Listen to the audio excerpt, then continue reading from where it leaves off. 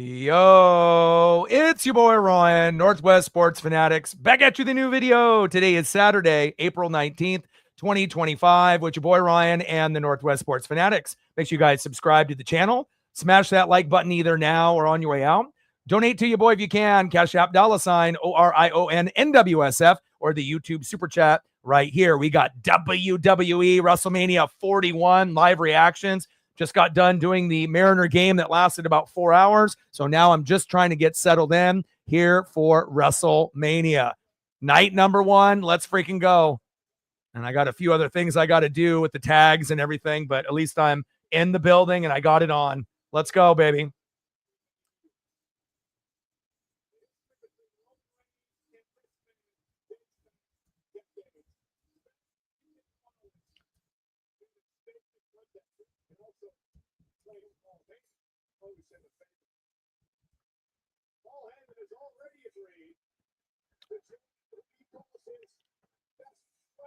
Let's go, baby.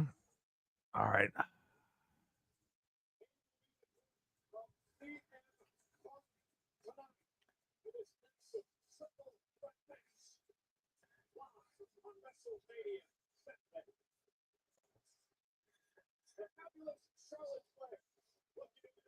Charlotte getting the booze already.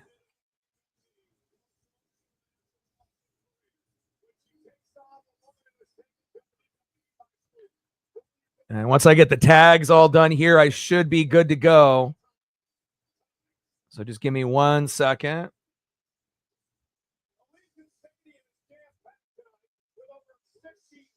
$60,000 plus. I heard you, Michael Cole.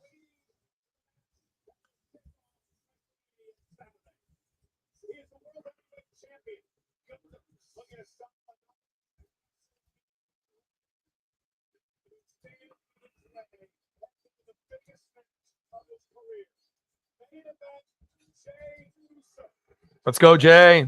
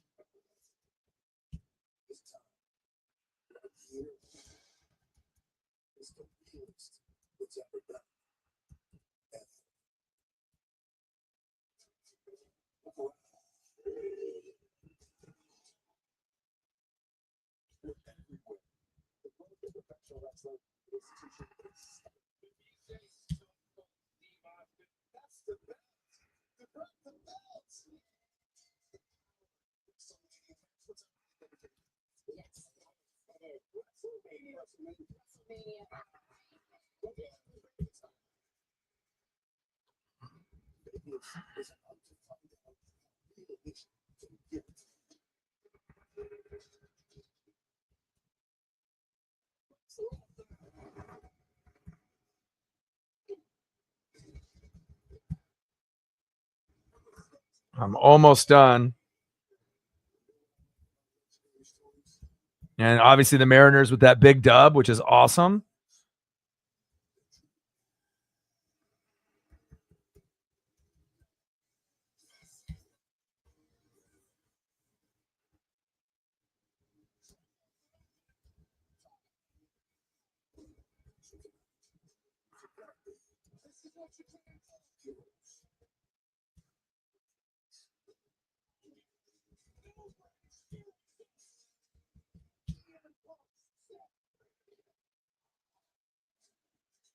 All right, man. All right. Sorry about that. I had to try to get all of my tags in there, take off the gear. I was not expecting a Mariner game to be 4 hours long, and it still was going on, but I had to prep. Odin in the building, Sarah in the building, Lenny D in the building. What's good? Like, sub, donate, comment, share. If you haven't smashed that like button yet, please do. We'll see if Reefer will be coming through at some point or another, but I am ready. Unfortunately, I wasn't able to get Paisley on a afternoon walk, but I'm super stoked for WrestleMania, one of my favorite events, and it's nice to be able to see the wrestling crew in the building, and hopefully we'll get a few more people to come through. And obviously with the thumb, I had to hit you with the main event, CM Punk, Roman Reigns, and Seth Rollins with a Vegas background. Let's go.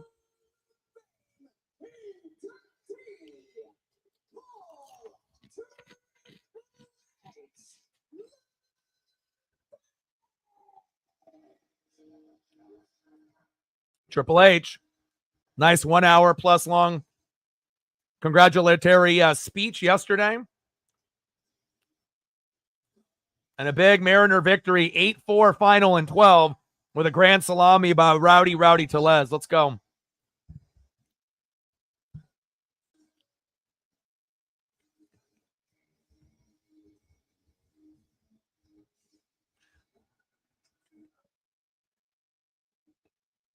All right, now I'm going to have to eat a little bit here.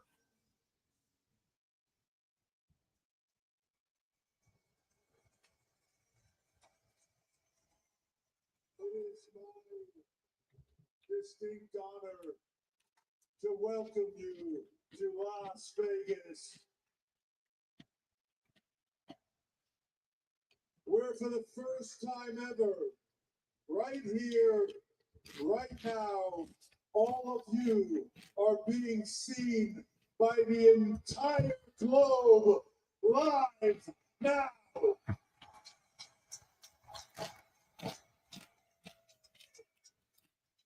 So with that said, welcome to WrestleMania!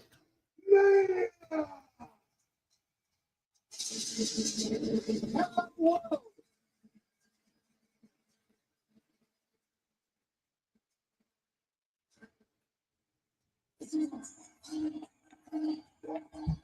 You are looking live at Allegiant Stadium in Las Vegas.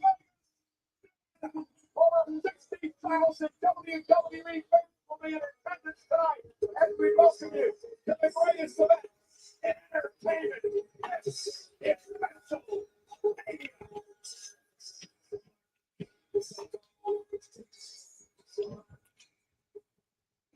Yeah, top 5, top 3 stage of all time for sure. Probably top 3.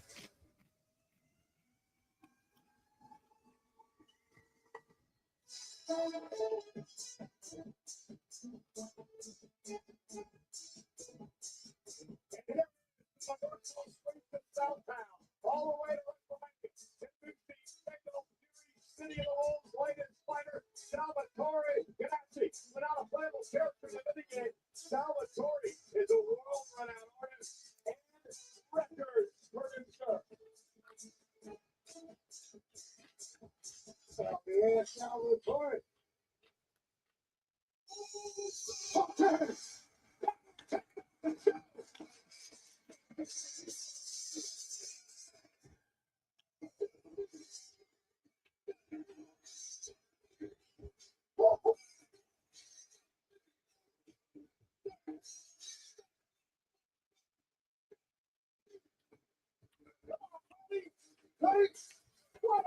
It would be a travesty if main event Jey Uso doesn't win.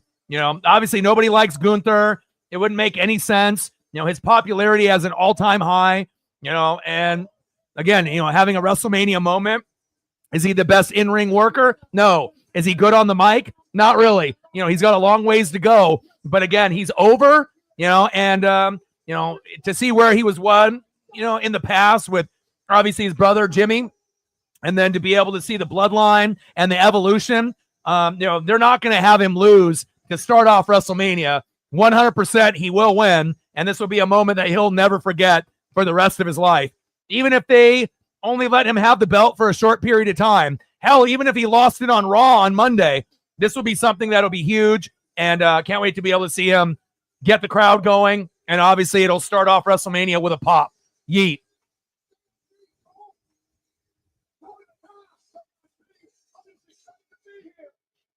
We all are, baby. It's WrestleMania.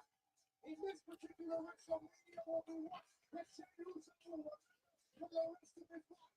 What documentary is saying about the right hand? It's awesome.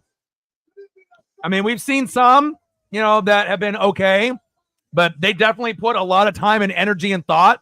And, Triple H is just cooking, period. Like, this is the best wrestling has been since the, Attitude Era, the Monday Night Wars, from 95 to 99. That was the best wrestling was ever at that time. ECW with RVD and Sabu, right? WCW Nitro with the NWO. And then obviously the Attitude Era with Stone Cold and The Rock and Mankind. This is the closest thing to that you're going to ever see. And, it's not going to be just kind of a, thing like a fad. It's going to be like this for years to come. And that's exciting, for hardcore fans, like Lenny D, Sarah, me, and Odin, and even for others that are maybe new, to wrestling.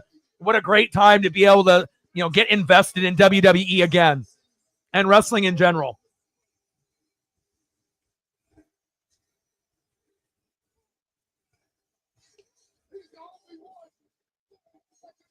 You're not going to be able to yeet and not have him win. Let's go.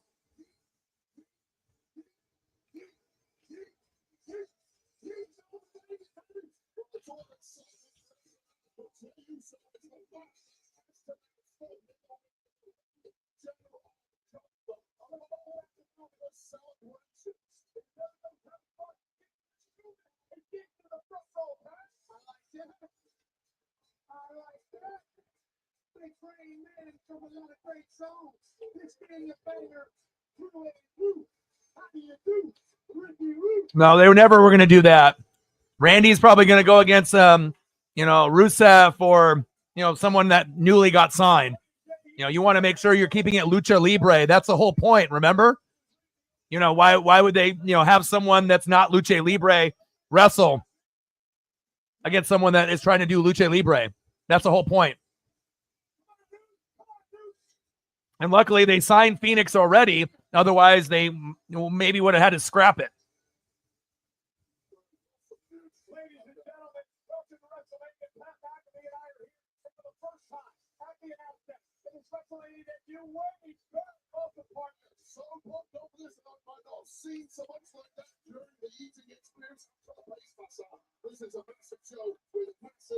Yeah, I would assume it'll be Aleister Black or Rusev more than likely.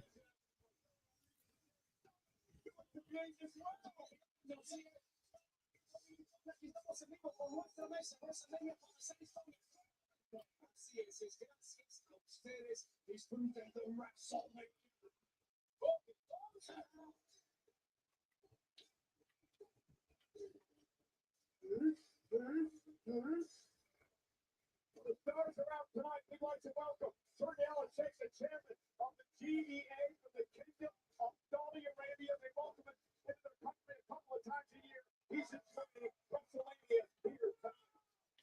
Welcome to the show, Turkey. Thank you for coming. We're leading off with the biggest wagon in WWE. The used train. Starts WrestleMania 41. Let's get down to business now. The way to hit the nail on the head. All the fun and games are over here in a couple of minutes. So he comes into tonight weighing 0-6 in World Championship match in his career. Perhaps more boldly, 0-3 when it comes to right to the right here at WrestleMania. Jay's been here before. He's done it before, but he's done it in 10 matches. And somebody to lean on. He stands alone in the most lonely spot of planet Earth, knowing what is about to walk down this arm. He's not alone at all. I think you can see clearly the way. Oh, that Vegas is with him.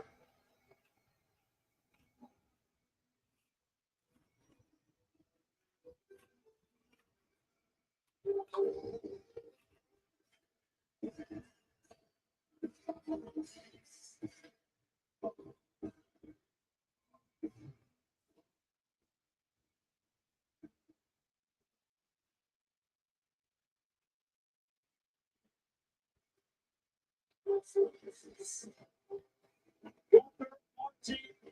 This way, celebrate.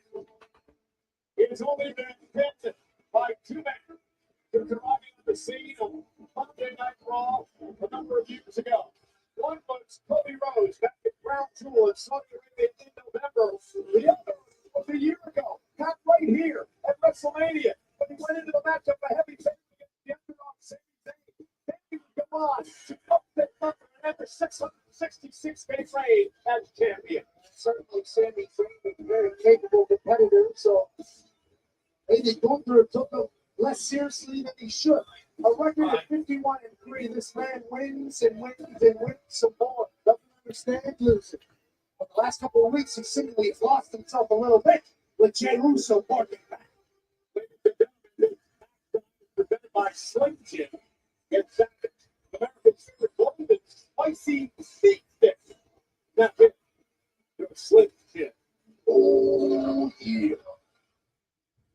Also making her WrestleMania debut tonight, our ring announcer, the great Alicia Taylor. The following contest scheduled for one fall is for the World Heavyweight Championship. Introducing first, the challenger from San Francisco, California, weighing at 242 pounds, Jey Uso.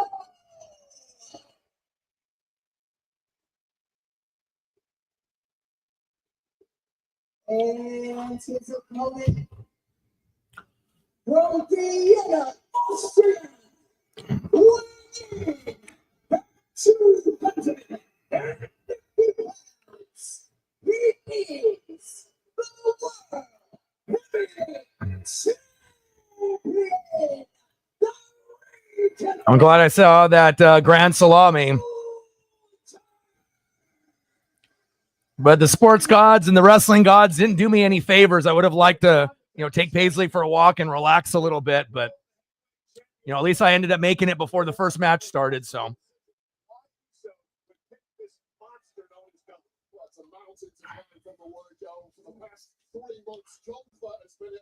Lay down, honey. Daddy has to work. It looked like it crumbled Jey Uso from the off, but the last 2 weeks we've seen a very different version of main event Jey.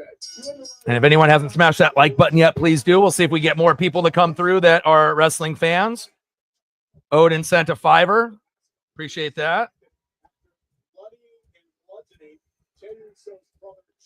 95 to go.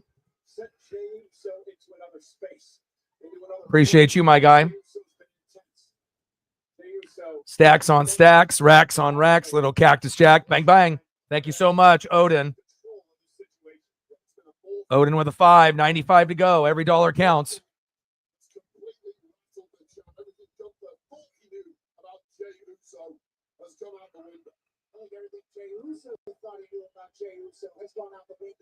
Feels like a new person as of late, as we wait each other out here a little bit on the big stage. Talking with Jey, I mentioned before, 0-3 at one-on-one matches with Gunther back in 2024 when Jey Uso was the Iron Man who rumbled that year.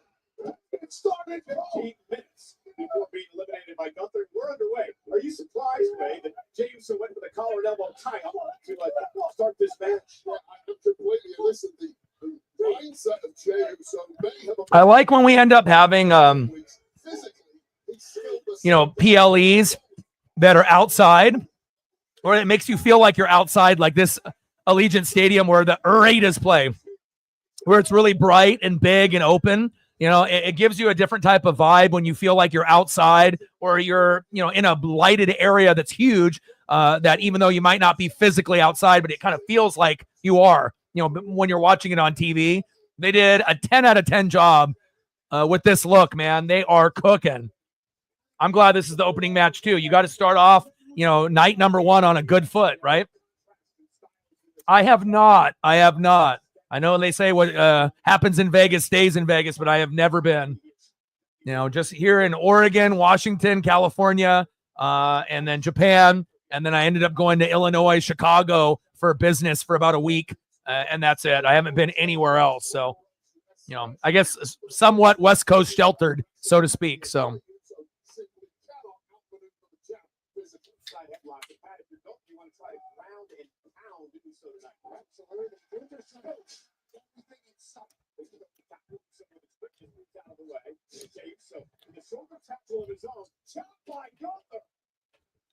Big chop by Gunther. Insaguri by Jey.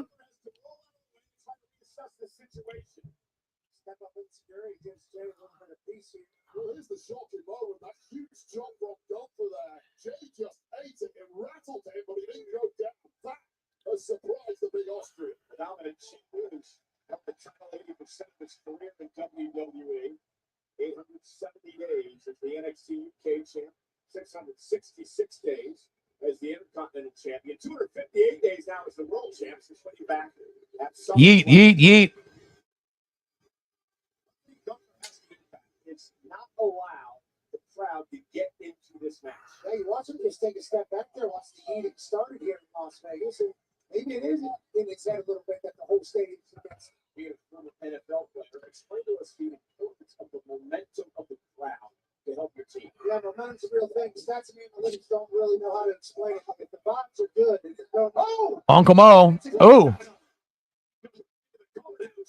All right, we hit double digits on the likes. Now we're at 12. We need 8 more to go to get to 20, and hopefully we'll get some more wrestling fans. I mean, obviously, I'm cool with just the you know, the OGs and whatnot, but it'd always be cool to end up having a few more people coming on and hanging out. I messaged Reefer and let him know that we were going to be here, you know, grinding it out on night 1 and night 2. So not sure what his plans were, but hopefully we'll get Reefer in the building to hang out with us as well. Nice Uso chant. Clothesline missed. Main event, Jey. Nice body slam.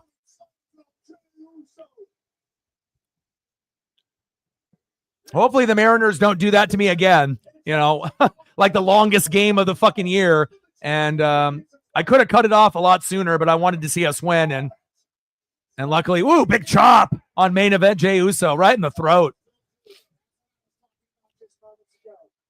But I'm happy the Mariners won with that grand salami with Rowdy Tellez, and I was able to get here on time. And this is going to be awesome. I can't wait for what's going to happen here at night 1 as well as night 2. You know, a lot of us, including Sarah, me, and Odin, have been, you know, fans of wrestling for close to 40 years, almost our whole life. So, you know, we live, breathe, and die wrestling. And sometimes we even like it more than, you know, football, baseball, basketball, hockey, or NASCAR. So, you know, and I think that's a pretty fair statement. I mean, we all love football and whatnot. I love college football like Sarah does as well as Odin. And, you know, but something about WWE and, you know, our childhood and being able to see how things were when we were little and how things are now, you know, I never will stop watching, ever, ever, ever.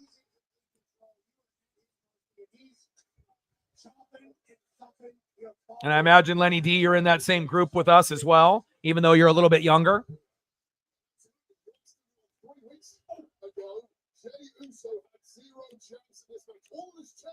Yeah, but the thing is, whenever Gunther talks, nobody cares. You know, it's like you have to have the it factor. You know, you have to be likable. You know, you have to have the it factor, the swagger, the aura. You know, and again, Gunther might be the most boring guy with gold that we've seen in the last 10 years. I mean, think about it. I mean, we know the guy's talented, but, you know, he was only interesting when he had a faction with him, right? You know, entrance, you know, was better back then than it is now by himself. Music for his theme isn't very good. Moveset isn't very good too, right?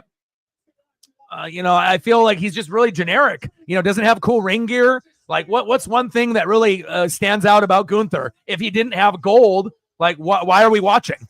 You know what I'm saying? And again, it's like I don't mind like European guys and the male and the female wrestlers, but Drew McIntyre compared to him is a night and day difference. Gunther looks like a jobber that wrestled in the 80s, or the 90s. Obviously, he's getting better on the mic, but he'll never be Drew McIntyre on the mic or in the ring. Facts.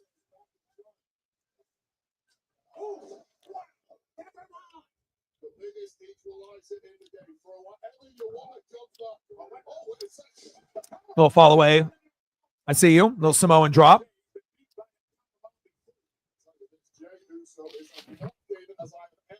I don't know. Gunther, to me, kind of feels like a Vince McMahon guy. Big guy, even though he doesn't really have the full roided look. But that's like a guy that Vince, would love. But we're in a different era now with Triple H, so. Shit, Drew's my boo. I love me some Drew. Drew, you know what? Drew might be my second favorite on the roster behind Seth, believe it or not. I mean, out of everyone, there's a lot of people I like on the men and the women in the WWE circuit, but that's how much I love Drew. Best big man in wrestling. The closest thing to Kevin Nash type that we have on the mic and in the ring. 2. Love you. We'll go for a walk later on tonight, I promise, okay?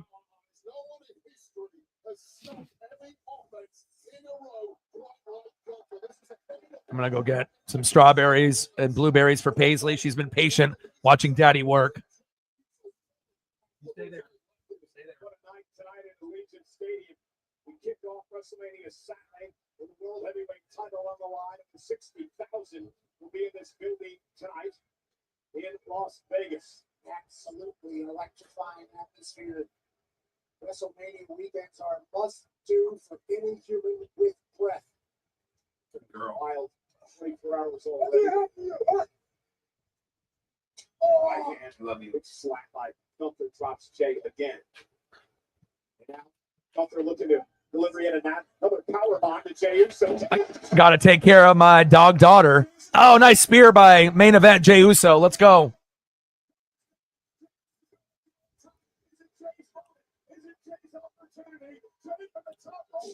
Roman is great for wrestling.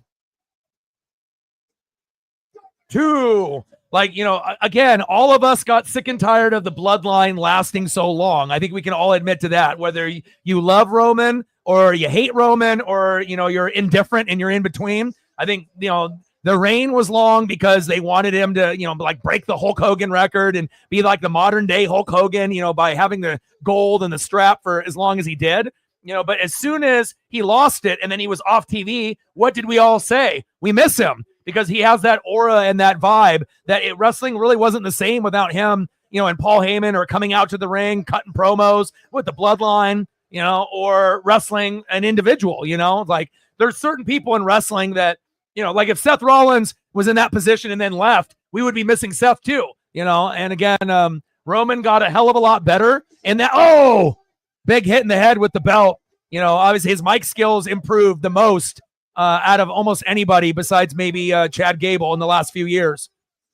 Splash by Gunther. 2.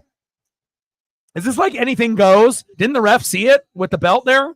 Is there stipulations added to this match or no? For the people that, obviously got a chance to be able to kind of relax before this started. I wasn't really able to go through all the, the stipulations on all the matches on night number 1.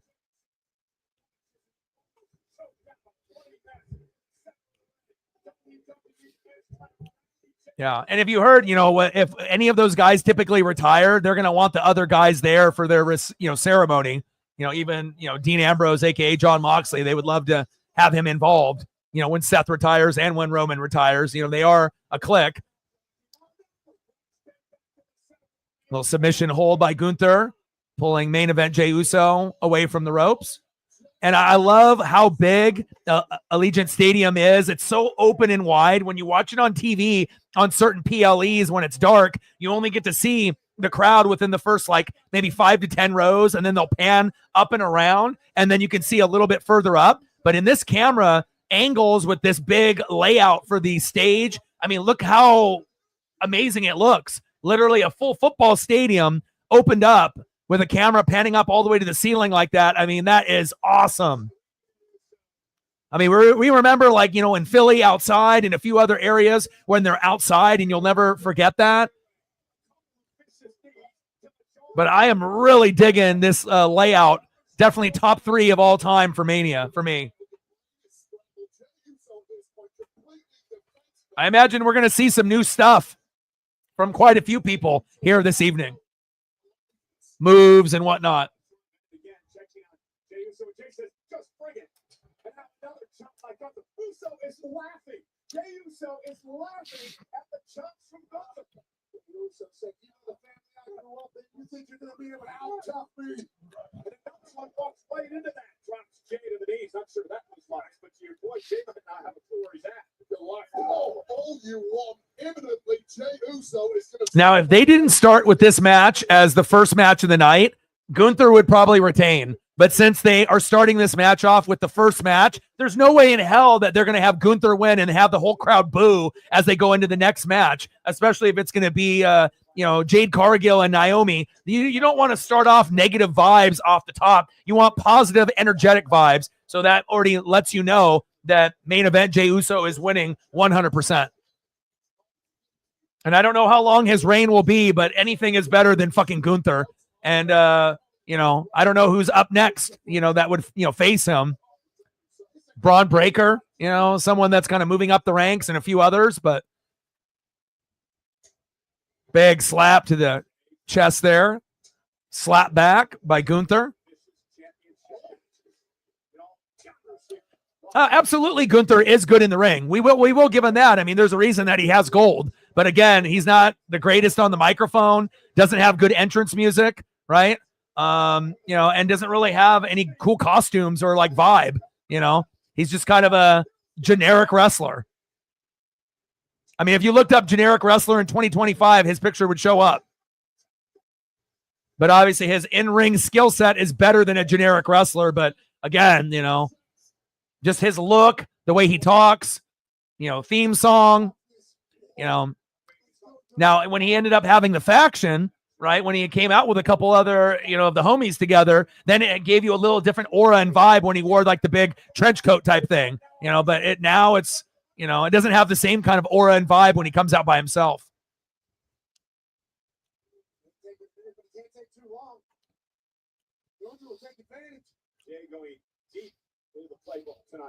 But I mean, as good as Gunther is in the ring against main event Jey Uso, if it was like Drew McIntyre for like a big guy, it would be better, you know. I mean, some guys just have the it factor. Some ladies have the it factor, you know, and some don't. And some are going to be pushed by the company, you know, and some are legit going to be fan favorites, you know.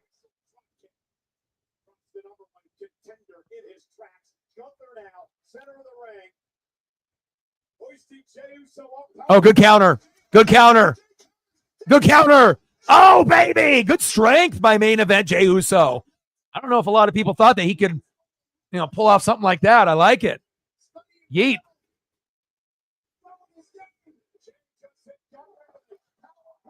Little super kick.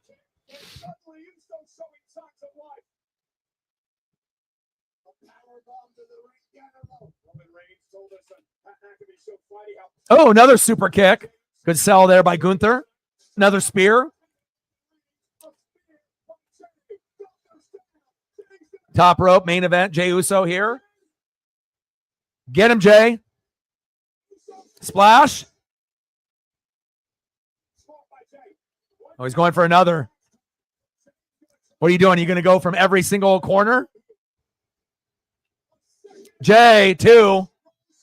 He's doing it. I already knew when he went to the second one, he's going to go for all 4, baby. This is number 3. Sometimes you can just kind of tell if you're, you know, a fan of wrestling and you've seen certain things, and here's the 4th. Let's see if he does it. And obviously if you do the 4th, it either lands or, you know, Gunther puts his knees up and counters. Kind of wondering, where's the 4th? Are you going to go? Only 3? Wow, only 3. Wow. See? Sometimes you get surprised. You feel it's going to be the 4, and he just settles for 3. Now trying to choke him out here in the middle of the ring. And he taps! Wow. I mean, it would have been cooler if he would have went to the fourth turnbuckle, went up and splashed him and pinned him, but an unexpected finish with the tap. And that's what they do. They give you unexpected finishes, and there it is.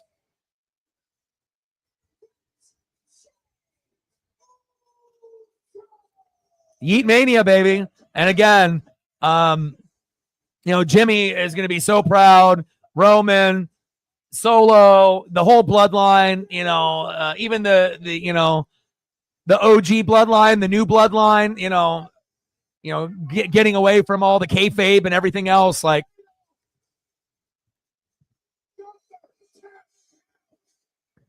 and how often do we see Gunther tap? So again, it's these little subtle details in the Triple H era where normally, you feel like you can predict it. And, as soon as you start to feel like you're going to predict it, like him going to every turnbuckle, he only does 3. And then, the tap out, I don't know how many people would have, put money on that was the reason how Jay would win. Probably the least likely ending. And that's what happened. Pretty cool. Let's go. Still need to get better on the mic. And obviously we'll keep getting better in the ring. Obviously going from a tag team wrestler to being a singles champion. And not many guys that were pure tag, the whole career can separate to be a singles and actually be believable and good enough and have the crowd support to get gold. And so he's actually doing something that's very groundbreaking, that not many guys are ever going to be able to do in WWE ever again. Even moving forward, it's huge. I mean, if Big E never ended up getting hurt, maybe Big E would have been able to have some kind of solo run where he got gold, but obviously with the neck injury. But right now, it's a part of Yeet Mania, baby.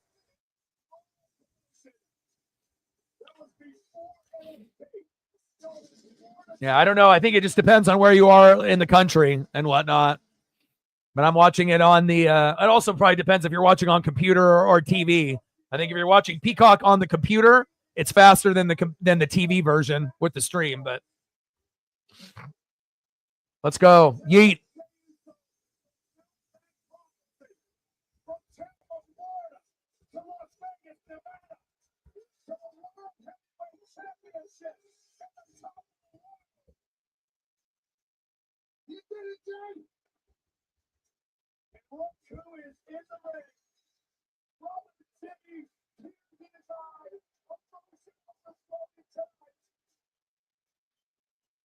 There's a reason it's day one-ish. The twin brothers, together through thick and thin. I mean, how proud do you have to be as a brother and a family? Of course, Jimmy would be lying that he would, wish it was him. But I mean, this is the closest that you're ever going to get to gold because it's not like Jimmy more than likely will get gold. I mean, you never know. I mean, depending on how long they wrestle for and if they decide to give, Jimmy a push. But I don't think you're ever going to, unless they come up with some new gimmick that will be same to equal to the whole Yeet movement, which is probably not likely. So, sometimes vicariously you got to live with your brother, live through your brother and your fam. You hear me, Oos? Awesome. Great start.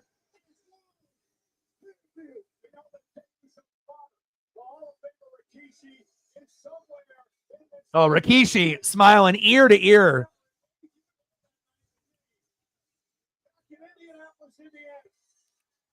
Too bad Grandmaster Sexay, Brian Christopher, and Scotty Too Hottie. Obviously we know Brian Christopher ended up passing away, Jerry the King Lawler's son and whatnot, but they have very close vibes with the Rikishi from back in the day with Too Cool. But this is pretty fucking sweet. But you knew that Gunther wasn't going to retain if you're going to start it off with the event. You need to be able to keep the crowd hyped up, as we go into WrestleMania night number 1, WrestleMania 41. Hell yeah.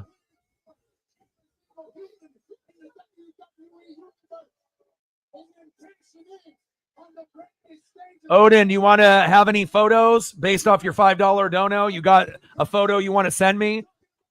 Either through text message or through socials, or you got a wrestler that you want me to promote?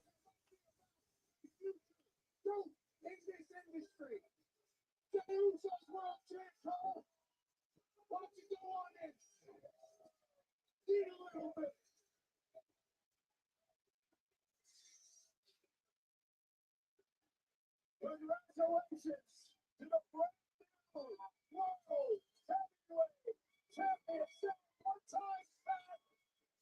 Yeet. Jey Uso, World Champion.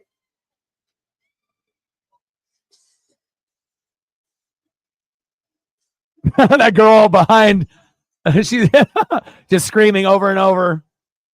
Yeet.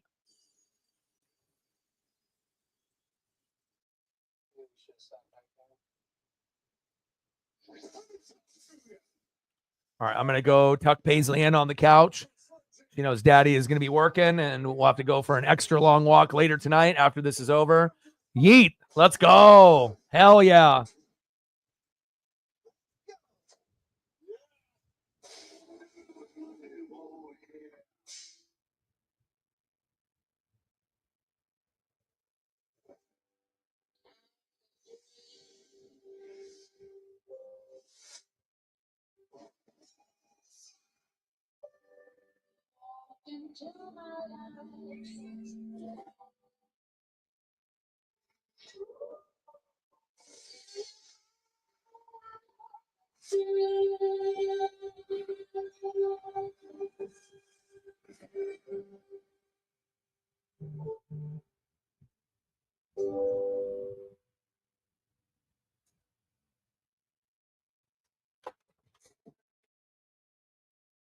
Always.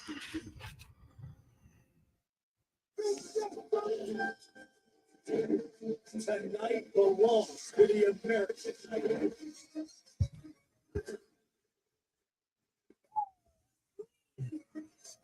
So Sarah gets a follow from Rikishi, and Odin's like, I met Rikishi.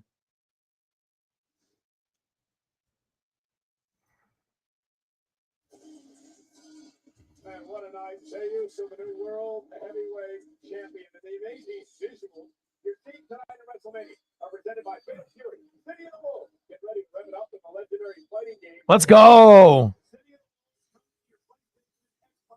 PC on April 24th. That's awesome, dude. I remember that when you sent that to me. Shout out.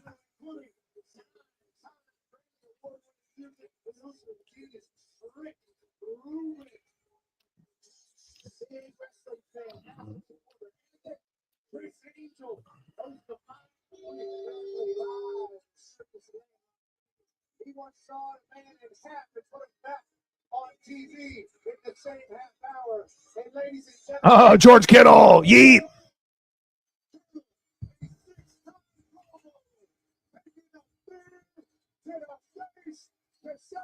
Get it, George. Hey, they might be here in Allegiant Stadium for the Raiders, and they might be rivals of the Niners, even though they're in separate conferences. Pretty dope.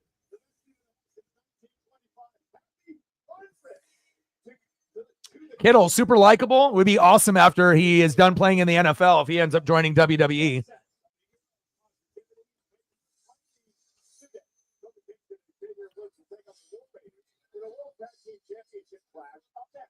Wow. Okay, we're going War Raiders next. Hell yeah. I know me and Odin love the War Raiders going against Kofi and Xavier Woods. And obviously, there should be no reason that the War Raiders drop the belt at all. Period. 0% chance. You know, it would be a damn shame if they can't let the War Raiders have their moment. Let them retain and win, which they will. Let's go.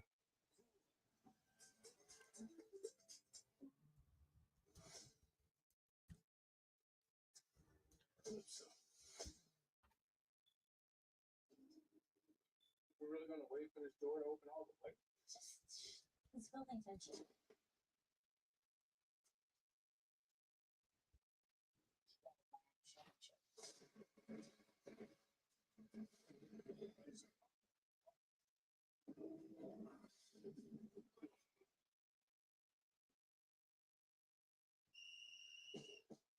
Time exists to help everyday Americans make it. When you build your credit to build yourself up, then payday comes on your terms.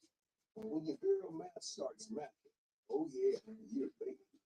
Success doesn't happen overnight, but as you progress, Yeah, I figured they would go with the Naomi versus Jade Cargill, but I guess this would have been the next one that they were probably thinking of. So Subway's got a new meal of the day with a deal on a different sub every day of the week. Fresh baked bread, fresh sliced meat, fresh chopped veggies, vinaigrette, plus chips and a drink. You've got the perfect lunch at the perfect price. did they disclose what the injury was to Rey Mysterio? Lower extremity injury, but did he like tear an ACL? Did he sprain an MCL, PCL, Achilles? Did they actually give us the actual injury? I know we obviously, anybody that ended up watching SmackDown or checking on socials, when he went down, you could tell that he was probably not going to be able to participate. Obviously, which sucks for Rey, but hopefully it's not super serious.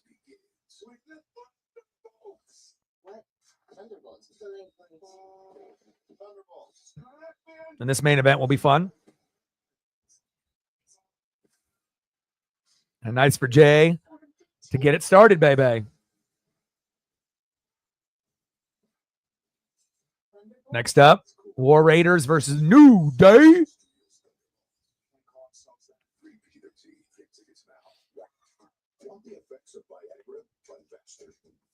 Sparks are designed to dissolve under the tongue to hit your bloodstream faster than traditional pills. Oh yeah, he's not participating. So that they have Rey Fenix coming in to take his spot against Chad Gable, aka Mr. Lucha Libre. The world's most precious resource, Wi-Fi. And the Wi-Fi is booming.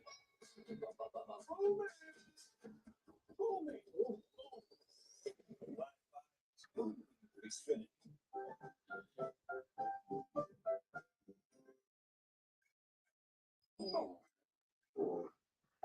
A large touchscreen keeps everyone happy.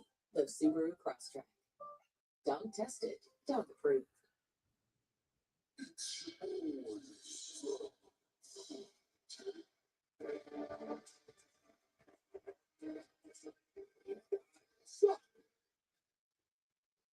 That's one way to put it.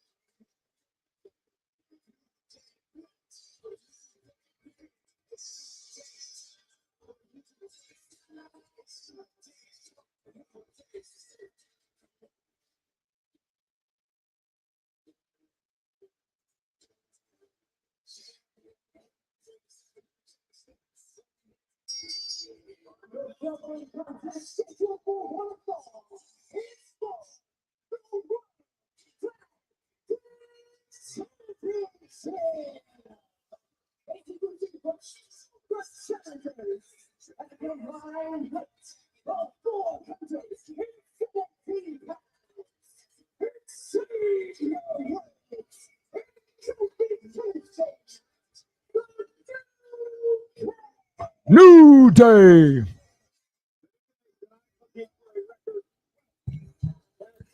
Heel New Day. Too bad Big E got hurt, man. It would have been amazing, to see where New Day would have went.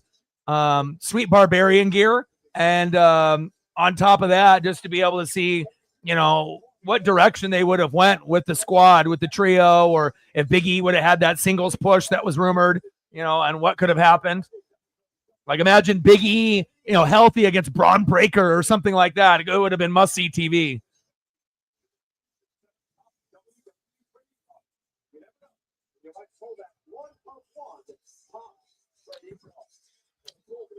Superstars are wearing today. How about these outfits from the New Day? First of all, really a nod to WrestleMania 9's Giant Gonzalez. How did that work out? He's not chloroform right now. He's got on ice. However, look closer at the backs. There is a 3-minute unicorn on the backs of both of these guys. All of the heads has withered and died. I'm sure we can all figure out who's that going to be. Yeah, you were very disrespectful. Yeah, very cool ring gear for New Day. Probably one of the best ring gears they've ever had, if we're being honest.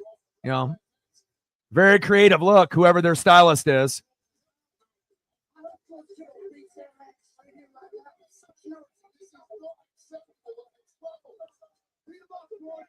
Beat him up, George.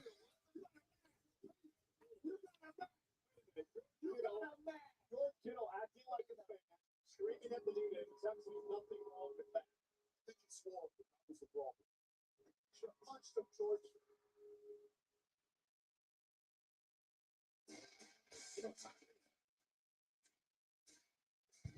Let's go.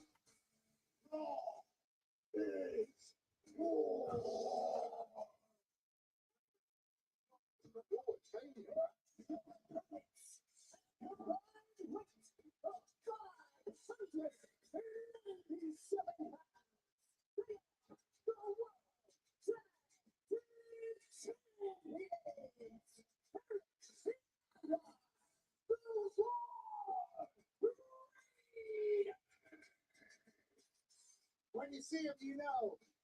Mania is war. And they are defending the tag titles from all that is world tag team titles. Listen, Eric and I are dressed as Clash of Clans characters tonight.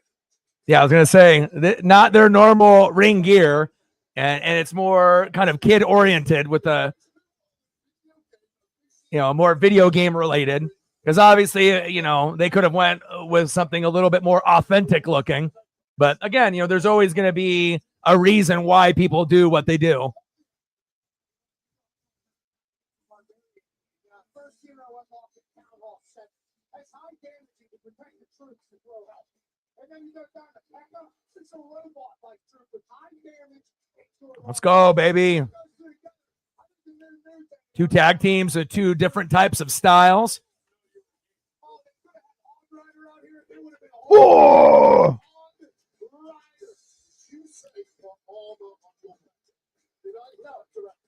Is the character. Barbarian King is the character. Hog Rider is a fast-moving, heavily armored unit that can deal with. I mean, personally, I would have liked them to be a little bit more authentic with the ring gear rather than the Clash of Clans, like video game gear. Because obviously, New Day's gear was much better, but we'll see where the match goes here moving forward. I mean, it would have been awesome to see them in some like old school, like 1800, 1700, authentic old school, like Viking gear. But we'll see how this match starts off here with the War Raiders and the New Day.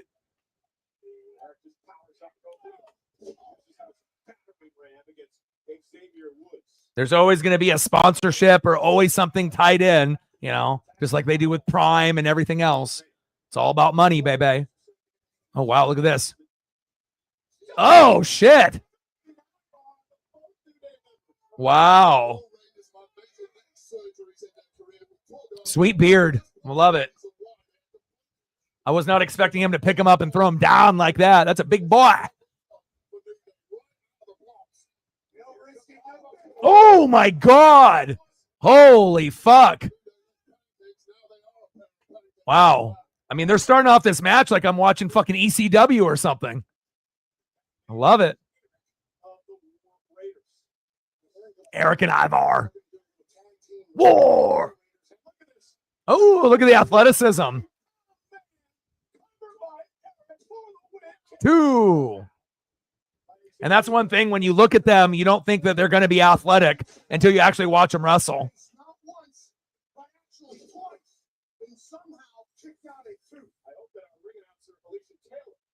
And just because you're a little bit bigger don't mean that you can't be like Bam Bam Bigelow or Vader, baby.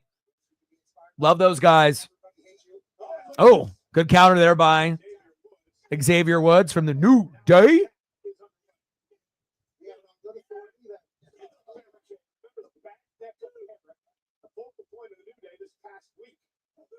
They're not scared to kind of do anything they got to do to win it. And that's kind of been the MO of this new Day. Kofi's parents are actually going for the war.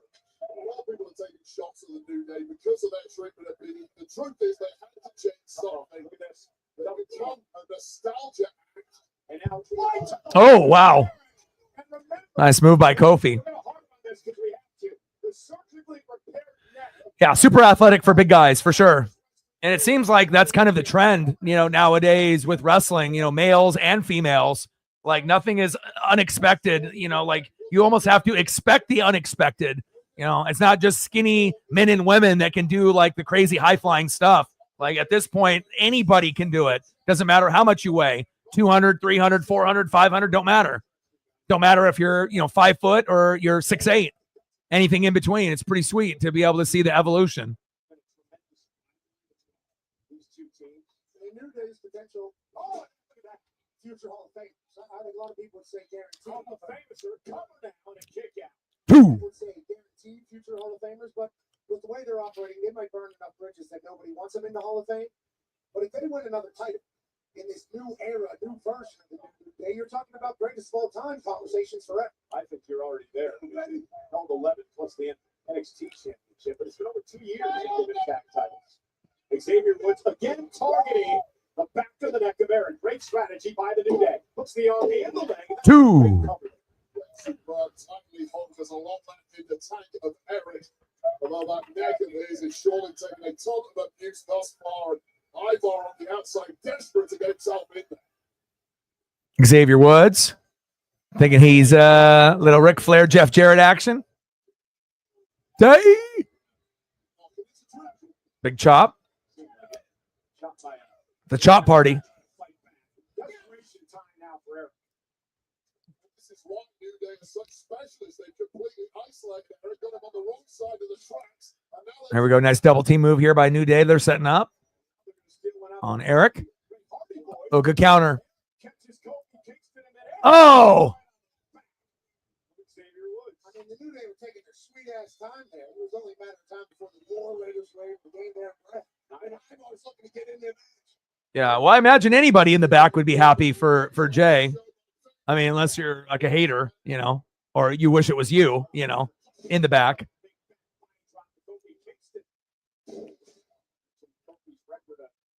Not stellar. WrestleMania lives across body, but he did it. Title here. Kofi Mania personally years ago. Just a 330-pound weapon. 330 pounds and that beard. 10 out of 10, baby. Wow, look at that cartwheel. Nice clothesline. arsenal of moves a guy that big should never ever possess. Now he's calling for war in Vegas. Back to his feet as Kofi kicks it. I might not. Kofi up. Kofi in the Oh, kick right to the face. Chin there. Oh. Perfect. Place. Referee Eddie Orenga. well, double team Great fade, great eye on by the New Day. Xavier Woods and Kofi. Oh, here we go. Let's go. I love it.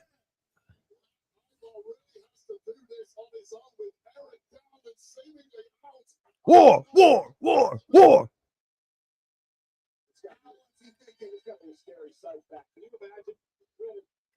Hell yeah. that spot. He's staring at those cheeks, knowing something bad's coming. And the Beat too long for Eric. It's the Ivar as he was going skyward. think about the New Day. They might be down, but they're never out. Always on time. I know this gear for New Day is probably just a one-time thing for Mania, but that would be awesome if that was their like every week gear. It's that cool. Or if they had different variations of it like they do with like Penta's gear. I like it, man. Really pops with the black and the blue. Kind of also reminds me of the Barbarian look and a little bit of like the Hollywood Hogan pants that he had from back in the day that were a little bit of that black and blue with the Hollywood down the side of it.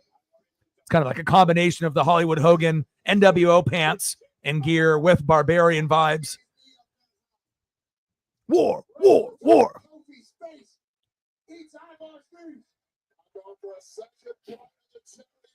Oh my, high risk. Look at this. Oh my God. To actually flip all the way over. Oh, and Kofi breaks it up. I mean, you got to think if he slips, there's a good chance that he lands on his neck or his head. 2. But to be able to get all of that force and all of that weight flipped over, incredible. Ivar kind of slips, but he gets enough, even with his body weight, 300 plus. Awesome.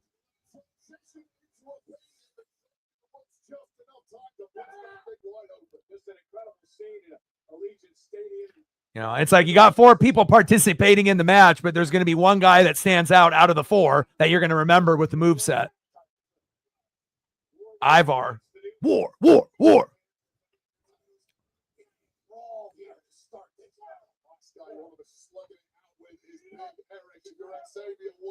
Eric and Xavier Woods now. Oh, good kick to the midsection by Xavier Woods.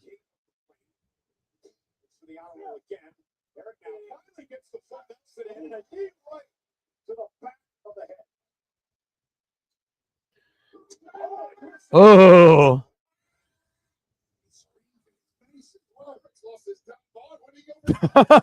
He's lost his damn mind. So much abuse out of the New Day. That was punishment time. From behind, Kofi kicks it, saving Xavier Woods. Eric just lost his mind. All right, we're about to wrap up here.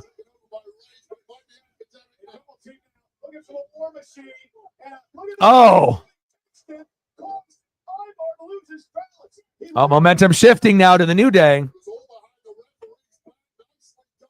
Oh, I wonder if New Day is going to win. Momentum shifting.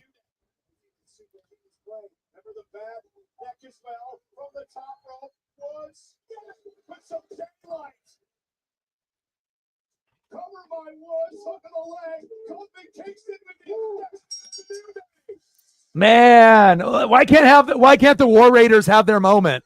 Like, you know, New Day has already had plenty of moments. Do they really need to win that match? Like, really?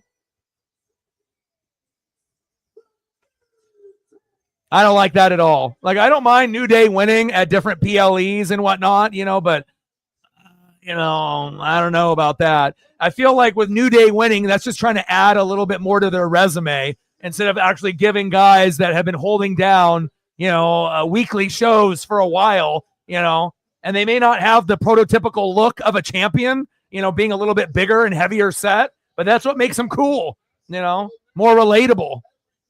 I don't like that at all.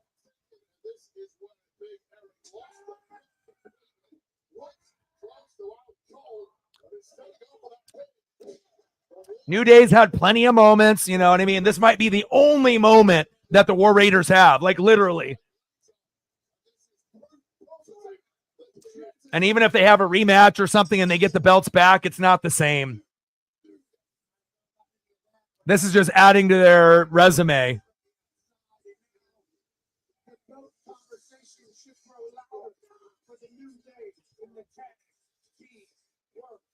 Yeah, but it doesn't matter if the War Raiders get it back. This is Mania.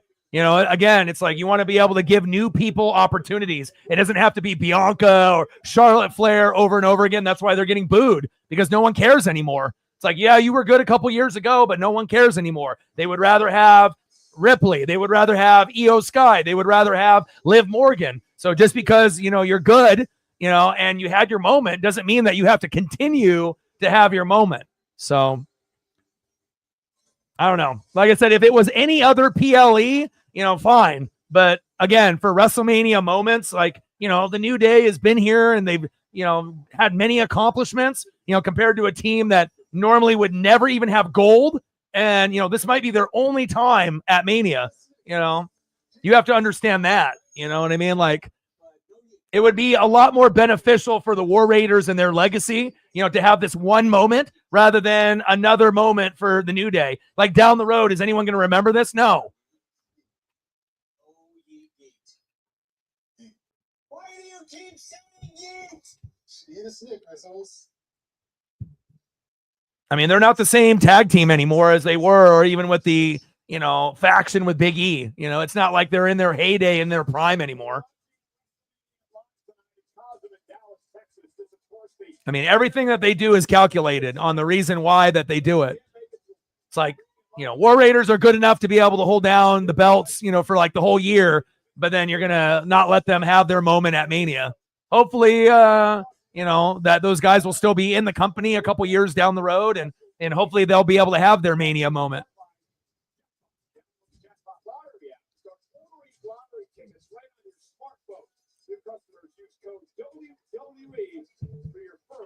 Ticket free. A lot of people hanging out. the entertainment capital of the world. It's WrestleMania. The stars are out. I don't really give a shit about either one, but I'm just saying, it's nice to be able to acknowledge people that normally wouldn't have an opportunity. And I would say the same thing if the roles were reversed. If the War Raiders had so many belts and they had all that opportunity, and then all of a sudden, New Day comes in and, and then they end up getting kind of robbed, I would say the same thing. Like if New Day never had a Mania moment ever, and then they had the belts for the whole year, and then the War Raiders just came in and took it after having the belts like many, many times, I'd be feeling the same type of way. Like, it doesn't have to be the same teams over and over and the same wrestlers.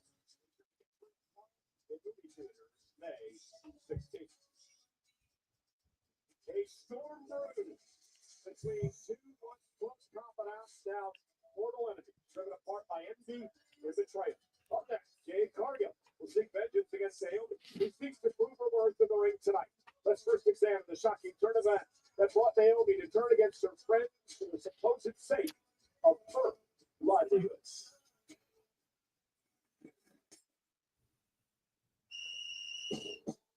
Time exists to help everyday Americans make it.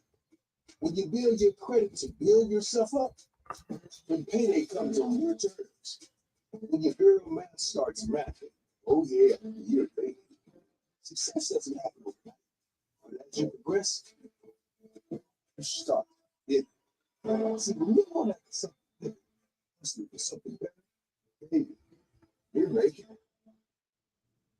it. Mountains of flavor, those crispy peaks. So bold, your whole life's dipped in the lake. Man, that ranch is deep. More crispy tenders, bring the place, clean stuff. I'm so bummed. I get my girl tickets for the show tomorrow. I was sold out. It's her freaking birthday. Oh, dude, she's totally gonna break up with you. He's definitely gonna break up with you. Should've used TickPick.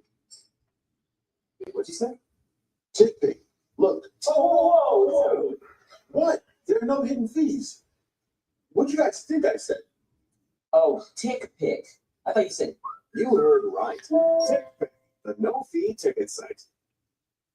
WWE Universe, let the adventure begin. We want to send you to Universal Orlando Resort. Enter now for your chance to win an unforgettable getaway and explore 4 incredible theme parks, including the all-new Universal Epic Universe opening May 22nd. Step through the gates and explore 5 immersive worlds of thrills and excitement. Plus, you'll stay at the brand. I assume Bianca will run in and help Naomi win. Dream trip getaway today. Go to WWE.com. We'll see. Universal Suites to enter now.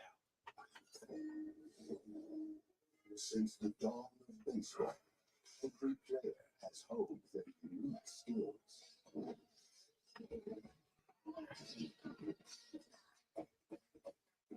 Who from this era will prove worthy of legend? Everybody watches as the journey unfolds. From Marvel Studios, summer begins with the Thunderbolts. what? Thunderbolts. Thunderbolts, goddamn deals. Thunderbolts. Yeah, guys. How cute. You formed a team.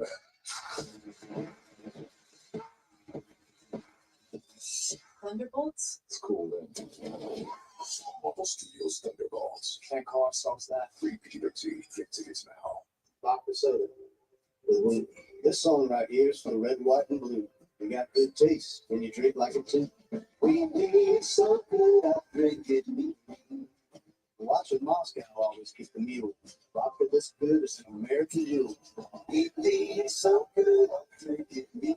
So pour a glass on the porch, get a little tanner, let your taste buds sing the Star Spangled Banner. We need so good, I drink it me. American vodka.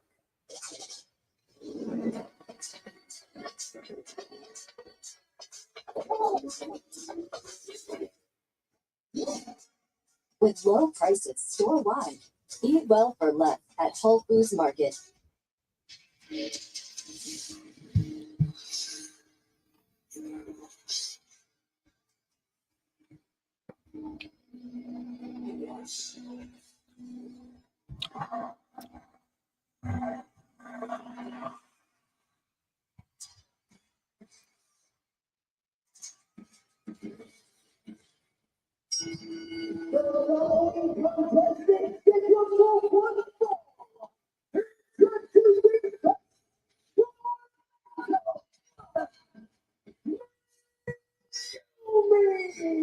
Oh, wait, if Jade Cargill has her way tonight, they're going to be putting Cool looking ring gear, a little different, a little out there, you know, and she's always going to have the different type of gear.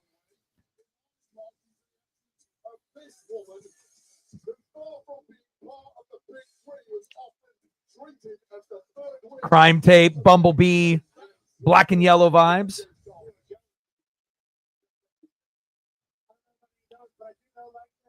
Yeah. Heel version of any wrestler is always going to be a better version. So Sometimes people that will attack within their own team, they will have a chance to succeed. And that's what happened when Naomi cleared legs up here. So thank God. yeah, I like the sometimes you need a change of the persona and whatnot. Theme music is much better. The look is better. The attitude is better. You know, and sometimes, you know, that's what you need to kind of, you know, do a flip up and a switch up. Just like Bailey, you know, being face and the hugger, and then to be able to flip up and go heel. And, you know, every once in a while you need to be able to kind of shake things up.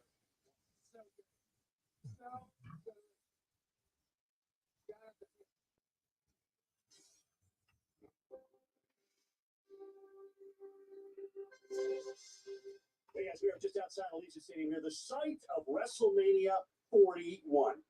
This is perfect. Yeah, but you're a brother and you may lean towards more like rap and hip hop and whatnot, you know. But again, you know, everyone's got their own opinions. You know, for a lot of us, you know, I'm not looking at black, white, Asian, Mexican. I'm just looking at vibe and what it is. So of course, you know, if you're black and you're a brother, you're going to relate towards more the brother and the sister wrestlers. If you're white, you're going to connect more with some of maybe the white wrestlers. If you're Latino, you're going to vibe with maybe more of the lucha libre people, you know. But I think it works for her, and I like it. I mean, nothing, you know, just because you're a brother or a sister doesn't mean everything has to be hip hop related. You know, I actually think it works really well, you know, with the angle and the vibe and kind of the attitude, you know. Nothing. It doesn't always have to be hip hop related.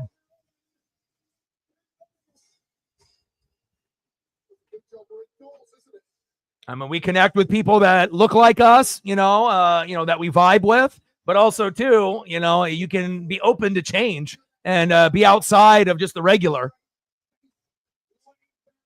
That's the storm that Jade brings everywhere she goes. She is one. Like for me, you know, I'm multi, you know, cultural, and, you know, obviously, you know, I got a few different, you know, races that are a part of who I am. And so for me, it's like, you know, black, white, Asian, Mexican, I'm down for everything. You know, I just want to be able to, you know, see, you know, kind of a different interpretation. You know, it doesn't always have to be the same thing all the time, you know.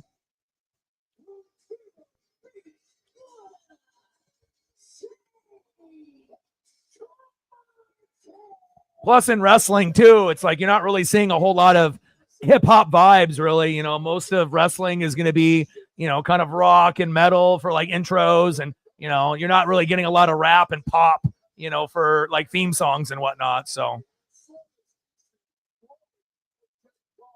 I mean, every once in a while they'll throw something in there, you know, depending on the wrestler and then the vibe that they're in.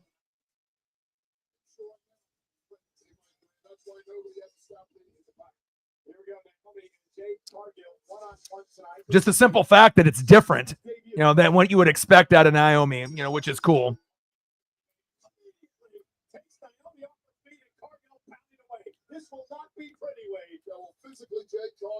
Jade is like physically, you know, a powerhouse and strong, you know, but she's still got quite a ways to go as far as like smoothness in the ring.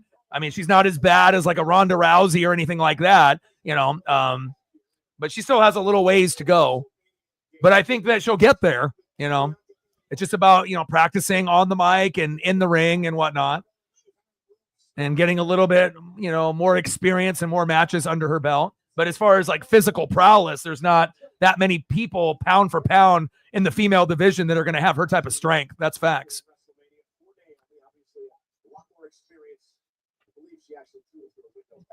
But if you actually watched her in AEW, from here in WWE, she's getting better. Nice slam there on Naomi.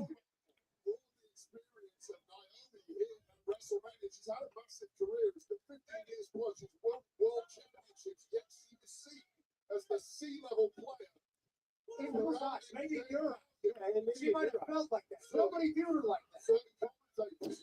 Oh, yeah, but you could also say that in in other federations as well. There's plenty of wrestlers that have shitty theme music. Sometimes they have a say in it, and sometimes they don't.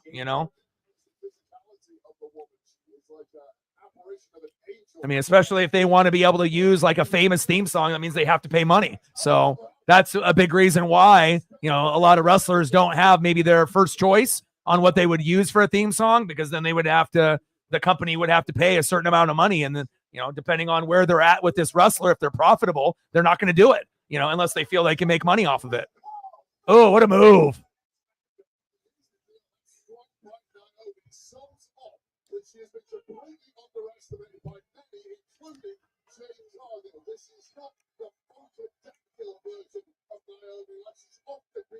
Are we going to get a Bianca run in or no?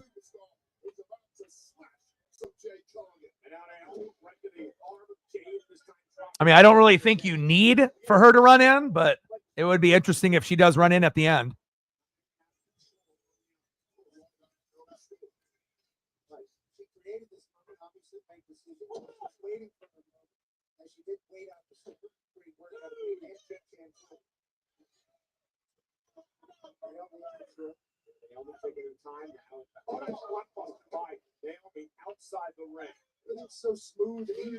Yeah, well, plus, I mean, like, when have we actually seen Naomi be a heel? Normally it's just happy-go-lucky and super athletic, but you haven't really seen a heel version of her. She might have had a heel run even with the old gear and the old music back in the day, depending on who she wrestled, but maybe not to this extent, though.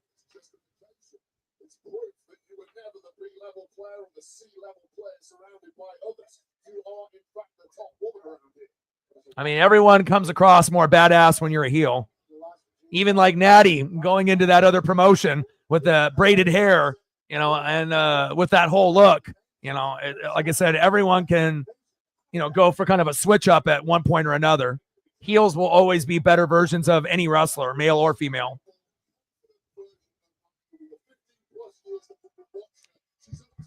Team Bad, that's a good example. That is a good example.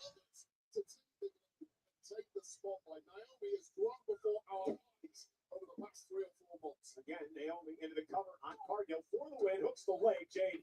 Two. Complete control here, matriculating through the match, Naomi. Leg drop, let's test to see where she's at. Kick out, okay, we'll go back to the jaw and the neck a little. Interesting submission here being applied from Naomi to Jade. Cargill almost beat Jade down right now. They're trying to battle out of this. One of the issues for Jade Cargill simply doesn't have the same in-ring experience as Naomi. If you haven't smashed that like button yet, please do. We're 8 away from 20. Now we're 7 away. We'll see if we get a few more people as the event goes further on into the night.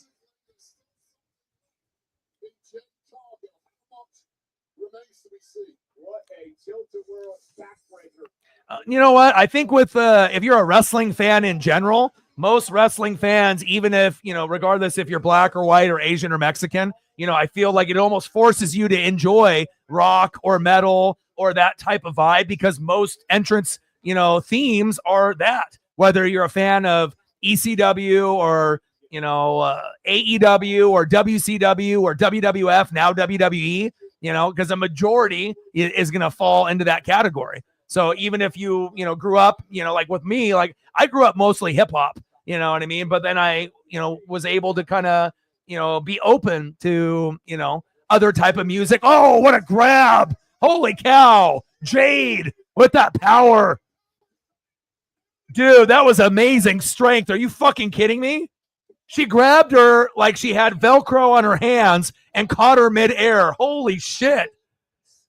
That was incredible. Holy fuck.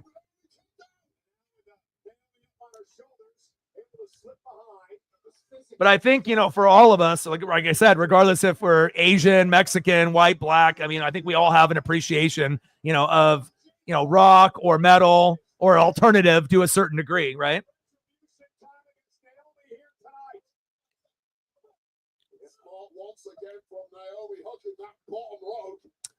Shit like my first, CDs, like I mentioned, growing up were Dr. Dre, The Chronic, Snoop Dogg, right? Biggie's double album, Tupac, All Eyes on Me, and Bone Thugs, and then, obviously got introduced to like Aerosmith and Green Day, and again, you can have love and appreciation for lots of genres. Nice kip up there by Jade. Incredible strength. Still can't believe she caught her midair like that.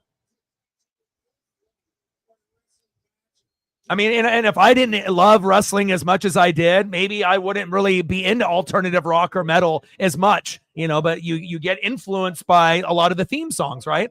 And other songs that they play like in between the commercials, or they have like a song that's linked to a old school pay-per-view or now PLE and whatnot.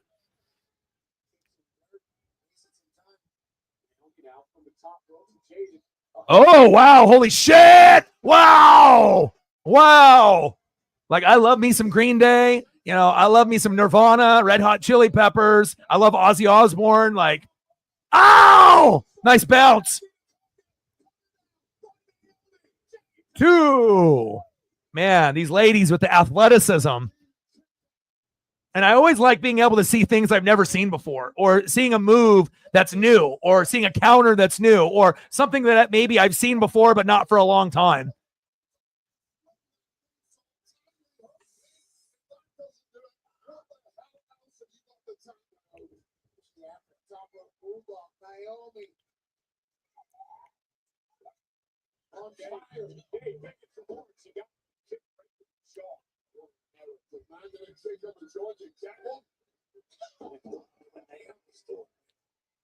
That only works in the movies, Jade. Couple of kicks, Jade. No intercept this time. Got Naomi hooked up and down.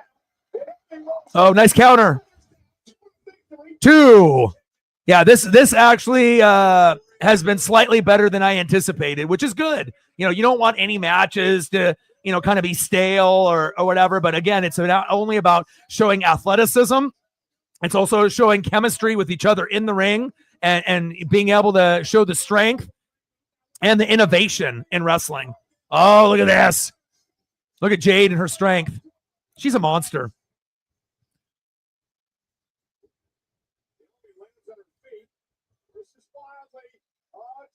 Oh, can she get her up? Oh, Jade.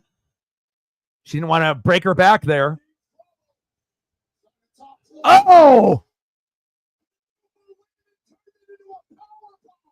She almost dropped her. She had to really flip her there, but she almost dropped her. Oh! Uh-oh, this might be over. Wow. Okay. And obviously Jade, still has a ways to go on the microphone and in the ring. But as you saw in the ring there, she's steadily getting better and better and better. And it's more than just doing the physical power moves. It's selling other people's moves and movement in the ring. Wow. Nice. And again, it's all about seeing things you've never seen before and, selling moves. And having chemistry with someone that might be more athletic than you, but you're stronger than them. So you have to have a good balance with each other. But I can't believe she caught her right there. That was crazy. And that match was a lot better than I thought it was going to be. I didn't think it was going to be necessarily a failure type of match. I was hoping it wouldn't be like a 5 or a 6, but that ended up turning out much better than anticipated. You saw power, you saw strength, innovation, chemistry, good selling, and picking her up and dropping her. Wow. And she had her WrestleMania moment right there.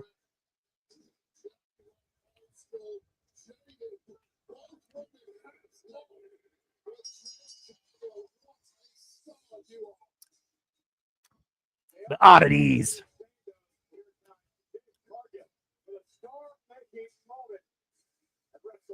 Yeah, I think a lot of us were kind of hoping that Naomi was going to win, but I'm not mad at that, based on I'm seeing growth out of Jade Cargill, and again, that's what you want to see, from any wrestler. Doesn't matter, black, white, Asian, Mexican, big, small, doesn't matter. You want to just be able to see growth, and that was a pretty cool WrestleMania moment for Jade Cargill, and it probably won't be the last time that we remember her in a match. And it's kind of cool where, it doesn't have to be like a tag team where you can actually separate yourself and have a one-on-one and to be able to showcase yourself. I'm impressed that you could even argue that one might have even been better than the War Raiders and the New Day match. Like I said, I mean, WrestleMania is always going to be good no matter what, but they've definitely been able to grab our attention with obviously main event Jey Uso over Gunther. As you see, Cardi B will be hosting SummerSlam. But so far, so good. Because if the match number 2 and match number 3 with the War Raiders and New Day and Jade Cargill and Naomi, if those are going to be maybe 2 of the lower, matches that are in this day 1 or night 1, what would we rate those 2 matches at the very lowest? 7.5 at the very lowest?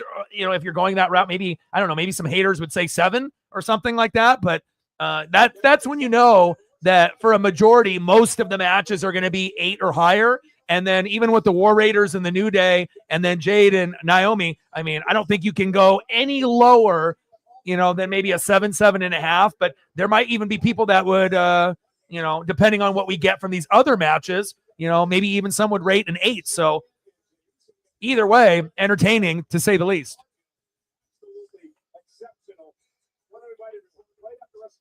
But I mean, it captured your attention. There was moves that, were athletic, but again, with War Raiders and that Jade Cargill Naomi match, I think a good solid 7.5 for both of those. They weren't bad. They kept you, on the edge of your seat. It wasn't a point where you were like, they're just going through the motions and it's boring. I was entertained in both of those number 2 and number 3 matches. WrestleMania night number 1, so far so good. SummerSlam, yeah. Yowdy.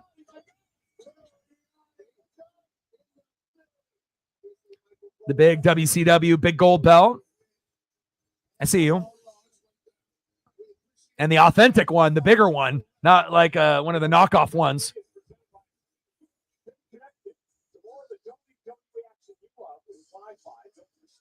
So how long is WrestleMania night 1 and night 2? And is it going to be 3 hours and 30 minutes? Is it 3 hours? Is it 4 hours? Like, how long are we going to be going to?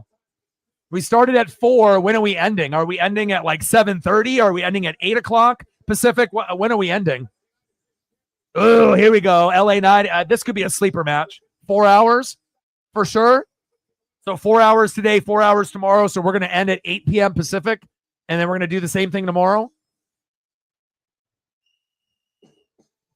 Time exists to help everyday Americans make it.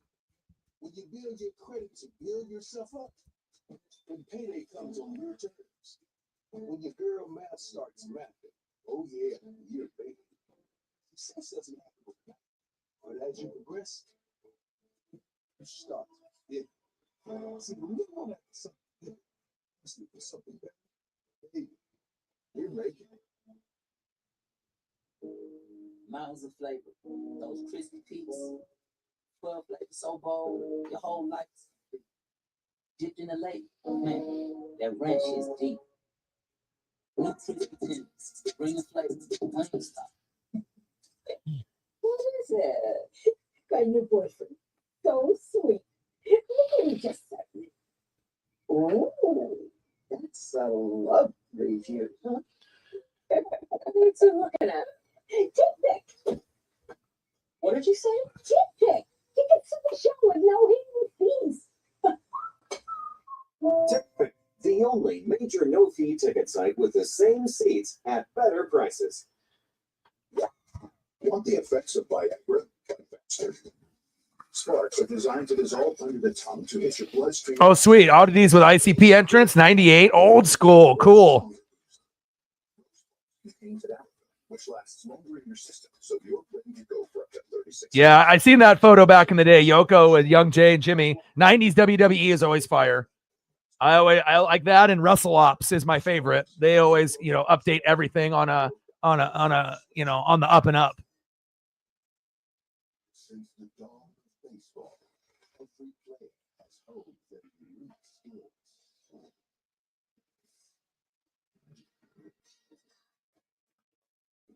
Who from this era will prove worthy of legend?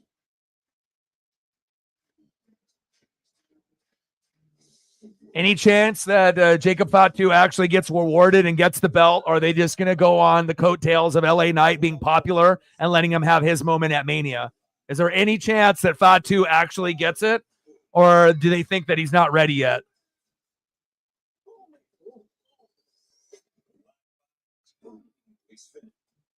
Did you know that one large tree makes a day supply of oxygen for 4 people?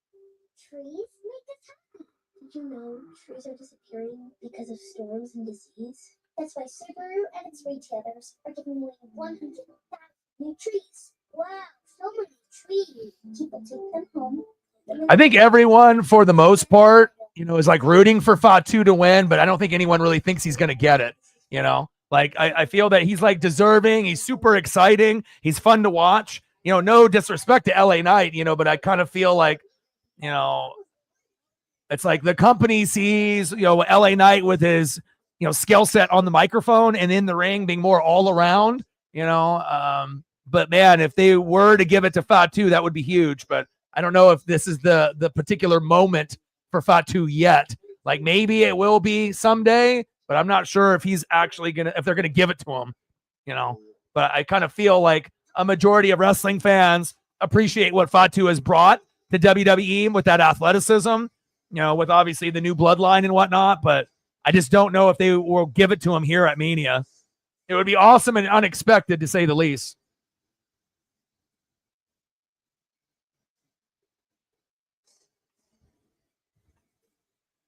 Yeah, that's what I'm kind of thinking too. I think you hit it right on the head.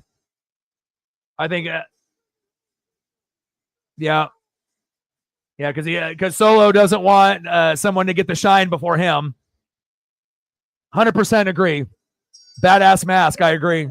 But I mean, if we're really talking about the guys in the the new bloodline, or even in the old bloodline, Fatu, you could argue, is just as entertaining as Jimmy or Jay or Roman, and sometimes even more entertaining than all of them. Like you could be like, he's the most entertaining one out of anybody that's ever been in the new or the old bloodline. Of course, Roman is Roman, and main event Jey Uso is main event Jey Uso. But if you just take that out, just look at the moves and the entertainment value, there's something special about Jacob Fatu. He's just a little different. And again, based on his body shape, you wouldn't really think he'd be able to be that much of a high flyer. And, he's so seasoned and crazy in the ring. There's just some it factor, about him.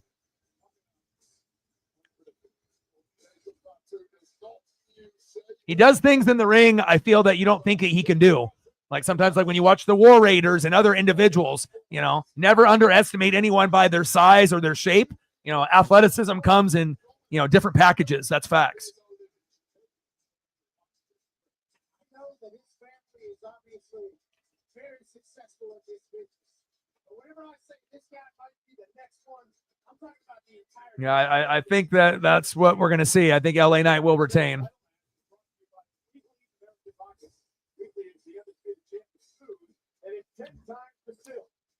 But in this Triple H era, it's harder to predict.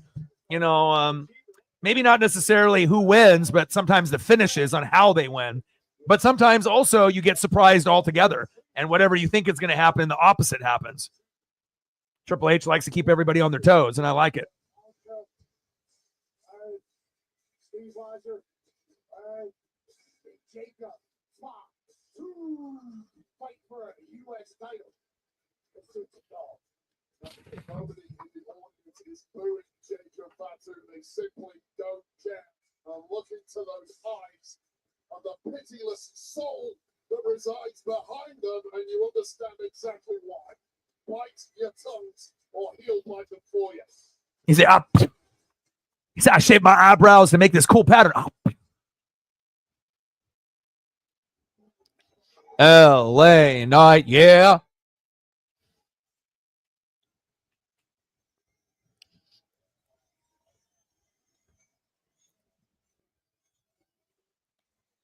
Now, even if Solo wasn't involved, still think LA Knight wins this. But man, it would be sweet if Fatu were to, shock the world. Just may not be his time just yet. LA Knight been putting in a little bit more of his dues.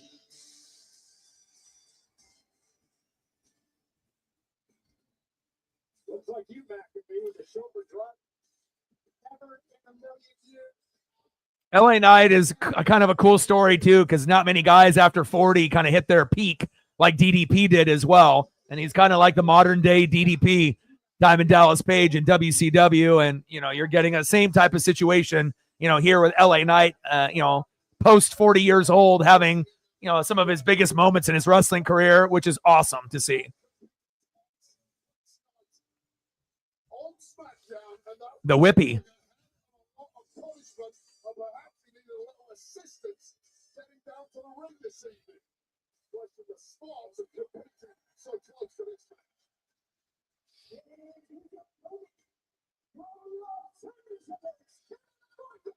Good talker on the mic, good in the ring.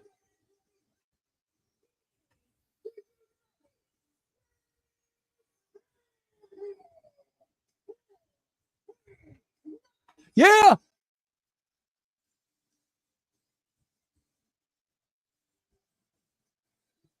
No, I don't think you did. You mentioned that you ended up having one of the coaches come through, at your to do some scouting and whatnot, but I don't think you mentioned that though.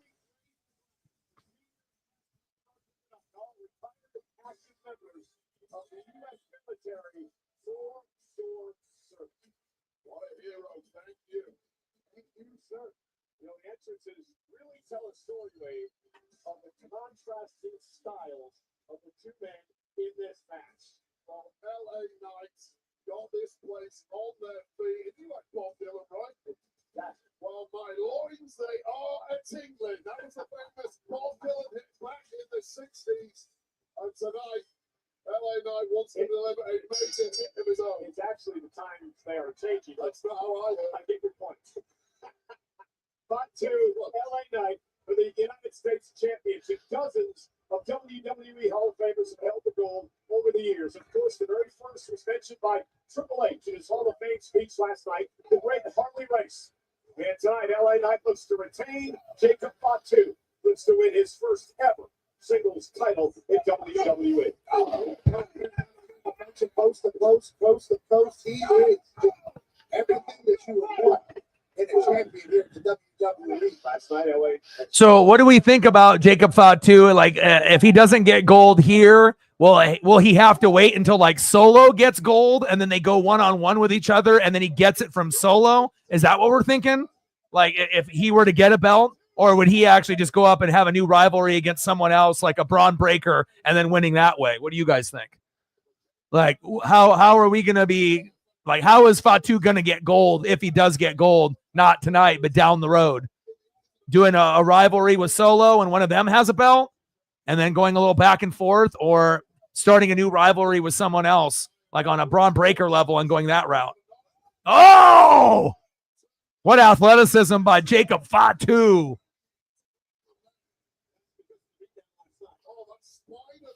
Yeah, the Jamie Noble, which is so cool, dude.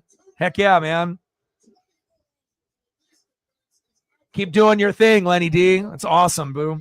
Awesome, dude.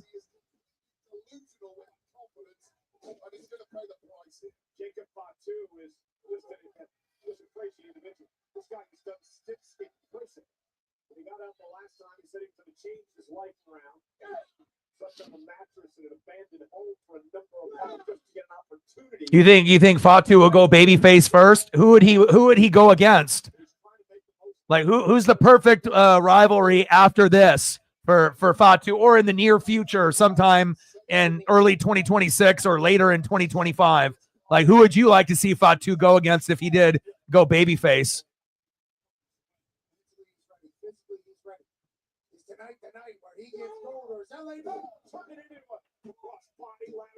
Two. That frenzy of energy that took over this stadium when the megastar arrived has completely been neutralized now. This is Jacob's With the practice dummy, that must have been like mind blown. You know, like, dude, I used to watch you like on TV, and then, yeah, that's so cool, bro.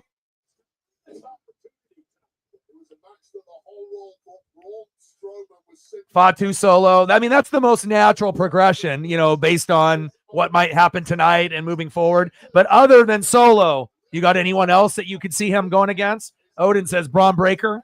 I could see that too.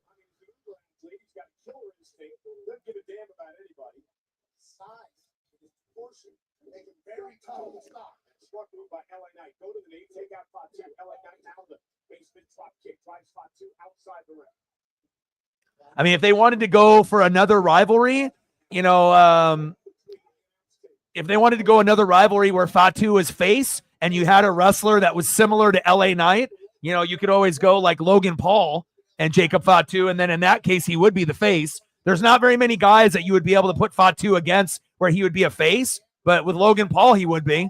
And he has a, you know, LA Knight and him have like, you know, obviously the certain type of athleticism and whatnot, just thinking off the top. Not sure if they would ever cross paths, you know, later this year or in next year, or, you know, based on Raw, SmackDown, PLEs, but, you know, just trying to think of like a natural, you know, someone that's heel that the crowd boos that he could go against.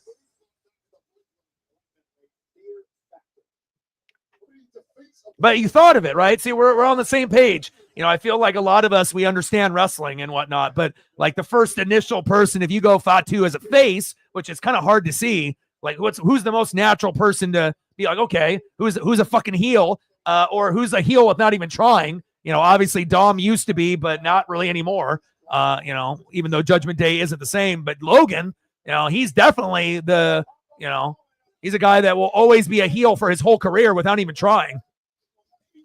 Oh, wow. Wow. Holy cow. Good sell there by Fatu. Like, we may never see that, but, you know, that would be the progression based on what you said. We're linked, brother. But I feel between, like, the four of us, I mean, we think pretty similar, you know, based on, I mean, all of us have been watching this for such a long time. This is not our first rodeo or our first Mania. And I feel even though you might be a couple years younger than me, Sarah, and Odin, you're still right there with us. So, oh,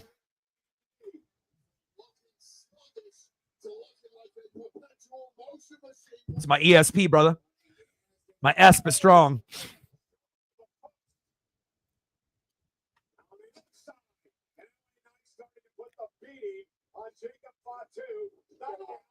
Wow, good sell with the flip.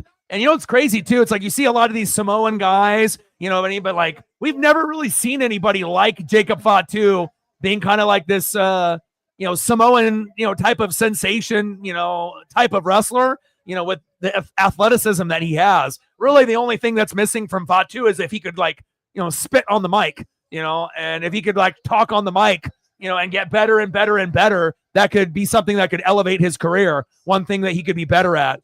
But as far as like in the ring, he's got it. But, you know, on the microphone, you know, just got to keep working.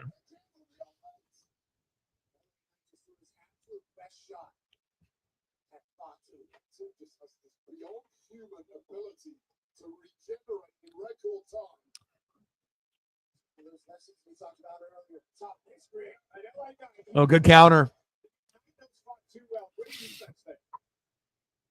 Great defense, but how do you follow it up when you're about to stuff it knocked out of you and your ribs are on fire? See what LA Knight does here. High risk maneuver.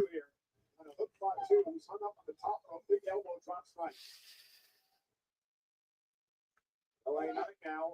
Oh, wow. Oh, wow. Oh, wow. Shit. Oh, good sell by Fatu. Holy shit.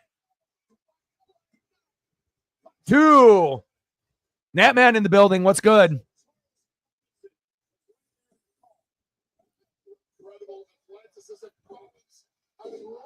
Man, Fatu has got so many things in his bag that we've never seen before. Man, it's incredible to see. It's like, imagine like Solo doing these things. Like, you know, you just wouldn't be able to even fathom it. They're not on the same stratosphere based off athleticism and skill set.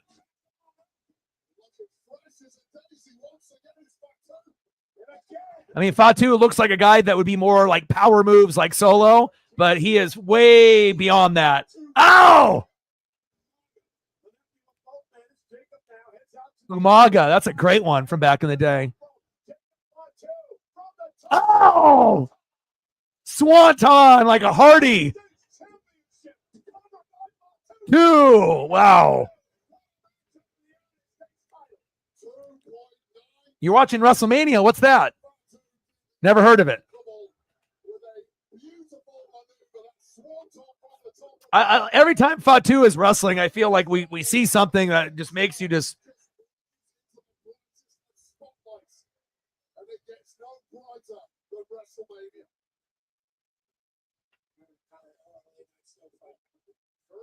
Like, he's so good, you know, he doesn't even need a faction, but just having like a faction in a group around him makes him even cooler. I just want him to be able to keep developing on the mic, which we could say for quite a few wrestlers. But gosh, man, he has got such an arsenal. You know, his moveset is one of the most exciting in WWE overall for a new guy.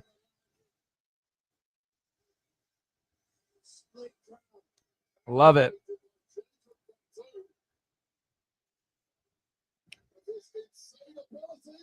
Oh, baby!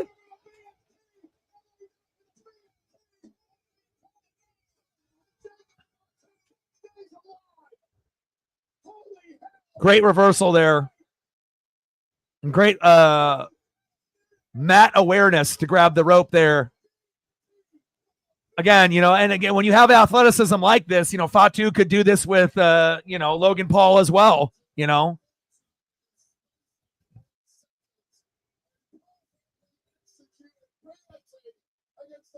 It's like Fatu, you know, meshes perfectly with other wrestlers that are athletic.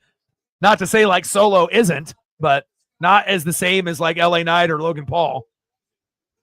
I kind of felt this was going to be the sleeper match of the card for day one, night one. And it's definitely delivering. Every match has been pretty fucking entertaining so far. Oh! Dude, this guy is insane. He always does something that you've never seen before or you haven't seen in a while. Incredible. So entertaining, dude. Oh!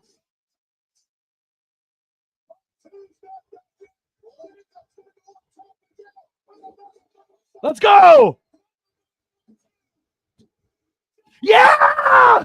Let's go! They gave it to him, dude. Let's go.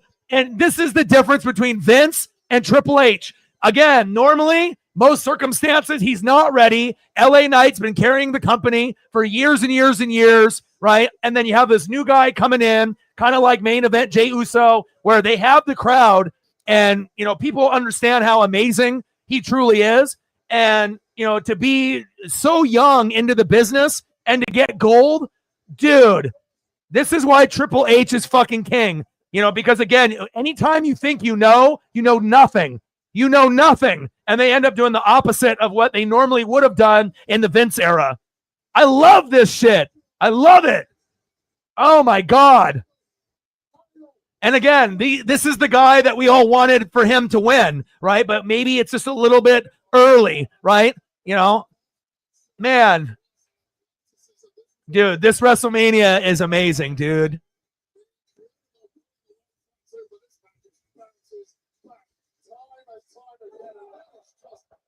I mean, I don't even know how to explain it, dude. He's like a Samoan RVD, Sabu, Matt, and Jeff Hardy in a bigger body. He is incredible.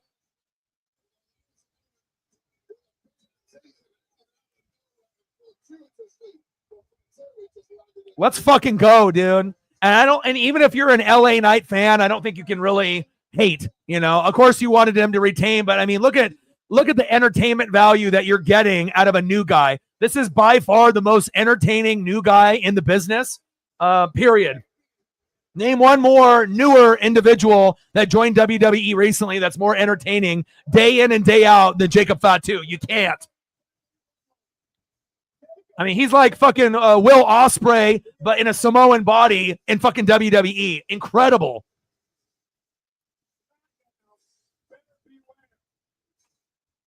Yeah, and I imagine Solo will, you know, instead of being happy for him, you know, and maybe we'll have a feud or whatnot. Man, dude, I love this. I'm just so happy that they were, you know, it's like you're not going to get every outcome that you want, you know, but that's what makes it interesting, you know, because I feel like in the Vince era, a lot of us could predict the whole card. The only thing that we couldn't predict is maybe the ending. Right now, it's like it's hard to, you know, necessarily be right even through a whole PLE, let alone how it's going to end. You know, sometimes the endings are different than what we expected. And then other times you actually get someone that you think that is great, but maybe just not ready. And then they end up giving them the moment. Wow. Triple H is cooking.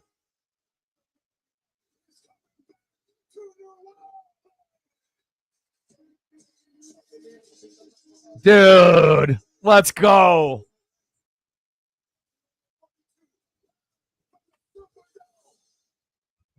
Fuck yeah. WWE fans start playing Fatal Fury City of Wolves on Monday, April 21st, 3 days before launch. Scan the QR code and pre-order now for early access. While you're there, join the family list for your chance to win an exclusive WWE giveaway. Scan now. That was awesome. On the WWE return to Fountainblue, Las Vegas, with The Undertaker, one dead man. That was the most entertaining match up to this point. Let's go. Yeah, every match has been good. I will agree with that. I mean, it is WrestleMania, so I mean they have a lot to live up to. You can't have any bad matches, like you can't have any 5s or 6s, you know. Wow. How many more matches do we got left?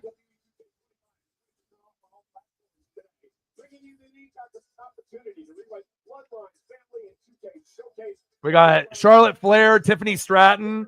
We got Phoenix and El Grande Americano, and then Seth, CM Punk, and Roman, right? Those are the last 3.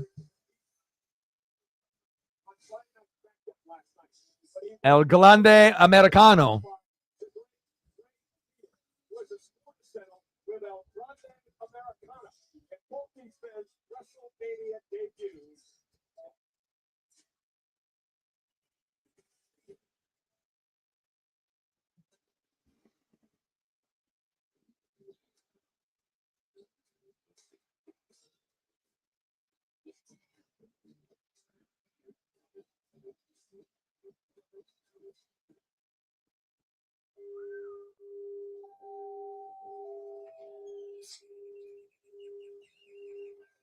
Canada Dry Fruit Splash. It's paradise in a can with a splash of real juice. Absolutely. You know, and you got to understand, you know, if you're an American wrestler to do lucha libre style, how many wrestlers do you actually think that could do it successfully? Not many, you know. And on top of that, I feel like Chad Gable on the microphone, if you looked at his evolution from years ago within the last couple years, he's probably the most improved on the mic. He's amazing. Like, he's really, really good with the microphone skill set, you know, very comfortable on the mic. You know, he can be a face, he can be a heel. You know, he's got good enunciation. You know, he can be funny. He can be serious. You know, again, I feel like his stock has risen in my eyes higher than a lot of others, you know, on microphone set and being able to elevate his, you know, level on the mic. He's always been great in the ring, but on the mic, that's really what's elevating him. Just like when we saw Sami Zayn in the Bloodline, you know, sometimes you need an opportunity to be able to showcase that, you know, you can do something that maybe people don't think you can do. Love me some Chad Gable. El Grande Americano. And safety ratings from IIHF. And for 2025, Consumer Reports' most reliable automotive brand is And they're lucky they have another Lucha Libre for him to go against. Good thing they signed Ray Phoenix. safe, reliable, trusted, loved. Subaru. Soft, buttery flavored pretzel crust is back at Little Caesars. And thank goodness, because parents have been saying things like, I'd fight my own family over pretzel crust pizza. Ice cold. I found bankruptcy for pretzel crust. Easy jam. That delicious cheddar cheese sauce altered by cooking chemistry. One bite is all it takes, buddy. Cool your jets, guys. Pretzel crust is back for $6.99 only at Little Caesars. Pizza, pizza. So I have 10 years of hospitality experience. And a college degree. It just can't be blank. Blank is bad. So a degree in Dutch poetry would make me more qualified. Yep. A zoology degree? Yep. Metalsmithing? Yep. Poultry science? Yeah.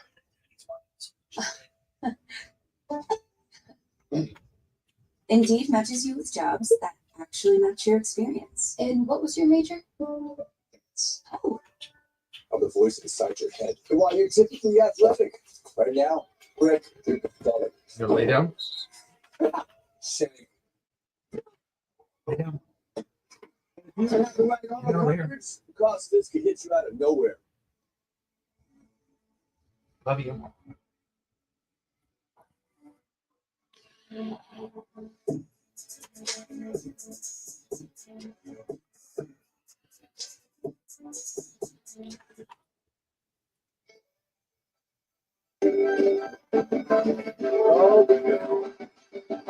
I think it is.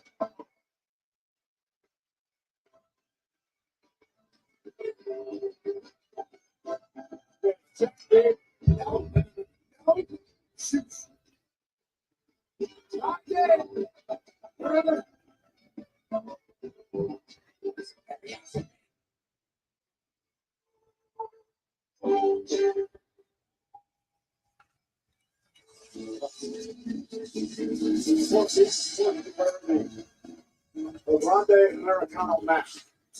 He's just going full Lucha Libre.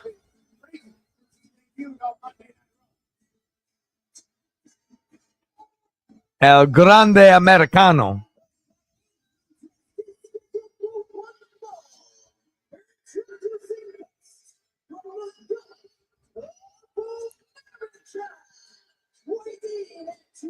And then obviously they'll go Charlotte, Tiffany Stratton after this, and then main event with CM Punk, Seth Rollins, and Roman Reigns.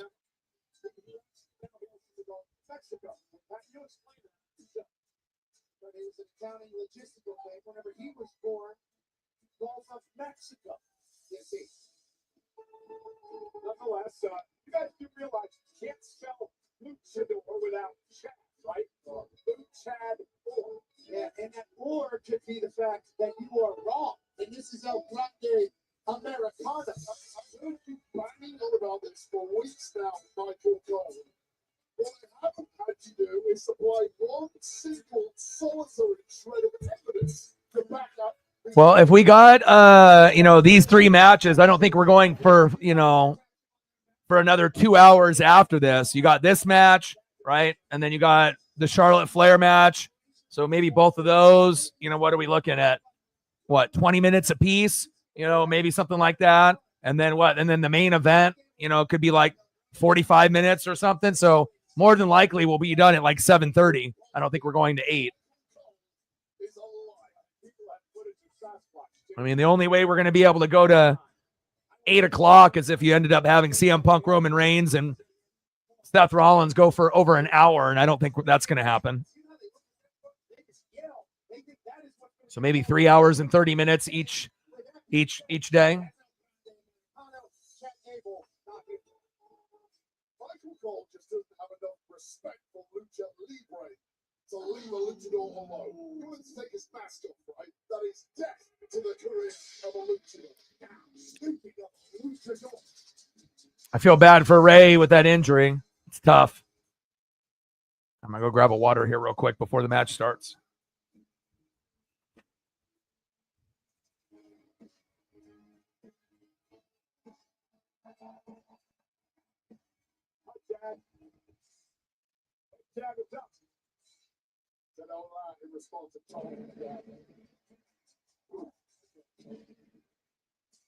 What a moment for us right now.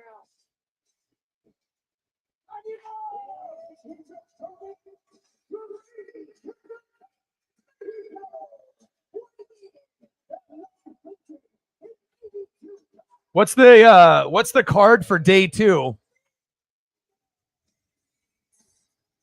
I mean, I know I can look it up and whatnot, but if anybody knows offhand. Yeah, Phoenix is probably like, I just signed with the company and I'm on WrestleMania. I mean, yeah, it took an injury, next man up, but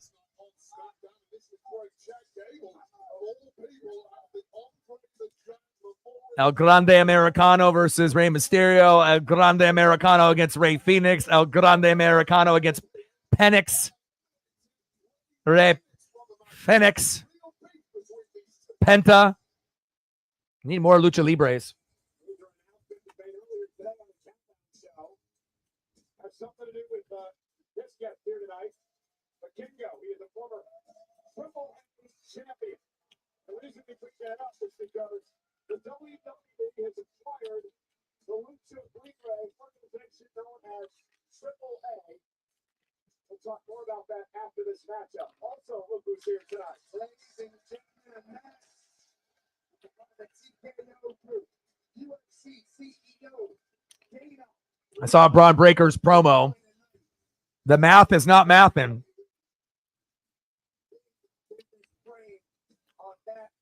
Right.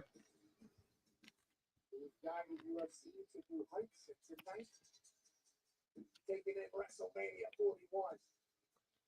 Rey Phoenix debuting at WrestleMania.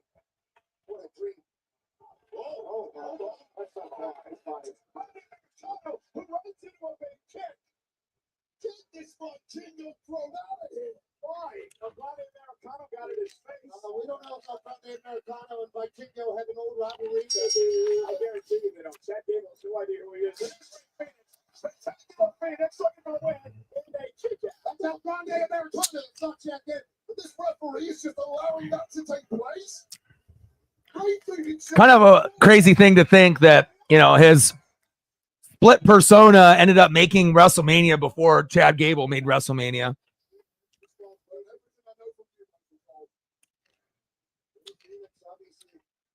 Insanely talented.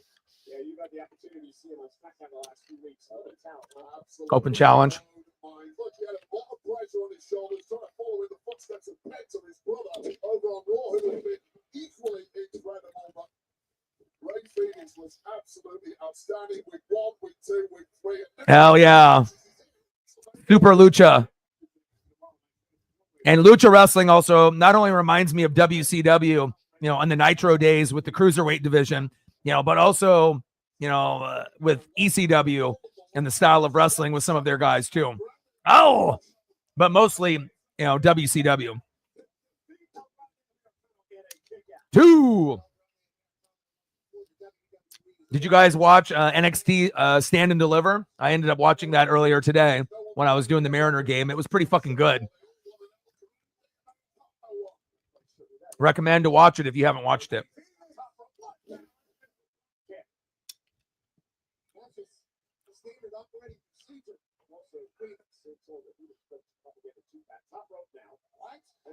Oh. Itself in the process there, that was an ugly landing, connecting perhaps with the head. The hardest head in the locker room, allegedly.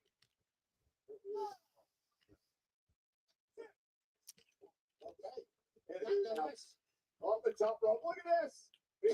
Up over the top of Grande Americano. Look at the power into the go. It's German. Such every champion.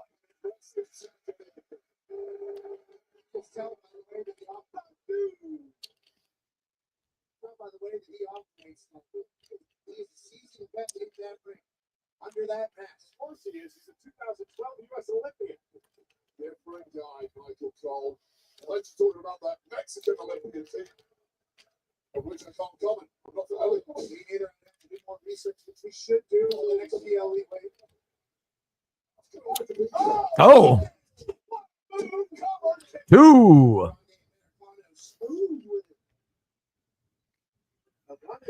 Extremely impressive. Yeah, I mean, it definitely isn't anything, like the European crowds that we saw on the European tour.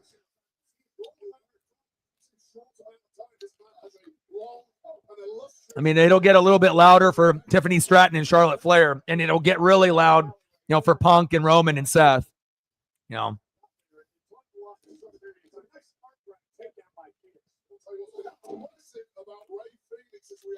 And they'll turn it up for obviously Cody and Cena, tomorrow.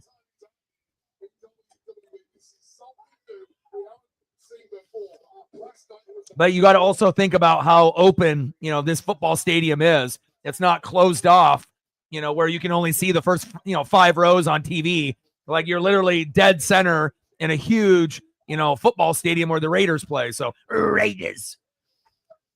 But I would agree, crowd could be better. It's definitely too quiet. So easily get himself in and then build up momentum with a delay shot, a little bit of a hezzy, and takes out Americano. It really is the balance of Phoenix that we've never seen the likes of which before.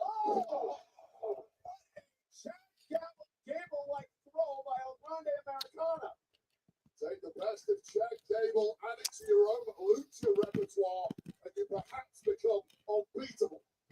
Grande Americano used other people's bag as well, not just Chad Gable. They do have a similar physique. An impressive physique. Next on the roster. So do I in British, and it doesn't mean I'm British.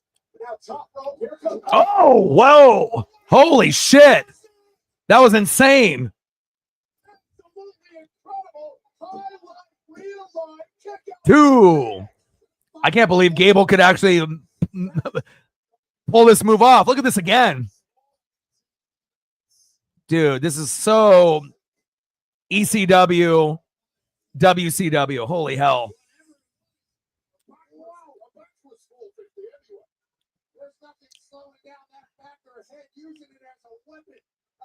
I was about to say before that move, this is going to be the worst match of night 1. Crowd's not really into it, and it doesn't have really the same pop as some of the others, but hopefully it'll pick up. And just before I was about to say that, then you had that move. So, oh, 2.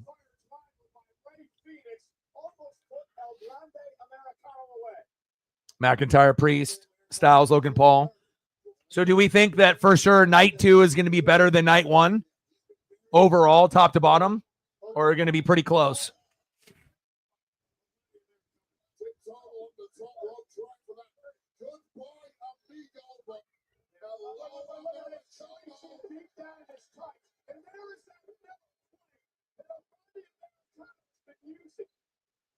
Goes from a 4-head to a 5-head quick.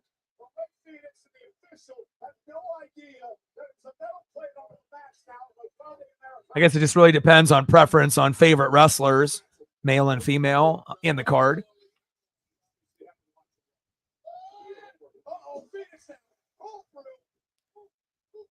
And that's Hurricane Rana there by Ray Phoenix. I know about what's going on with the forehead. Says it doesn't matter if I attack him first. Not by Phoenix. Wow.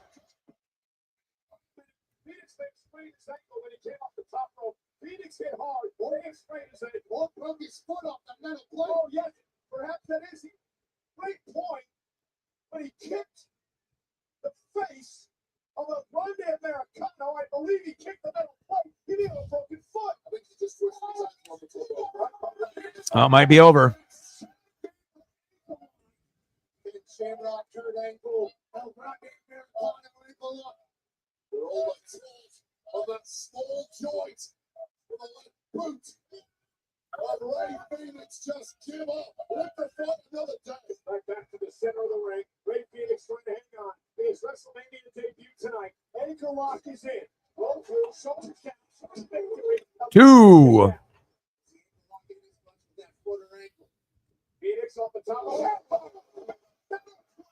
Phoenix could be out cold. Like see Don Shadane, he waited for him and headbutted him right in the face. Well, count to 300, but why not make it good before you go for the Phoenix WrestleMania? Highlight real moment upcoming. The flying headbutt. And another headbutt should be over.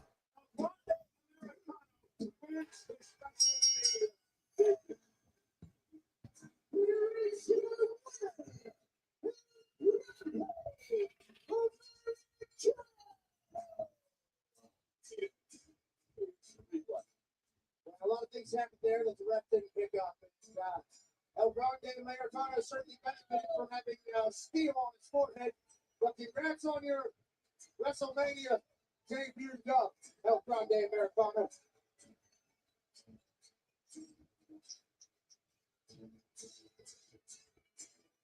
He's a talent. This is the moment. Ray Phoenix thought he was gone for a good part of Nico. The first time around, nice bring that from El Grande Americano, and then the questionable object that was inserted into the mask of El Grande Americano may have been pivotal in this moment. If he nailed it, metal plate perhaps catching the ball. Perhaps. Ray Phoenix. And then followed up with this headbutt. A carcass of Ray Phoenix, and this bit was just for the flash photography. Airborne. Strike, giving victory to El Grande Americano. Next to win here at WrestleMania. Well, that matchup, the El Grande Americano debut at WrestleMania, was brought to you by Xfinity. Stream all the WWE action you love. And Wi-Fi built for the biggest moments. Xfinity, the Wi-Fi is moving. Great luchador win on the greatest things in the ball there for El Grande Americano. And Wi-Fi is booming, and so is El Grande Americano's career. Yeah, that's a Kingo again. Triple A checking on his one-time friend, Ray Phoenix. Kingo took a real cheap shot at El Grande Americano pre-match. He did not prove helpful for Ray Phoenix. Taking major medical attention by the looks of it. Little win for El Grande Americano. Welcome back. It's time for the lightning round, presented by Snickers. The topic is wrestling. Liz, are you ready? Born ready. Define the following terms: squared circle, Mathematically impossible. next suplex, How I see it. hurricane rana. Yeah. It's Italian. That was the worst match of the night. I think that's fair to say. That's time. I did awesome. Liz, I think we need a Snickers. Snickers satisfies.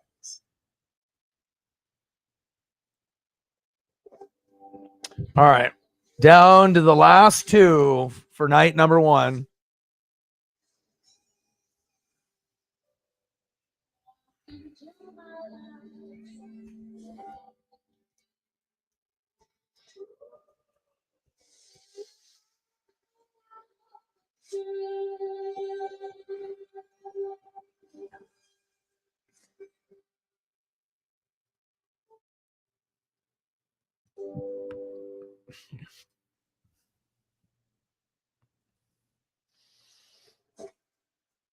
Monday Night Raw and WWE Clash in Paris, coming to the Benz Arena in Paris, France on Friday, August 31st and Saturday, September 1st.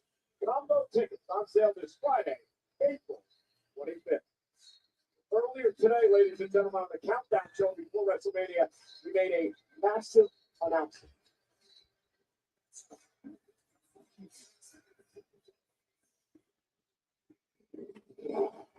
Ladies and gentlemen, I am flanked by some of the top business leaders in the world.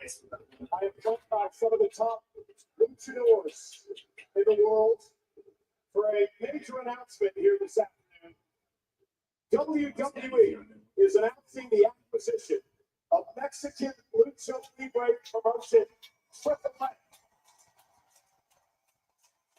A. A massive announcement tonight. It changes the landscape of Lucha Libre. And we have many guests here tonight from AAA, which we would like to point out and welcome here to WrestleMania. They are sitting here at ringside from AAA. There you see Maricela Pena. She is the AAA president. We got Dorian Rod Pena, the AAA general manager, and Alberto Pasha, the elite chairman. Again, we would like to tell you the first time that WWE fans will be able to experience this will take place June 7th. Kia Forum in Los Angeles for Worlds Collide. More on that on the weeks to come. What a moment. Ladies and gentlemen, please welcome two-time Hall of Famer, Mr. WrestleMania HBK.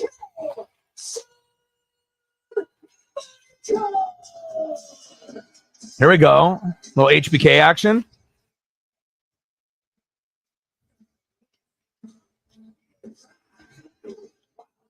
I can't believe Sean's still away. Give the Hall of Fame like 1 in the morning and get the 5 minutes here tonight.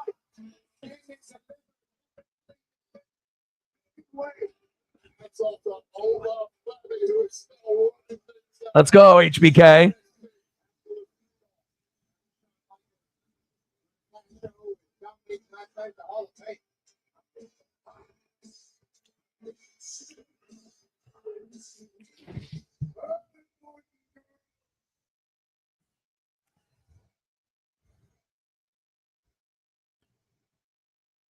What an incredible night so far.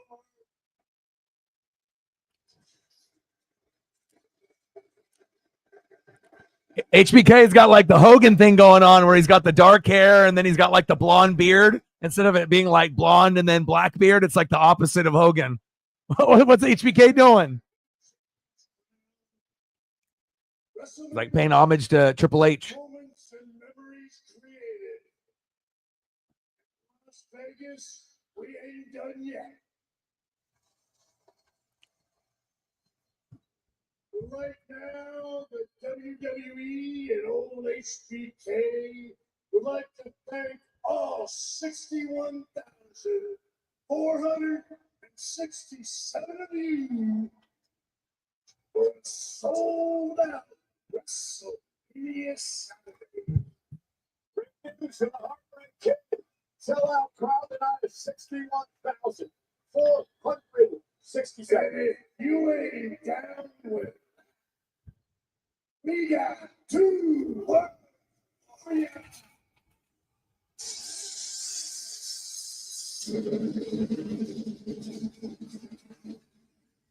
Worthy of a celebration for sure. Sold out at Legion Stadium out here in Las Vegas. The greatest stage in the history of many people. So I agree. We did a step with you. It's an honor to be a part of that. This place has been alive. Yeah, we don't allow racist superstars in the chat. He's the highest earning touring rapper in the world. $5 holla. Appreciate that. Stacks on stacks. Racks on racks. Little Cactus Jack. Bang, bang.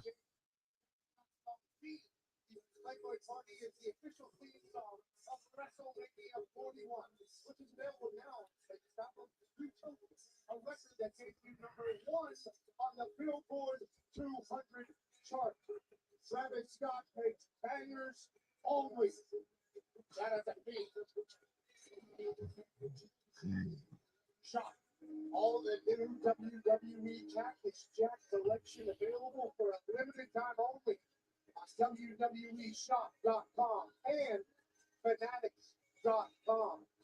Travis Scott and the WWE are a beautiful partnership. Shout out to the stars in the house. Stephen Amell is a former Slammy Award winner, and obviously an actor in the series Arrow. And then Israel Adesanya, the last style offender in the house. Good to see you, man. Certified ass kicker. Ladies and gentlemen, CEO of the UFC, a part of the TKO company. Dana White is here. Taking it WrestleMania. We appreciate the hell out of you, man. Sitting on Gold Out Rivalry. With that focus, personal derivative. Likely late there. WWE Manager Champion Tiffany Stratton. That's your title. Against the Queen Charlotte Flair. Coming up next. For now, let's look at the battle between elegant entitlement that lead up to this highly anticipated contest.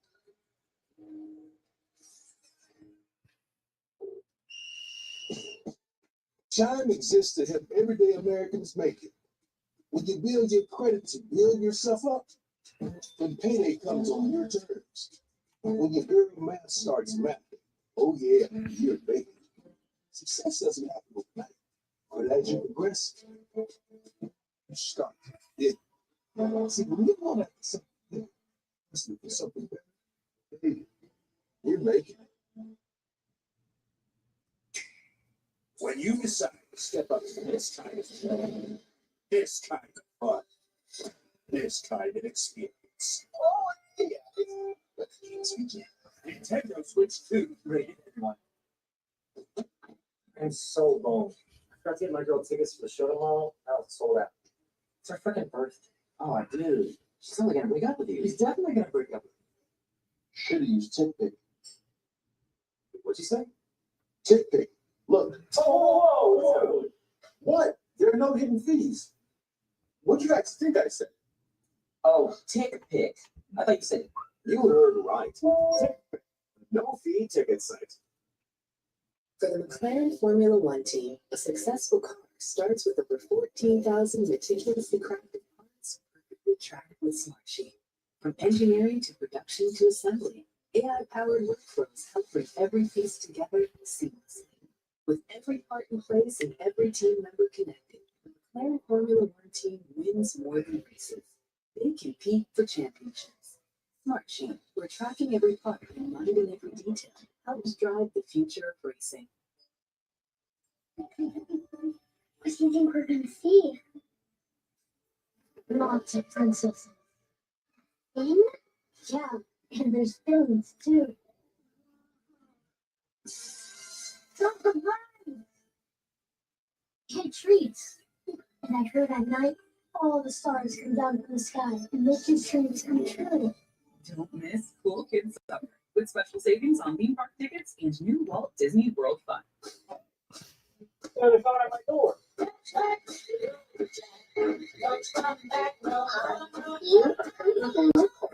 Hey, get the package back. Ray, you can make it. We're at 10, 90 to go.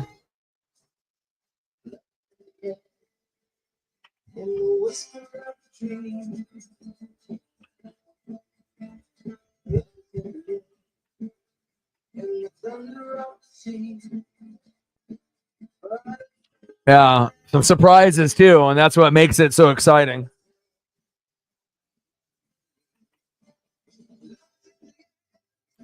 Yeah, so I guess really the only way that this is going to go to 8 p.m. Pacific is if Charlotte and Tiffany Stratton go for 30 minutes, and then Roman, Seth, and CM Punk go an hour. But but maybe they'll go 45 minutes, and there'll be some things that happen at the end with like Paul Heyman and whatnot. So we'll see.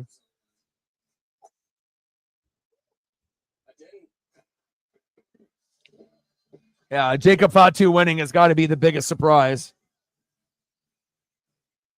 But it's been a very solid PLE for sure.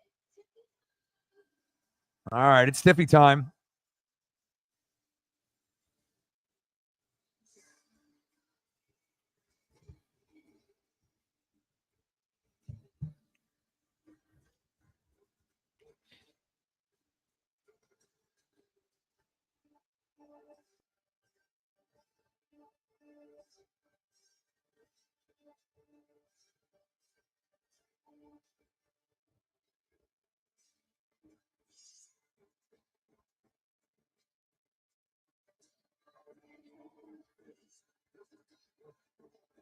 I was her in the middle. And I'll tell you the best thing of the game. I couldn't figure it out. Entering in a custom Barbie toy box, courtesy of Mattel. That was a very unique entrance to the ring there.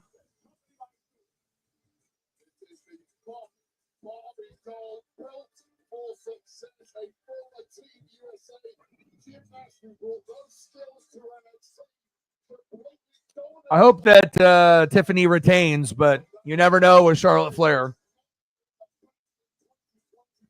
You know, anytime Charlotte Flair is involved, you know, kind of being the queen of the women's division for so many years, you know, they definitely seem like they cater to her more times than not. But it would be awesome to have someone else have their first WrestleMania moment.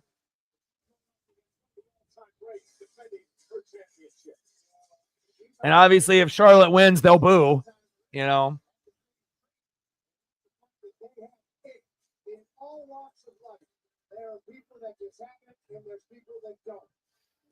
I mean, even if, you know, Tiffany loses and gets it back, you know, it's not the same. You know, it's like it's about winning at Mania, you know, winning at SummerSlam, winning at Royal Rumble, but specifically winning at Mania, you know.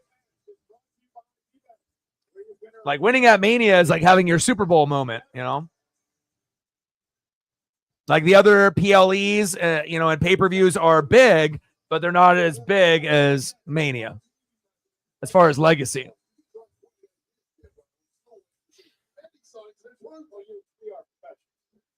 Yeah, I don't think this match will be bad because they're both athletic, you know, and they're both going to, you know, put on a show. So.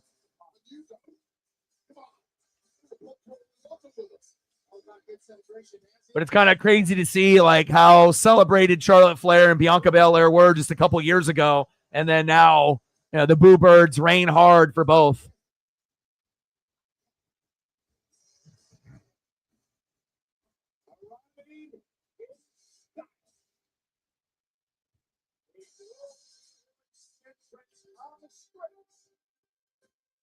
Rolls Royce action. Wow. They did a really good job with the seating arrangements here.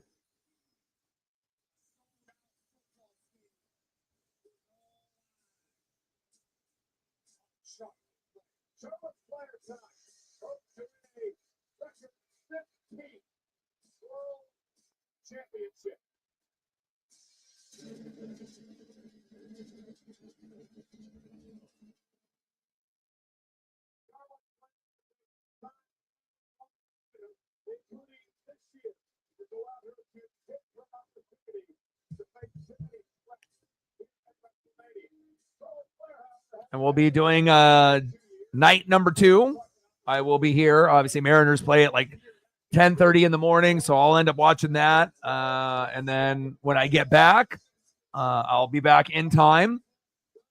And I'm excited, man, to be able to see what happens, not only here in these last 2 matches, but what we get tomorrow.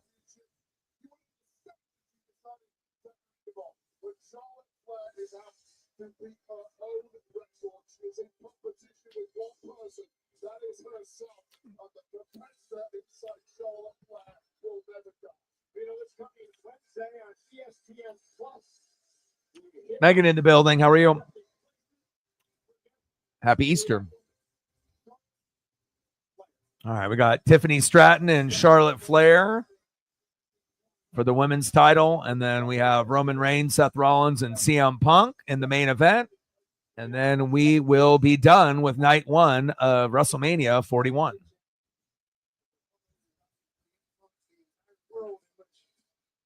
We are currently operating. Great to see Charlotte Flair back at WrestleMania. Title match. Always controversial. Just listen to that reaction of this audience, but always unbeatable.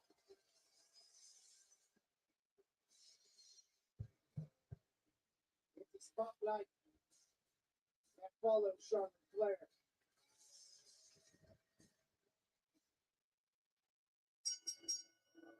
The following contest scheduled for 1 fall is for the WWE Women's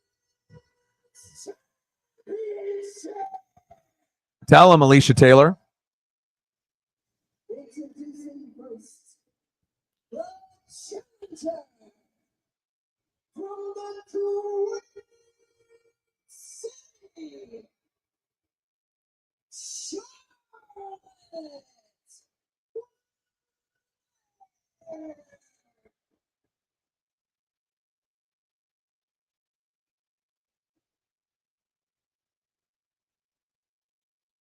And her opponent from Minneapolis, Minnesota, she is WWE Women's Champion, Tiffany Stratton. Listen to this place. The WWE Women's Champion, Tiffany Stratton, had her first match. Not just in WWE, but in her first match ever, less than 4 years ago. Tonight, she finds herself in the spotlight of WrestleMania against one of the greatest, if not the greatest, women's wrestler of all time. Yeah, normally you'd say Tiffany Stratton has a 0 chance, but Stratton has showed over those 4 years an astounding capacity for learning, developing, and growing, and right now she is owning the middle of the ring. Because Charlotte Flair, wait, what do you do to take Tiffany out of the game? You question the fact that everything you've thrown. What do you think that's going to be a trend moving forward where they're going to do more football stadiums? I mean, it really just depends on, you know, the layout of the stadium and whatnot. Between these two women, the attack by Flair in the parking lot a couple of weeks ago. Tiffany and Charlotte now are going to bring the ball outside the ring. And remember, Charlotte has to understand. Champion's advantage. And you know, these two ladies don't like each other in real life. You know, they have a rivalry. You know, one's a younger version, one's an older version. But I feel like sometimes deep down, there are going to be people that, you know, really don't like each other that much. You know, like with the whole Seth Rollins and CM Punk, you'll be civil, you know, to a certain degree. But there's definitely are going to be some wrestlers that, you know, really don't care, you know, for others in the ring and out the ring.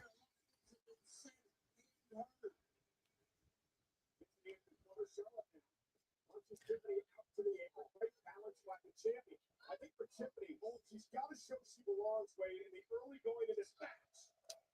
Yeah. It all really depends also, too, I feel like, on the setup. You know, are they going to be as extravagant for SummerSlam as they are for WrestleMania? You know, because really what it comes down to is money. You know, if they want to be able to, you know, showcase, you know, more people in a certain type of unique way, you know, with more of a backdrop, you know, that may be more unique than they've seen in the past. So, and sometimes, you know, with baseball stadiums, it can only take you so far compared to like maybe one of the newer football stadiums and whatnot. 2.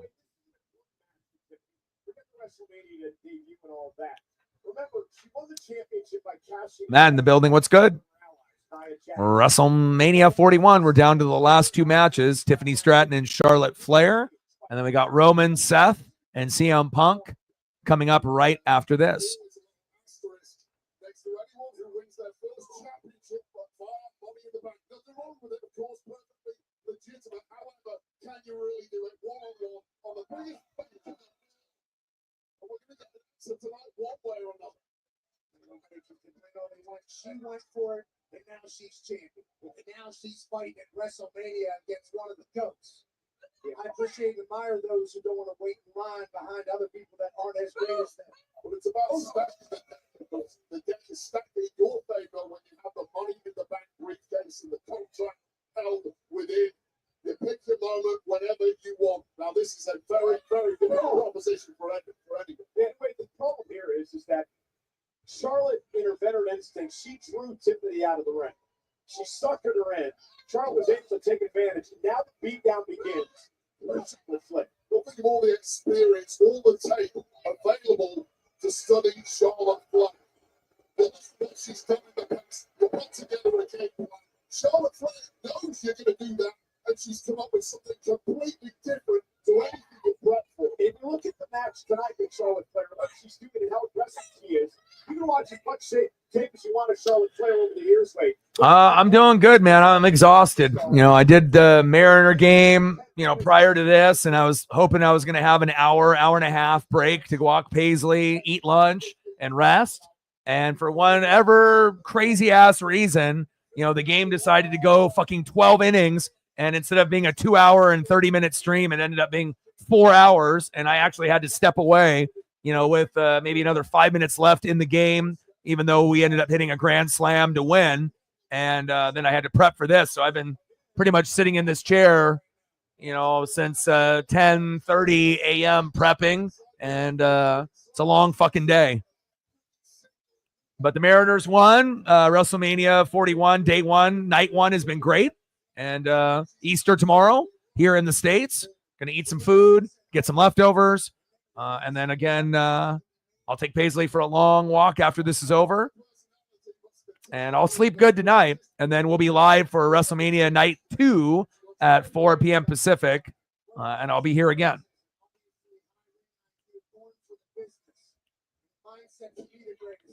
She doesn't worry about making friends. And Charlotte now turning into a Boston crab.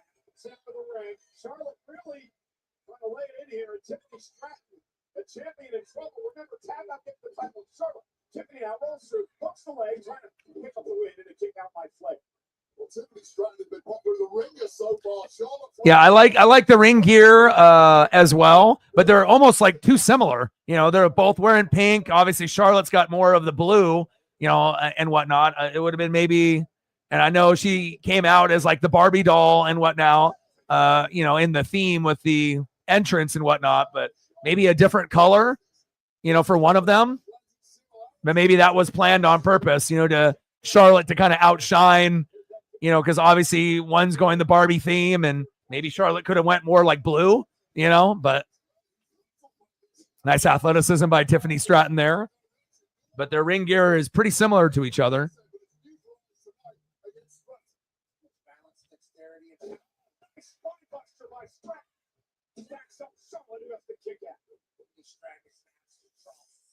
She can do it all. No problem. Pick you up and put you through the desert real quick. Charlotte Flair kicks out.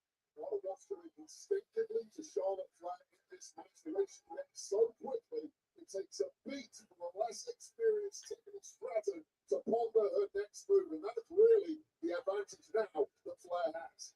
We are sold out tonight. 61,467. Two titles have changed hands. Jade Uso, the new world champion, Jade World Tag Champs. Bill Charlotte Flair follows suit in this match. It was a boxing match. Well, you could have came in here a little bit earlier and watched with us as a group. We've been here for 2 hours and 38 minutes. So.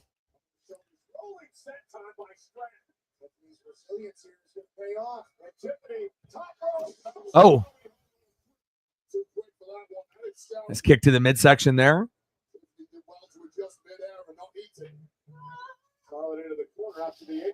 But you're definitely seeing, it almost feels like, sibling rivalry, like, the older sister going against the younger sister and whatnot. Similar moveset, and we don't really know if Tiffany Stratton will, stack up the same kind of accolades as Charlotte Flair by the time her career is over, but she definitely will have some.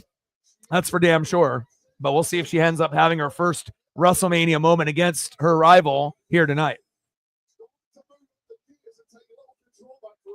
Well, they're mirror images of each other. They, both are high risk, off the top rope. If there was any two wrestlers that are in WWE or that they're the most similar to each other, it's these two. So, obviously one is older and one is, the new thing on the scene. Oh, big kick. 2. Everything that we've seen thus far, at the end of the day, it could have been just a boot to the face from Charlotte Flair. Ruthless. Just a little too much eye candy at times from Tiffany Stratton. Things a little too pretty in the moments. You just have to smack your opponent in the mouth. Time and again, Flair's beaten to the point. Let me ask you this question, ladies. This is under 4 years Tiffany Stratton had her first match. We talked about that earlier. I mean, how long did it take you to get to the point where you're confident enough in the ring to do everything the way you needed to do? I'll be perfectly honest with you. It depended on the opponent. The worse my opponent was, the more confident I got. I got in there with a record-breaking champ. My confidence was shot. drop Tiffany to the mat. There's a chance Tiffany Stratton is very similar to Charlotte Ford for the spotlight. And another chop. Early in her career, it's such a big number. Maybe this is what she's been waiting for. Makes get past it. Charlotte say, what do you got? I feel like with Charlotte Flair, you know, again, like I know there's this pressure, you know, in like Hollywood with like Ozempic and like, you know, losing weight and whatnot. But I think Charlotte looked a hell of a lot better, you know, when she was more like, you know, like natural looking. You know, it seems like, you know, I know she works out hard and she lost a lot of weight, you know, but again, you know, she's more like, looks like a skeleton. You know, she doesn't look healthy. Like some people are skinny and they look healthy. And then others like in Hollywood and other business, they're like skinny, but they're more like unhealthy skeleton looking like. And 2. And I feel like Charlotte was more pretty when she was more like natural, you know, and maybe in her eyes, she thought she was overweight or whatnot, but it's okay to be able to be okay with your body and your natural curves that you have, no matter what your height or weight or your age, you know, or race. You know, you should be able to be, you know, comfortable, but it just seems like, you know, the pressure, you know, either, you know, in Hollywood or with the other ladies in the back, it's almost like an unhealthy skinny to me. But it hasn't really affected her skill set in the ring. But definitely a different version of Charlotte Flair than what a lot of us remember.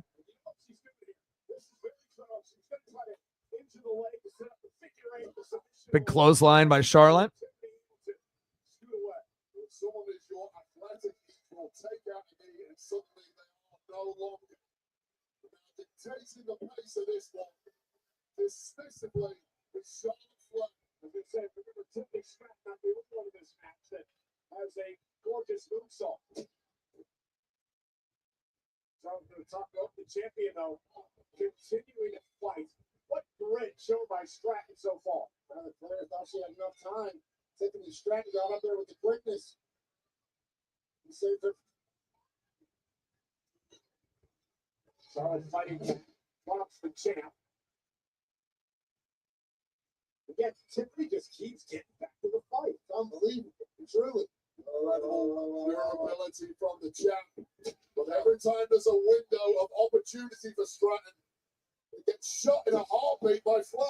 Tiffany landed on her feet. Flair went for the boot. Tiffany sidestepped again. Stratton now drops Flair. On the back of her head. Could this be it to retain? Charlotte just gets the shoulder off. Really turning into an endurance battle by these two fine athletes. This war of attrition. Tiffany is still living in there and dropping some heavy artillery. Of course, Charlotte equal to it. Spine buster here by Tiffany Stratton. Guys, this is just night one.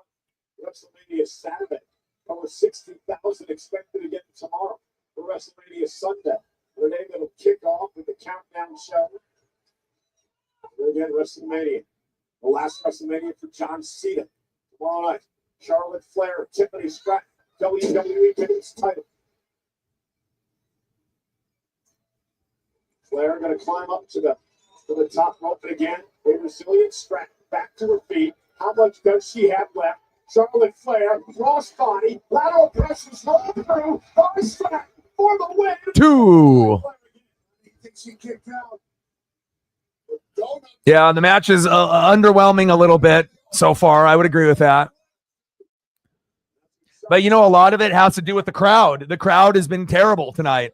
You know, if you go back into any crowd in Canada, any of the European countries when they went on their European tour, like it almost feels like we're watching even a watered down Raw, SmackDown, NXT. Like, you know, I know that it's a huge stadium and whatnot, but we've barely been able to hear them in any match up to this point. Like, when is the crowd going to get loud?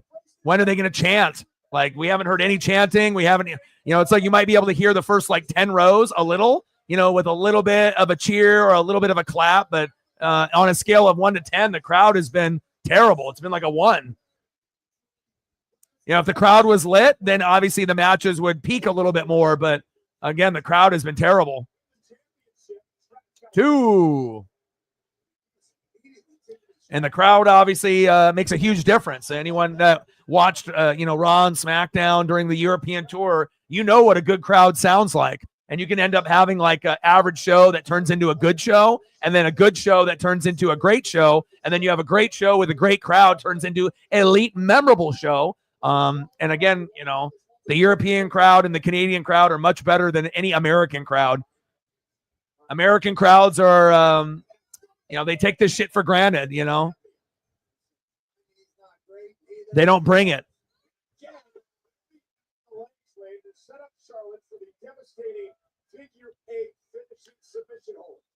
I mean, imagine if this was like in France. Every match would have just, because again, the crowd is a big part of sports and wrestling. And again, if the crowd isn't into it, it's hard for us at home to have the same kind of emotions in the match, even when we're seeing amazing moves, counters, things that maybe we haven't seen before, especially if the crowd isn't reacting. Like everyone's just like drunk and just sitting there. Like, I mean, you get a couple oohs and ahs and a couple claps, but super quiet.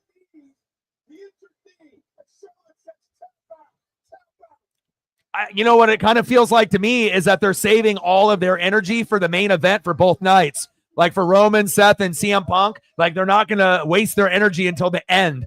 And the same thing, tomorrow with Cena and Cody, where it'll be like this, the whole match, the whole run until the very, very end. And even then, it won't be anywhere near a European crowd or a Canadian crowd. It'll just be slightly louder than it's been.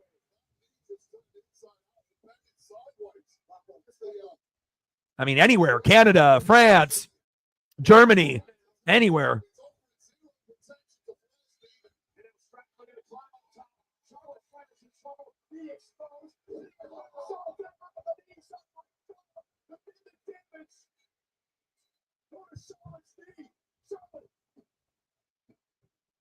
Two.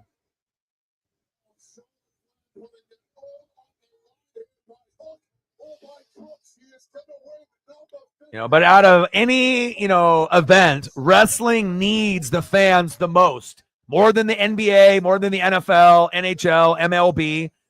Again, it's all about emotion and, feeling the passion. And, it seems like you just got a lot of rich people that just don't want to do anything but look.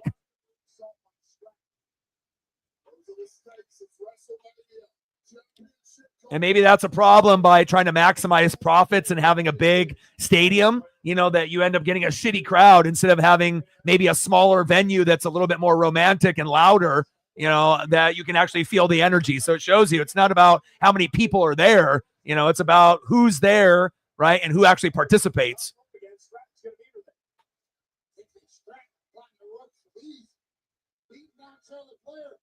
Who's going to be able to withstand the punishment? Critical moments. Charlotte McMahon. Got Tiffany Stratton in her sights. Charlotte Flair. Natural selection from the top rope. Cover to win the championship. Puts the leg. Two. Tiffany Stratton is a bloody bounce against the match with a natural selection. Yeah, they're both aggressive and crazy. That would be interesting. I think a lot of us were surprised that, Triple H and everyone in the back, they actually gave Fatu the belt. Normally when you're a new person, even when you're super over, and someone's been carrying the company for a couple years, as popular as LA Knight, normally, they give the belt, or let the person that has the belt keep the belt. So, but in this Triple H era, you never know. You have to expect the unexpected.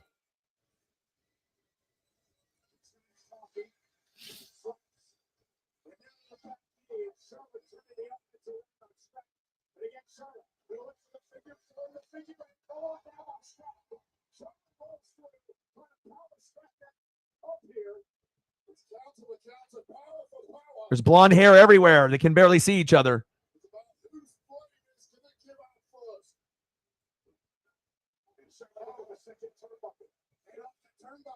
But both are not natural blondes.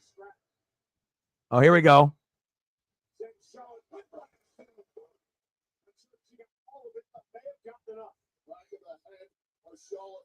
ricocheted against that second buckle. Right called whiplash. It's like a car crash at 60 miles an hour. This deep into a match. Another rolling set time by Stratton. Here we go. Here we go. Here we go. There we go. Finally, Tiffany having her moment. And that won't be the last time that Tiffany has a moment. I just wish the crowd was better. You know, these wrestlers deserve better.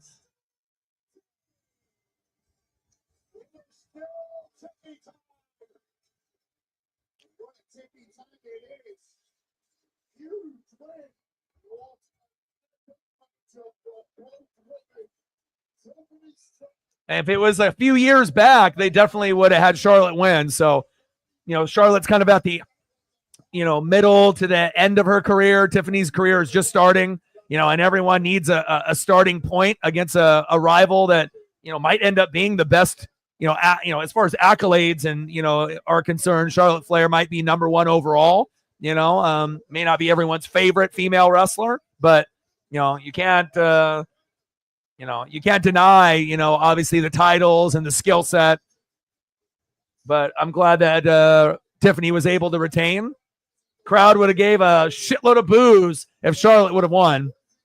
And then it would have felt like they were playing favoritism, you know, just for, you know, an OG that, you know, has been there and done that. So, and that's the type of thing that I was talking about earlier. You know, it's nice to be able to have newbies to have their moment instead of just referring back to the OGs. Like to the OGs, it's just another notch on the belt. But for a newbie, you know, this is their first time to be able to have their moment. All right, it's main event time. Tiffany Stratton could be well on her way to a Charlotte Flair-like career in WWE.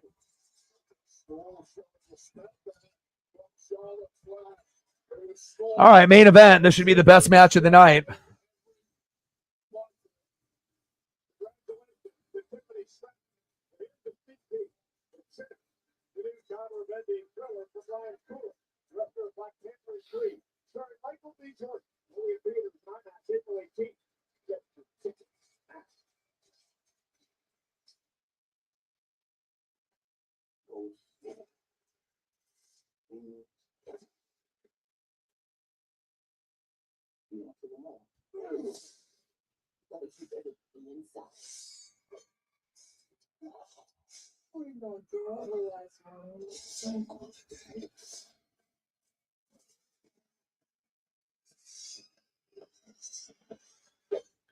Nice match.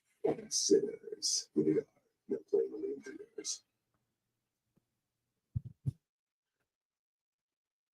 Yeah, I don't even think Seth needs to win. You know, they can have CM Punk, you know, have his moment. Roman can go for the spear on CM Punk. He can move out of the way. He can spear Seth. You know, CM Punk can end up winning the match, but Paul Heyman joining Seth Rollins, you know, with The Rock and Travis Scott and John Cena would be epic. You know, it's about time that Seth goes heel. And, you know, having Paul Heyman with Seth Rollins would be not only more exciting than him with CM Punk, but again, it could take Seth to another point in his career. So we'll see where it goes. But even if Seth doesn't win the match, you know, if he gets Paul Heyman, he's going to win the night. So we'll see where it goes. But definitely Paul Heyman is joining CM Punk or Seth Rollins after this WrestleMania. And obviously when Roman goes solo, he'll have a new persona, and it'll be something different moving forward for Roman.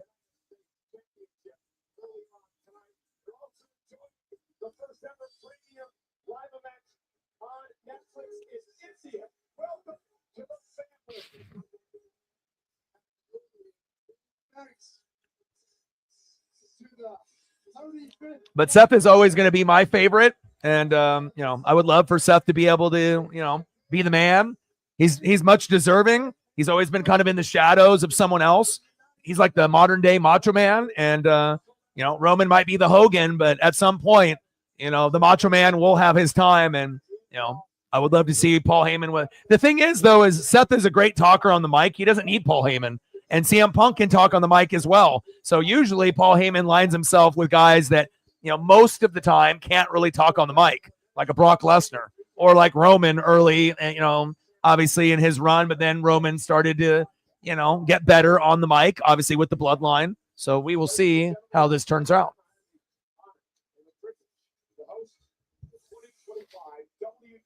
But Seth will always be my favorite and has been for a very long time.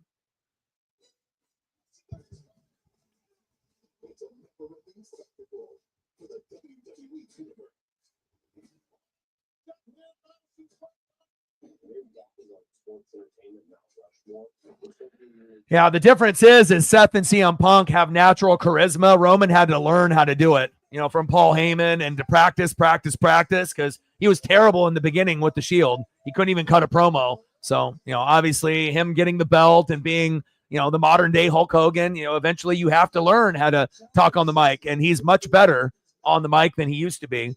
But, Seth and CM Punk, they can do it without even trying.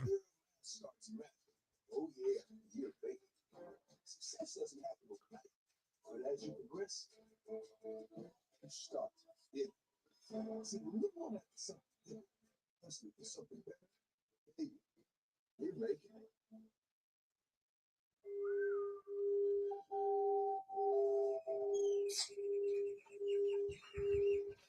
Canada Dry Fruit Splash. It's paradise in a can with a splash of real juice.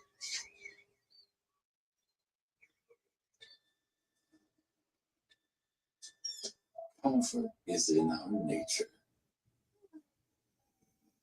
Try Canada Dry Fruit Splash and sip into your comfort zone. Sometimes the best beginnings start with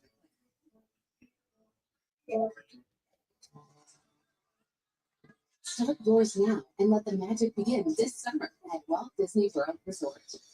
For the McLaren Formula One team, success starts by tracking over 14,000 parts with Smartsheet. With AI-powered workflow, every piece comes together to compete for championships. Smartsheet helps drive the future of racing. Hey, you're not actually allowed to drink in a beer commercial? Since when? You gotta wait till it's done. 5, 4, 3, 2, 1.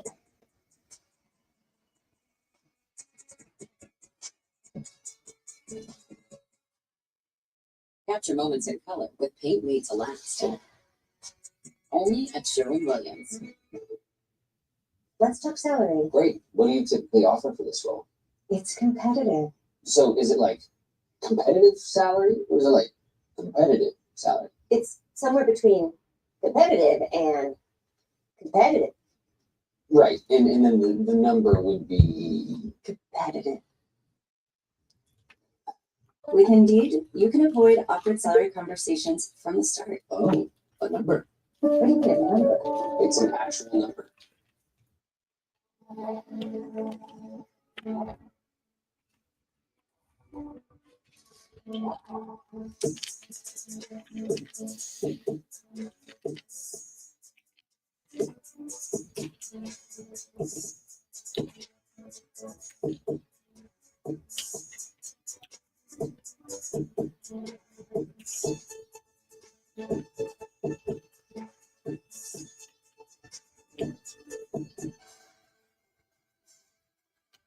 Ladies and gentlemen, please welcome the WWE Hall of Fame Class of 2025.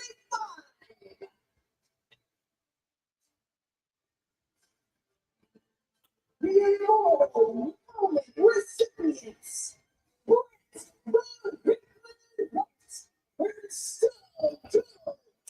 Stone Cold, and the suit is as weird looking.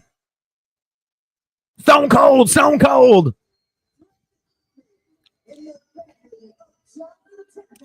Like I almost didn't recognize him. Natural disasters, baby. Earthquake and typhoon. Obviously, one of them has passed away. Undertaker's wifey, Michelle McCool.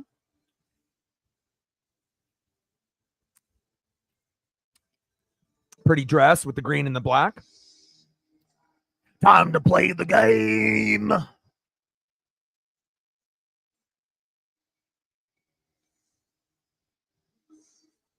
Over an hour long. It's crazy. Like, two of his daughters look like him, and then one looks like a spitting image of Stephanie. Crazy.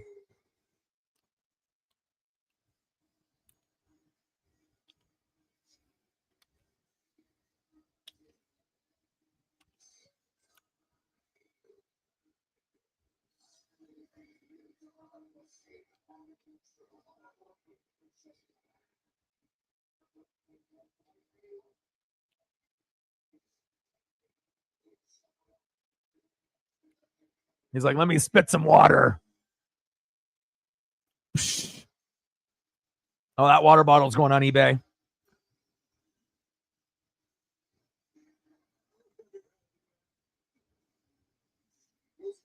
He's like, you spit on me.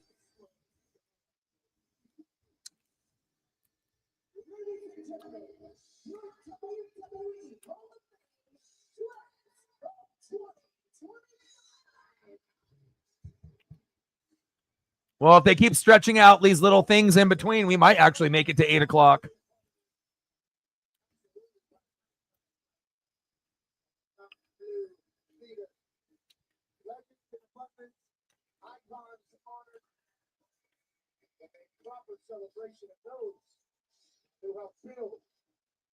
Yeah. Not sure if AJ Lee's coming back. Becky on that comedy tour said that she's not coming back for a while. And obviously there's been some talks with Nikki Bella. So, yeah, I don't know. Well, it'll be interesting to see what direction they go. Same thing with like Randy Orton's open challenge, who we end up getting. Maybe Randy and Aleister Black would probably be the most entertaining, but we will find out.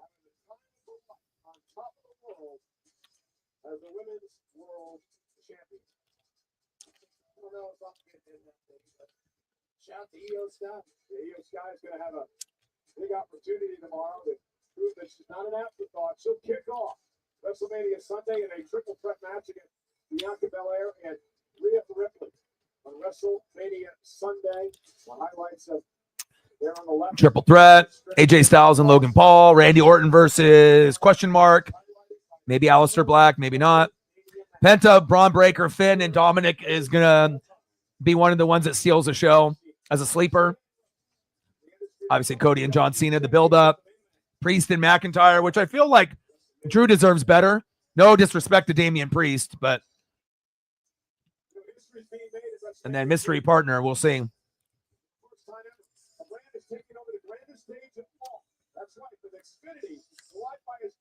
Well, they will if she retains tomorrow.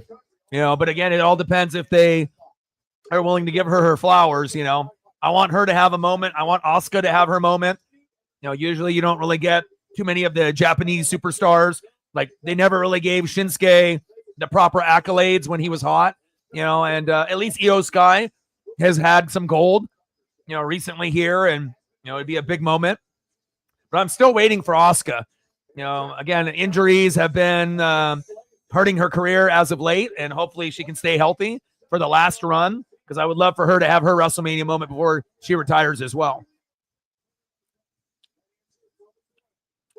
Let's revisit the saga of unfinished business that led to Tribal Chief, the visionary, and the voice of the voiceless, to lay it all on the line in the main event of WrestleMania Saturday. Plus, Ripley and Bianca, they speak English as their first language, and Io, speaks Japanese as her first language, English second. So she can't really cut a promo. And when she's trying to, speak English, it's a little broken. She tries her best, but she's not going to connect with every American person, in the USA and whatnot. So obviously has a big following overseas and whatnot. But I feel like Io is supported pretty heavily, in the States, even though she can't really cut a full English promo.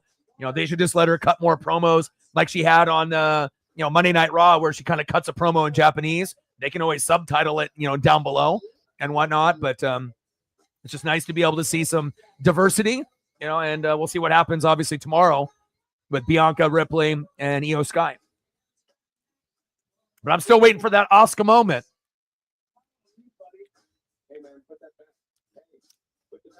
I mean, I love Ripley, and, I think she's one of the best overall out of all the females, but I always like a good underdog story. And I feel like Io is like Daniel Bryan, but she's just like the, mini Japanese version of Daniel Bryan, like supreme underdog, but she doesn't get the same kind of fan support or doesn't have a catchy yes, yes, yes, or no, no, no, or team hell no, like Daniel Bryan did with Kane, but it's, pretty cool to, see her get a little bit of shine.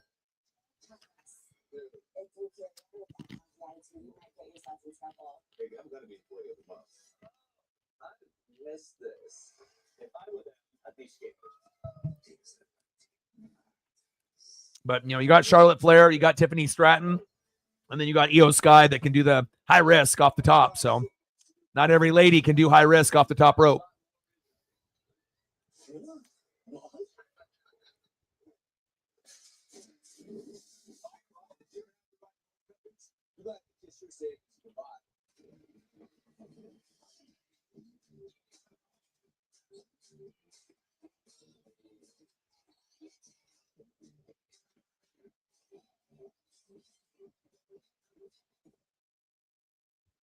At US Bank, when we say we're in it with you, we mean it.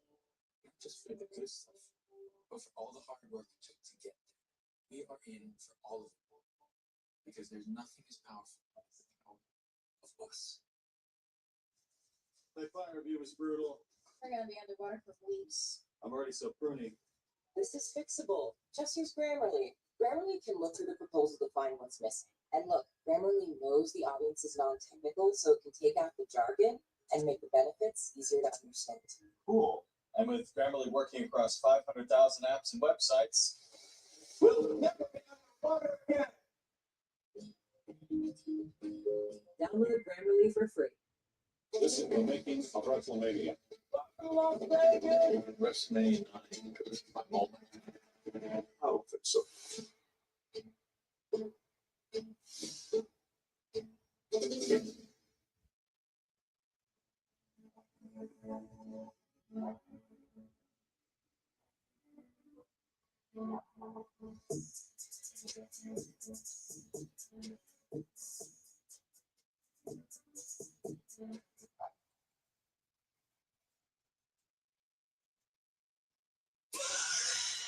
Let's go.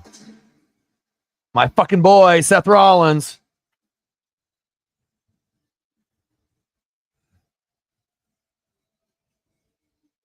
The modern day Macho Man Randy Savage. There might be a Roman Reigns, a.k.a. Hulk Hogan, in front of him, but at some point when Roman walks away, he only has a few years left. Seth can be the face of the company the rest of the way if they want. They obviously can have different individuals. Oh, cool. Let's go. Flamethrower, my boy. Now that shit kind of reminds me of like the Brood or a little bit of the old school faction with the Undertaker. Wow.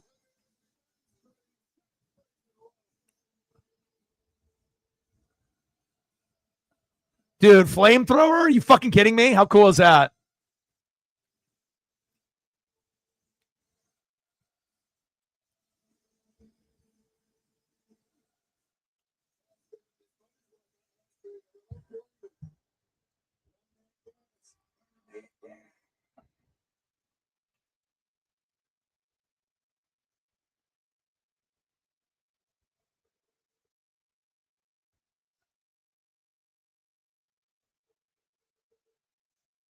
Ministry of Darkness. That gave me Ministry of Darkness, Brood kind of vibes. Seth, the Messiah. All black to go all white. What a stud, bro.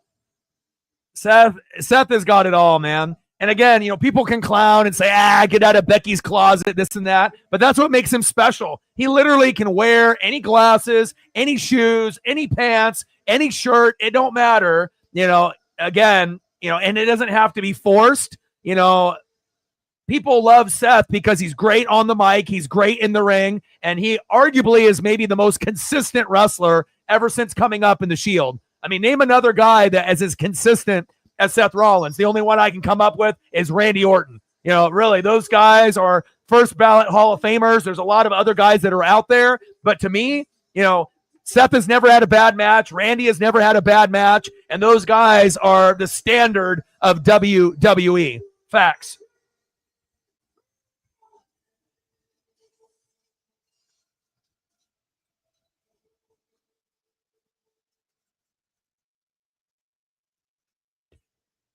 Let's go. Well, yeah, finally the crowd decides to wake up for now Seth, CM Punk, and Roman.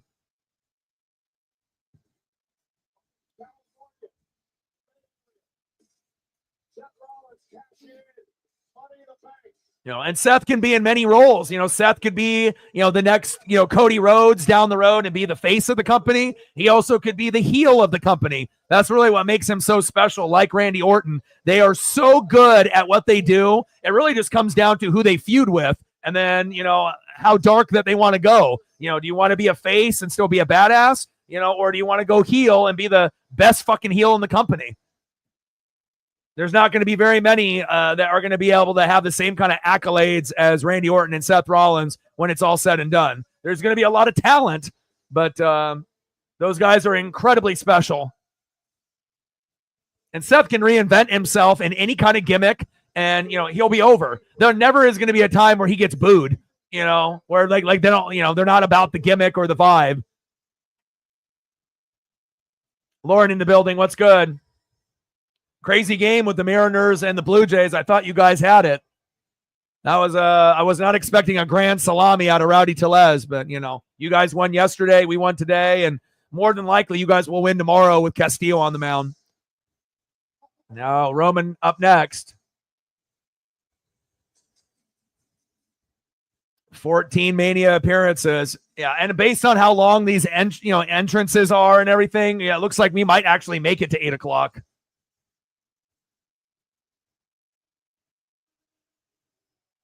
It's going to be a weird thing when Roman Reigns is no longer wrestling.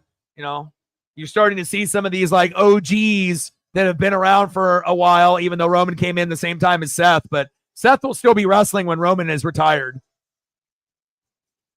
Or when he walks away and pursues acting or whatever ventures he wants to do with his family or whoever. First time Roman coming out at Mania alone. No Paul Heyman. No Usos. No Solo, no Bloodline, just Roman.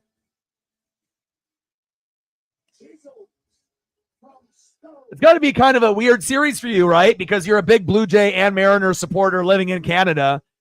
I assume you're more Blue Jays than Mariners, though. Like if you had to choose like who your number one is, it's Blue Jays 1, Mariners 2, right? Living in Canada? Or is it Mariners 1, Blue Jays 2? Who is your 1, Lauren? It's Blue Jays, isn't it? Like if we play each other, you're rooting for the Blue Jays to win, but when we're not, you're rooting for both to win on whoever they're playing, right?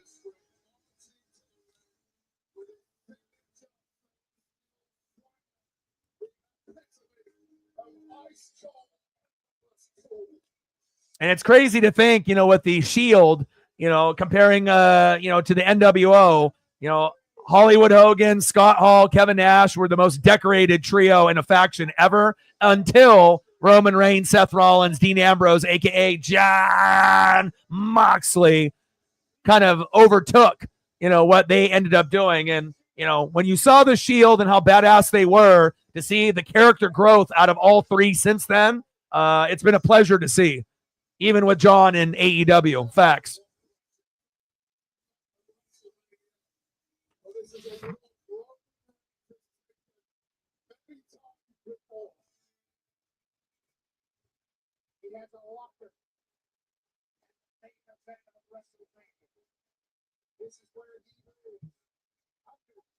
I love it. The screens, all the different family. That Samoan culture is so awesome.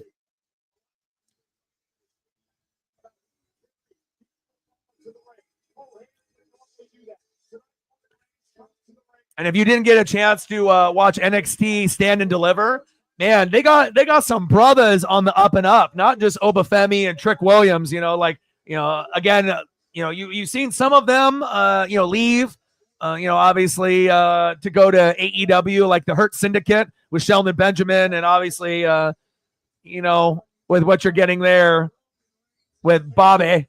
But I'm ready for Oba to come up.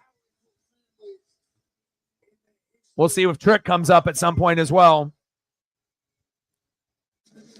And we haven't seen Omos in a year.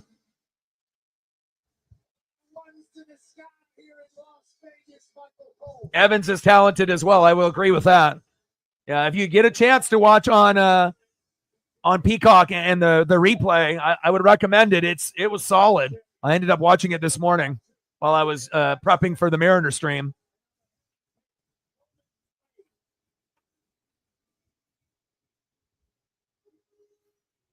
Yeah, Mox will never come back, but once they go to the Hall of Fame, maybe they'll make a special arrangement, to have him there.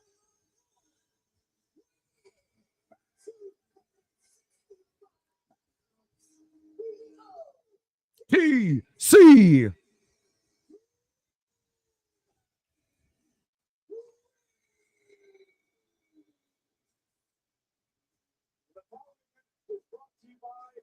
The original tribal chief.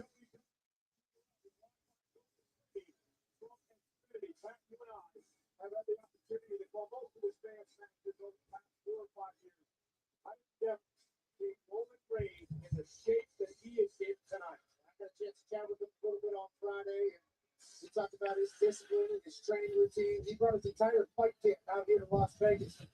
Oh, Jeffrey, that's a good question. That is, I think, I don't know if it was the best match, but I think my favorite match was LA Knight and Jacob Fatu, because Fatu actually won, where I think a lot of us were rooting for him, but we didn't really know if they were going to give him gold, and then they did. So I would say that was probably my favorite match so far here tonight. And then on top of that, Jacob Fatu, getting the belt. So.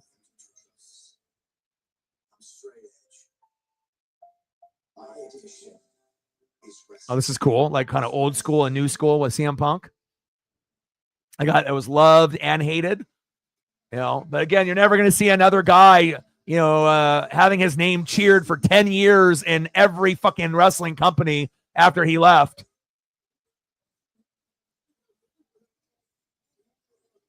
That was some crazy stuff, over that period.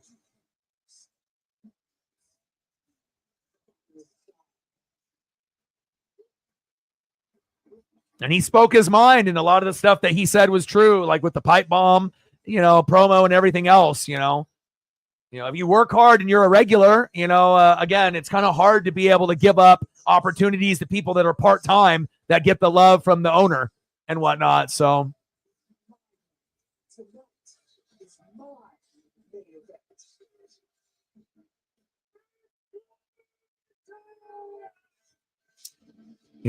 And you probably haven't had a wrestler that's been more loved and hated in his career as a superstar than CM Punk. Early WWE, everyone, it seemed like they loved him, and then, left, came to AEW, and there was a little bit of hype, then got in fights with like Kenny Omega and the Young Bucks, and then was kind of hated, and then came back to WWE, and I feel like the perception is a little bit different. He's not as hated as he was, a few years back. So. And again, whether you love CM Punk or hate him, he's good for the business, to be able to have, whether you're rooting for him to win or you're rooting for him to lose.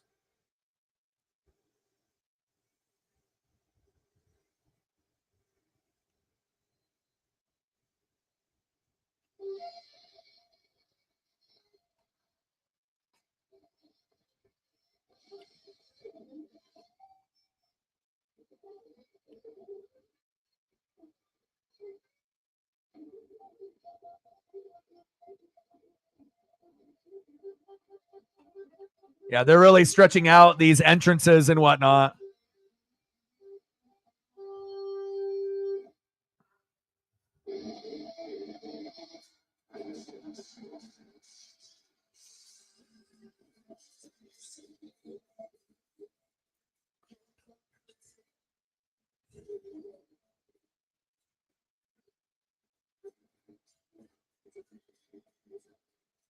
That's cool. They actually have it live there.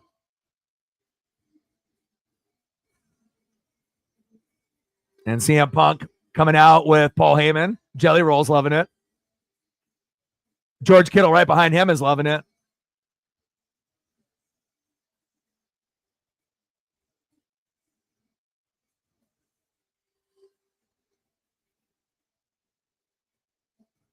I mean, imagine, telling people that, 10 years ago, CM Punk would be back in WWE and Paul Heyman would be by his side, just like in long-term storytelling, because he did tell him in an interview way, way back in the day that, that you would be in WrestleMania. And, there is a lot of long-term storytelling that if you go back, to the, archive tapes and you watch a lot of the old shows, or if you keep up with old school storylines, some of these storylines go 5-10 years. You just have to be either paying attention or, based off those memories.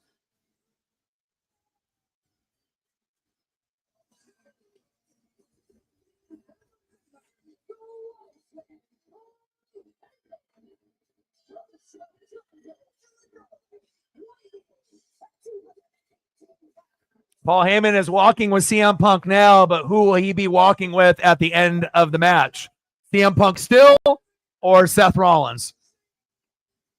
Man, this is going to get spicy. I can't wait to see. And hopefully the crowd will wake up. Everyone is just so fucking quiet there. Is everyone drunk? Is everyone stoned? What is their deal? I mean, this is fucking WrestleMania. Maybe going to a smaller venue in a foreign country would be better.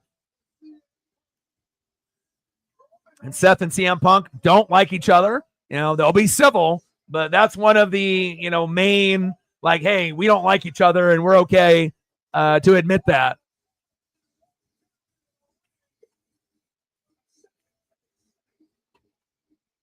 Man, first WrestleMania in 12 years.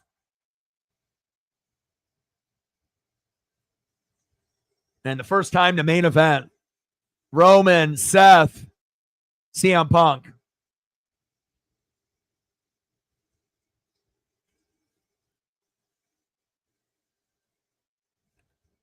I don't think anyone said that the foreign countries were annoying. Who said that? I never heard anyone say that. If anything, they were the best.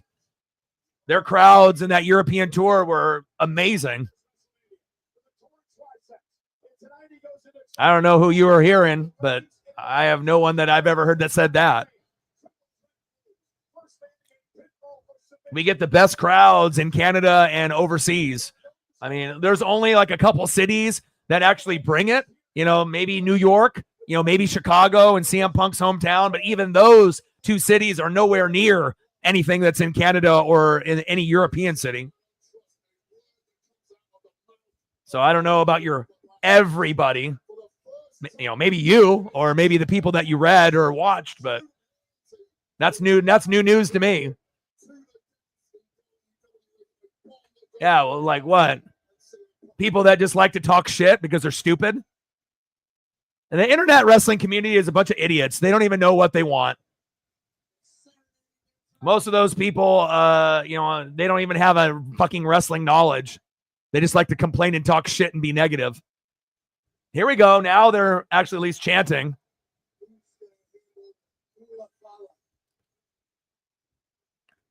I mean, what am I going to hear? Roman Reigns. Roman Reigns. We're going to get it with the Cody Rhodes.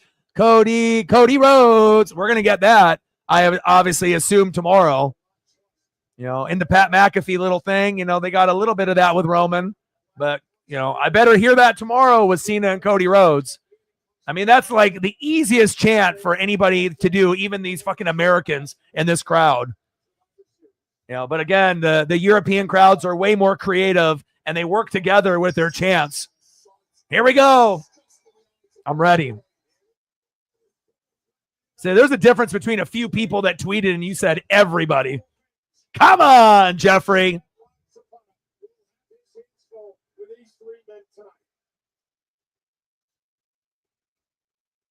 History between everyone in this matchup. We need hours to be able to sit through it all. We need for the animosity and the hatred and to this stage. An entire generation here in front of our eyes. CM Punk, who burst on the scene. He was his wise man, best friend. You got Seth, and then Paul Heyman joining him at the end. Paul Heyman, Seth Rollins, Travis Scott, The Rock, John Cena.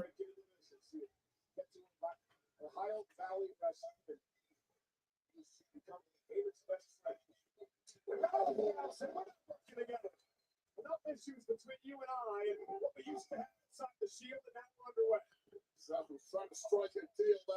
I wish John Moxley, aka Dean Ambrose, was still in WWE. I mean, I understand why he left, but I kind of wish that he was still there.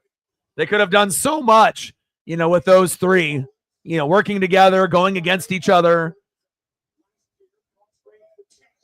Oh, big chop by Punk on Seth. Securing the main event of WrestleMania was never the goal.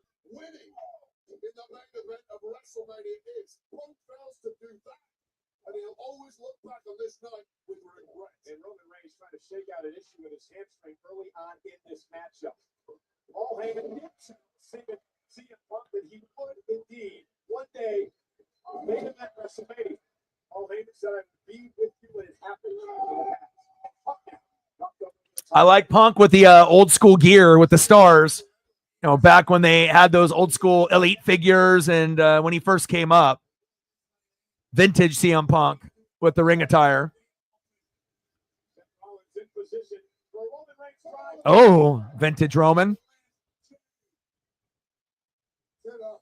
Jade to the face.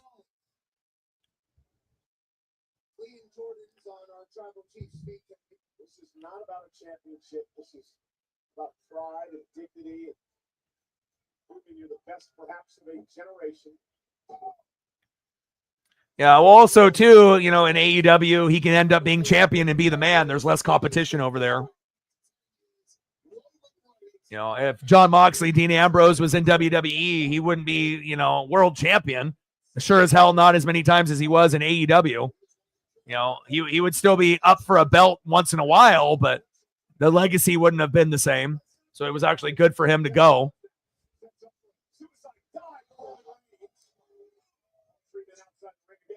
Get him, Seth.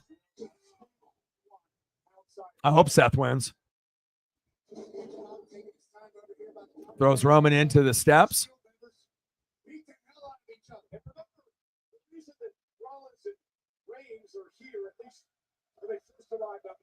Here we go. The first chant by the crowd all night. And who is it? Seth fucking Rollins.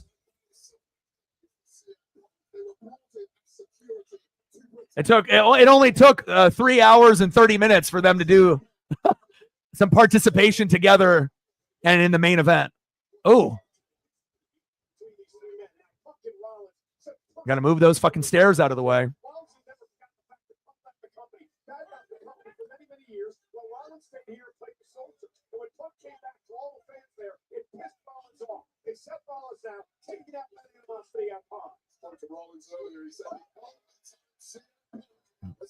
Into the crowd. Are we going into the crowd? Let's go. Everyone's like, get the fuck out of the way. Well, double axe handle smash. Give me that chair, biatch. He's like that. He's like, I get to take that home. He's like, give it back. Imagine if that was your chair. Like, you get to keep that and take that home. Give it back. Security.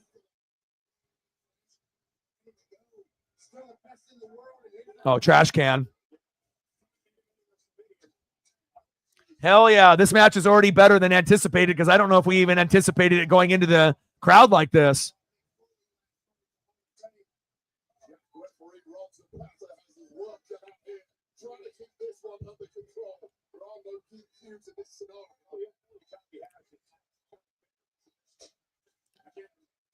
Oh, fake garbage can to the back. That's gotta hurt.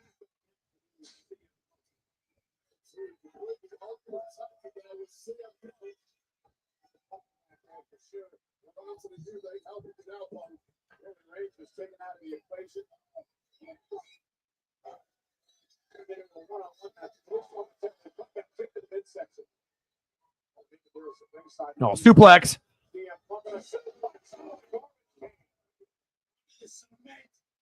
Sharp, twisted steel with that garbage can gouging into the lower back of Seth Rollins that has historically been an issue. Keep an eye on that.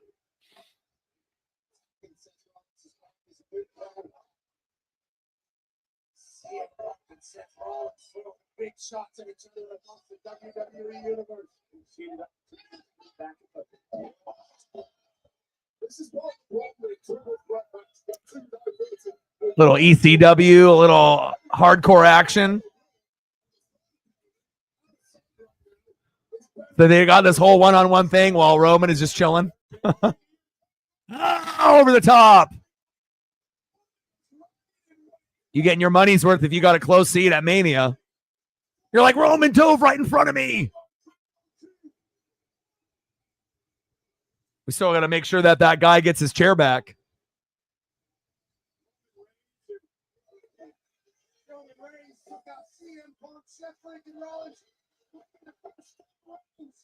I mean, I've been talking about it for the last couple weeks. I mean, it would make sense for Seth to go heel and then join the group. Rock, Cena, Travis, and Seth.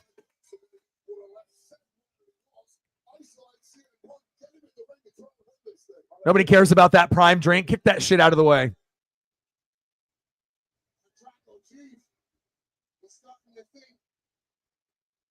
Maybe we do some damage with some furniture. Why not? The Spanish things out here. Roman Reigns now going to clear things off. Maybe Roman Reigns is going to do a lot of damage here tonight. You know, main event. The sour look on the face of Paul Heyman tells the story. The man he could have been backing, the man he's backed for years, is in total control of this one. He's doing exactly what he's done. Oh, hit him with a prime. Run this thing. Our tribal chief, Roman Reigns. Didn't CM Punk out of the way. With some physical wrecks on ringside. Hilarious that they're using the prime. It's kind of sad on a flip side too that they've gone and sold out so much, you know, just to be able to, you know, coexist and to be able to cross promote each other to make more money. But that's the name of the game now. It's always about trying to gain more fans and more money any way possible, even if that means selling your soul. Ooh, Roman. Oh, nice execution by Roman Reigns there on CM Punk. Oh, good sell.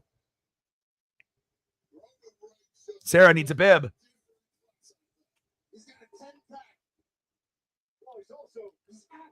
Shredded. Oh, he's being driven by anger as well. No point to prove this evening. Yeah, fueled by animosity and greatness. This man wants the top rung again. This man wants the business. Everything he did for Paul Heyman and Paul Heyman's career. Heyman led the gravy train. Ride the gravy train. Superman punch incoming. Oh, countered. Swinging net breaker there. Roman was a little stiff though on trying to sell that.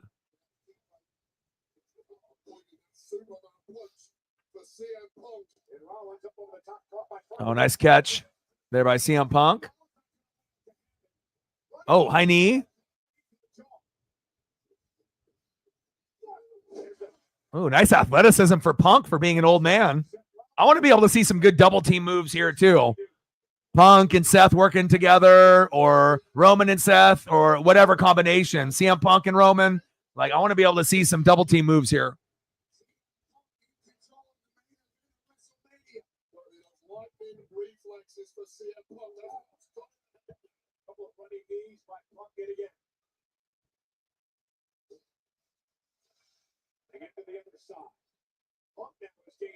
High knee after high knee after high knee to Rollins.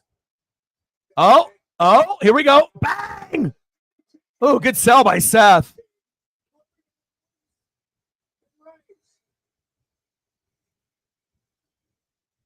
Good selling. Another reason why I like Seth and like Randy Orton and a few others, it's Scott Hall. There's always been a few guys that kind of go above and beyond with the sell.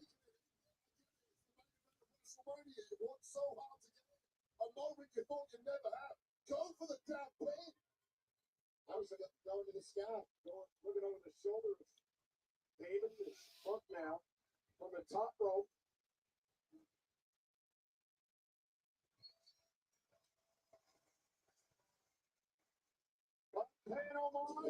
Macho Man elbow drop to Seth Rollins, the actual Macho Man of the modern generation.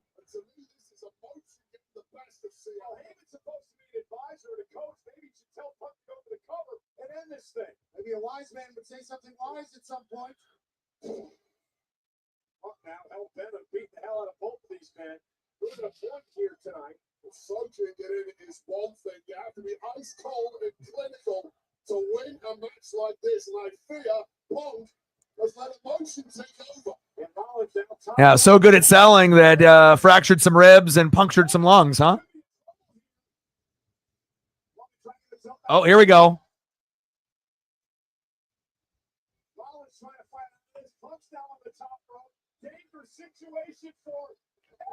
Oh my God, Seth. Dude, let's go. I mean, that was like the Road Warriors, Animal and Hawk, Legion of Doom. 2. Man, the Steiner recliner. I mean, there's a few guys, Steiner's, started it off with Rick and Scott Steiner, Legion of Doom, Animal and Hawk. But look at the flip. Wow. I mean, if you hit them in the wrong spot, you could definitely land on your head. You have to have that momentum. Nice sell by Seth.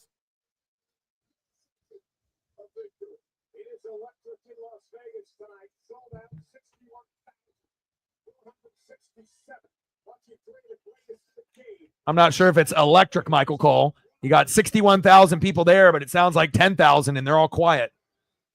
This is the first time we've actually heard their crowd. Ooh, ah. Oh, big high knee by CM Punk.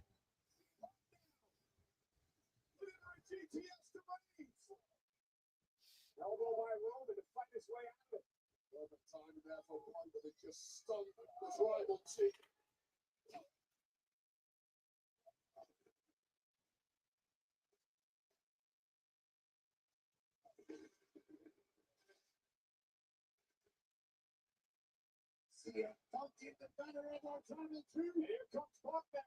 Punk now. For the win. For Punk. Pick up the 2. Cover up on the shoulders of Roman. Look at Punk. Look at the Anaconda Vice. Punk, look at the Anaconda Vice. It breaks 10. It's over. Ropes will not cause a break. Punk's got it locked in. Can Reigns hang on? Oh, Reigns. Squeezing the life out of the tribal chief. Surely fighting, cutting up that oxygen to the brain. Referee taking a very close look. About top of my truck. Down.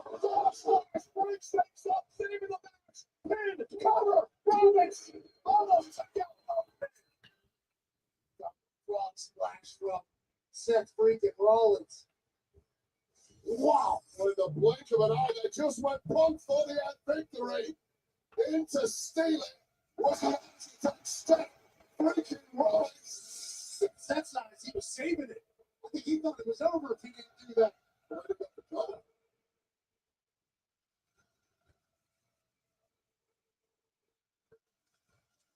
WWE fans, 7-8 Rollins. Wait, I was just going to ask you, both been down. If you're Rollins, what do you do?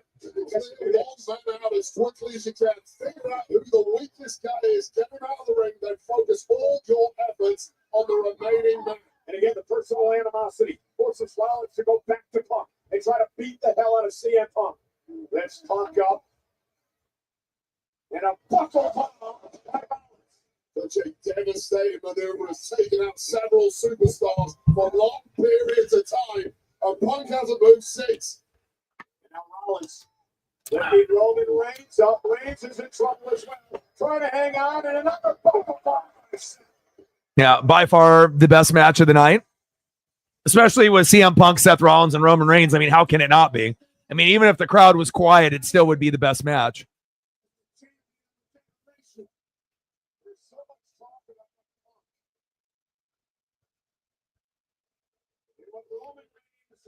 I'm ready for a Seth heel turn. An unbelievably great WrestleMania performer over the years. A great champion. And a very concerned Paul Heyman in front of us. Yeah, it also kind of depends on move set as well, you know. Oh, big spear.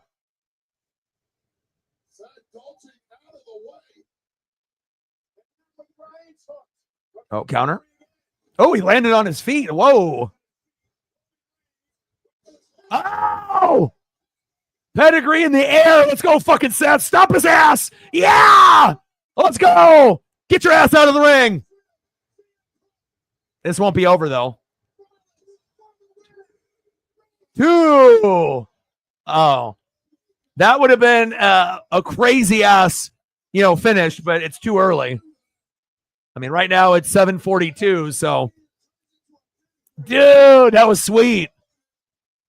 I always love, like when you get these like crazy RKOs or like when Seth and Randy went at it, like, you get moves that look like it's going to be one thing, but then it ends up being countered into another.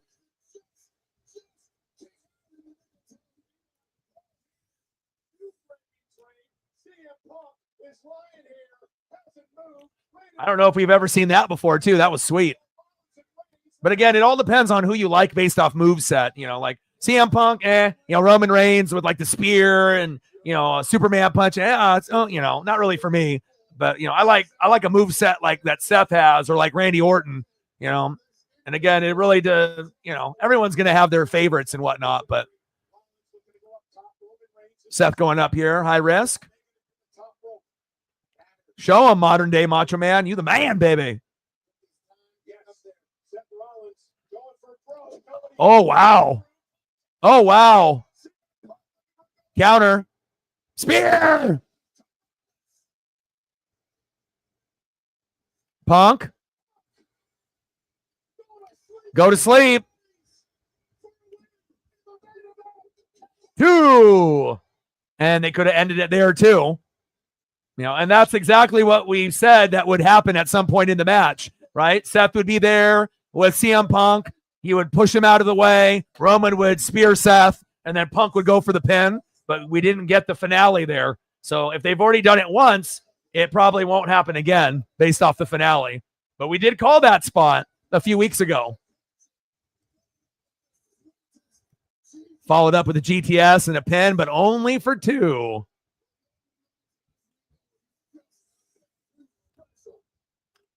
Like, this crowd needs to wake the fuck up, man. Could you imagine if this was in France or in Europe? They'd be chanting and singing and going fucking bananas.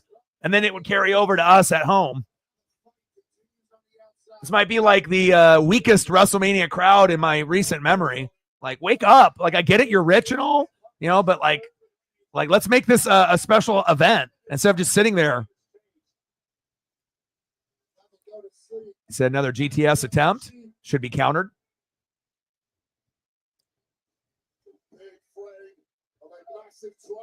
Elbow to the chin. Seth. Pedigree. Pedigree.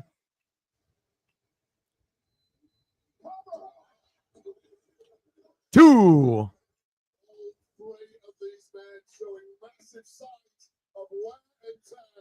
As we get into the deepest of deep water in this WrestleMania Saturday main event. All 3 of them have had moments where they were walking out of here with their hand raised. All 3 of them have had moments where they were 1, 2, 3. This is going anybody's way. This audience completely split between these 3. You never know. That's why I'm this. You're without him. You're without me. You're without much. You're without your bloodline. Of course you don't know.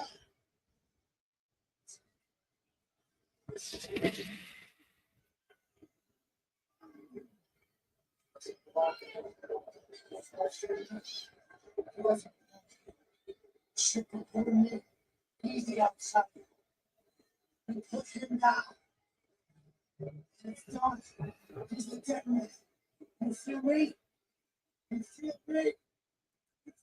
Yeah, I caught that as well. I mean, like I said, they're always going to be linked.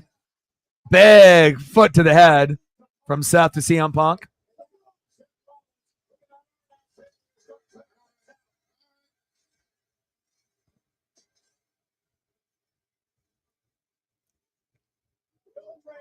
And now we're going to go old school Shield right here.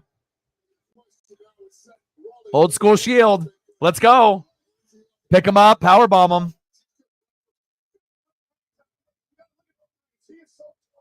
He doesn't know what to do. Does he keep with Rollins? He's looking back at Hayden. He's looking at Punk. I know. I mean, with as many of us in here that know the history, you know, here we go. Shield bomb coming, baby.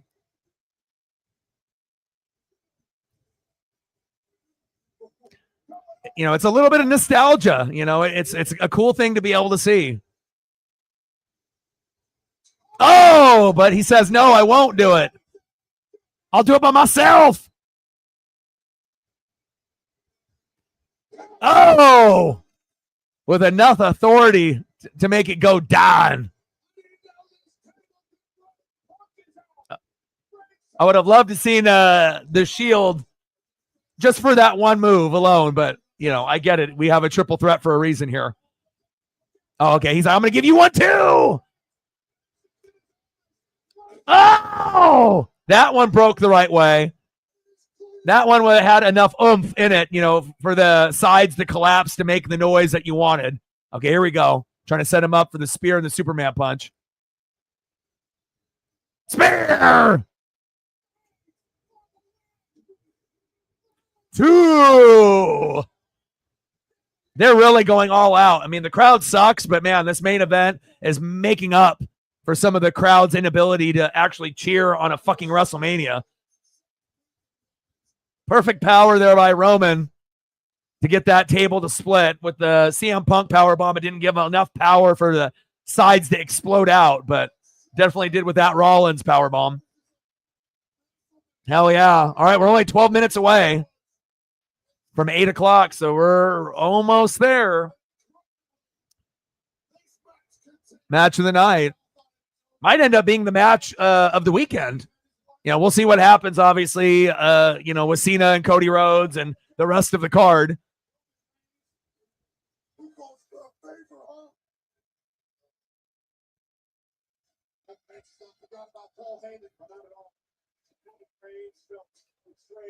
Here it is. Roman Reigns. Roman Reigns.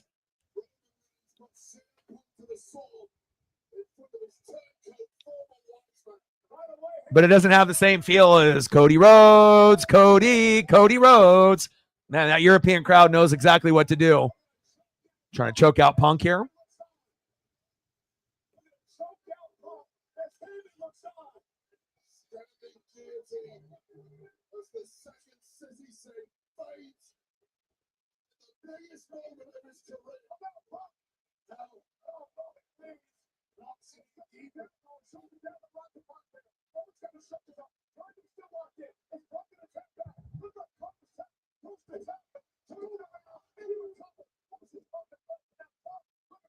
Almost a 3 count there.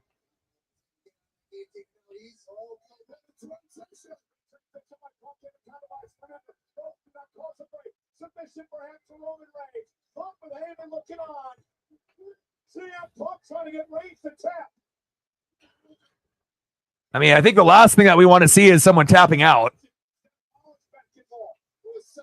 Oh, here we go.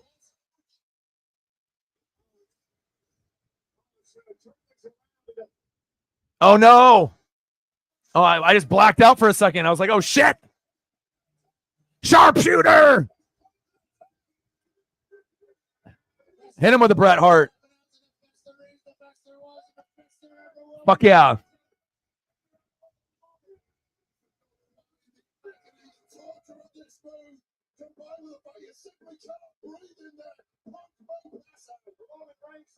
Trying to get back into this match, so it's not tapped. And now Roman Reigns turns things around. And Roman going to try to choke out.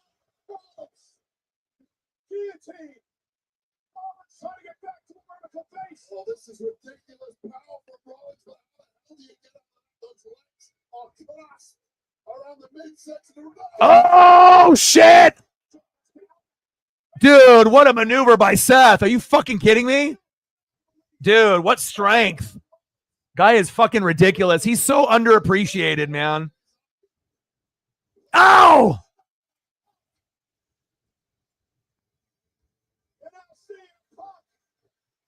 GTS on Seth. Uh-oh. Ooh. They could have ended it there as well.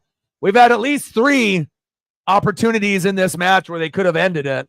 We got 8 minutes to go until 8 o'clock with a little bit of celebratory whatever, run-ins, or whatever happens.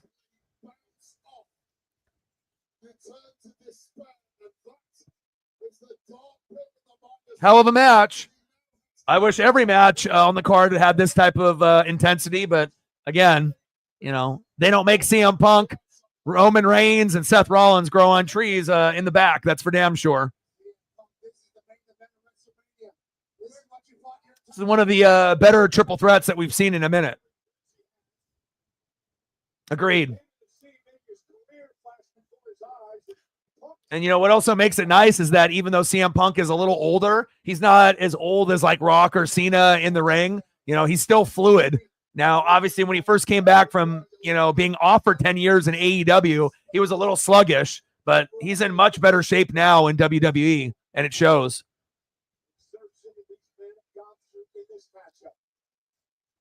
Trying to lift Rollins up, trying to perhaps get in a position to go to sleep. Seth Rollins not going to allow it to happen. Punk now going back to Rollins for the go to sleep. Could have been a smart fit there by Punk. Can he hit the GTS? And he does to Rollins. Oh, spear. Stop. Let's go. Hit him, Seth. Get up. Oh, guys, cosplaying as Kane. Okay.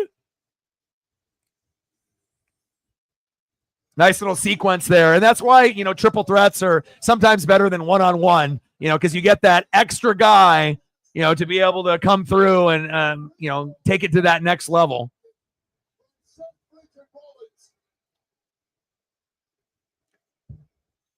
All right, man. Take care. Here we go. Heyman with the chair, baby. Who do I hit with the chair? I'm Paul Heyman, and I don't care. What a bunch of chaos there.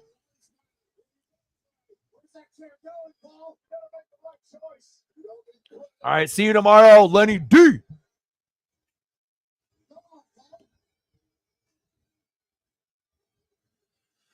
What a WrestleMania night number 1. We will remember this one.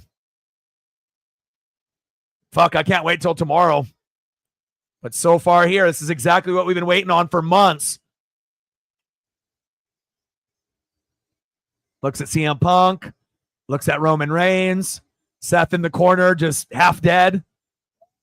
And as he slides the chair to CM Punk.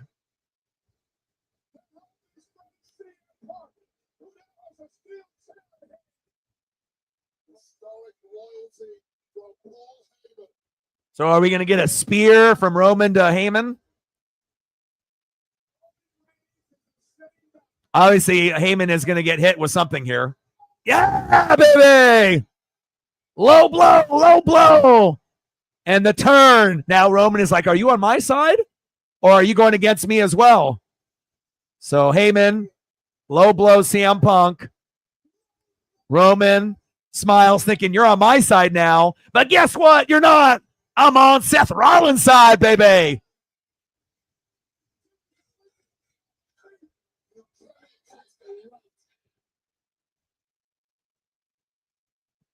Roman's like, yes, you're my friend again.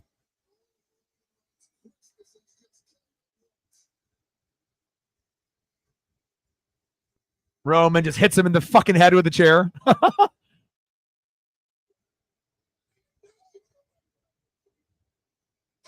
Oh, chair shot. And you always have to keep an eye on the guy that is just in the corner.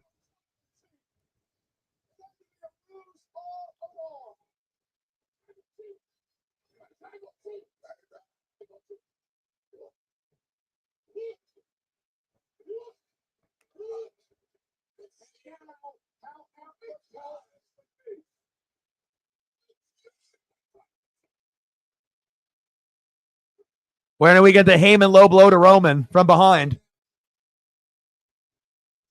Or he's going to grab the chair from behind. He's grabbing the chair from behind. 100%.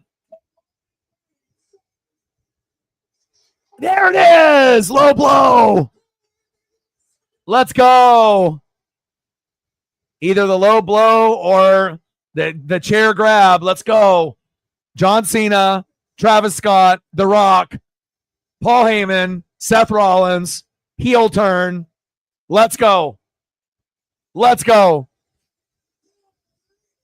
This is something that we talked about on the channel. I figured that this would happen. And here we go. Here we go. It's about damn time, too. Seth makes a great heel. He doesn't need Paul Heyman because he's a great talker. But again, Heyman, Rollins, Travis Scott, John Cena, The Rock. Let's go.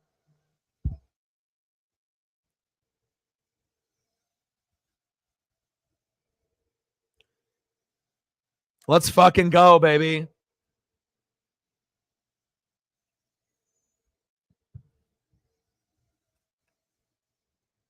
God, I can't believe we actually made it almost to the 8 o'clock hour. They really stretched the hell out of this match, but I'm glad they did.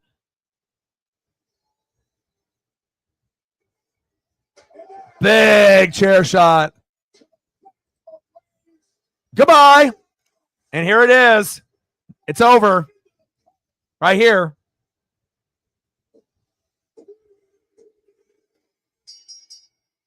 Let's go.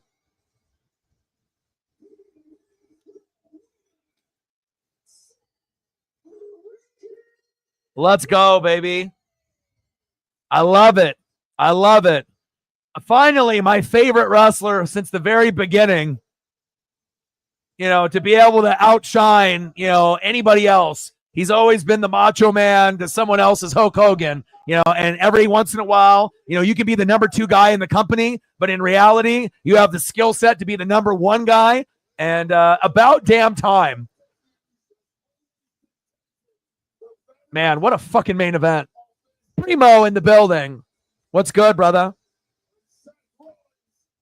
How about the Mariners today?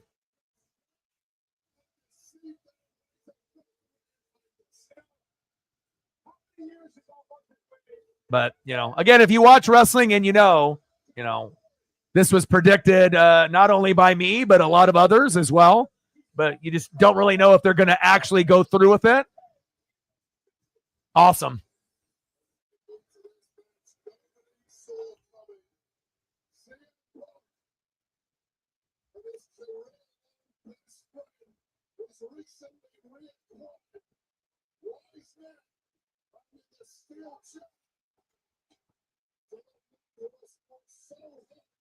One of the most memorable main events, and it's funny too, because, Paul Heyman is the best manager of all time, and he does really make a difference, adding that extra element and flair, and has managed some of the greatest, wrestlers, some that, can't talk on the mic, but previously a guy like CM Punk that could, Brock Lesnar that could not, Roman Reigns that early, could not, but then learned how to in the bloodline.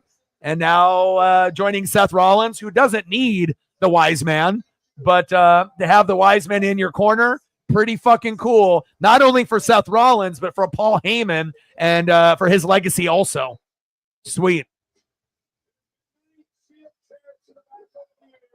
Hell yeah, man.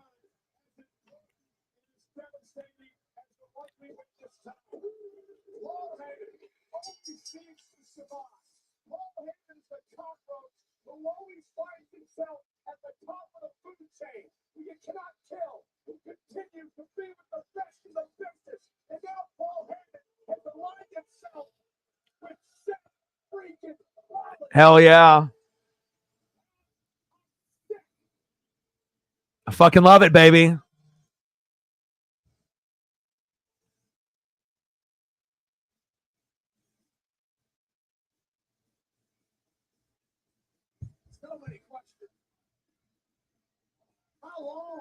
I love it. I love it. I love it. Quite a few spots that we could predict that would happen in this particular match.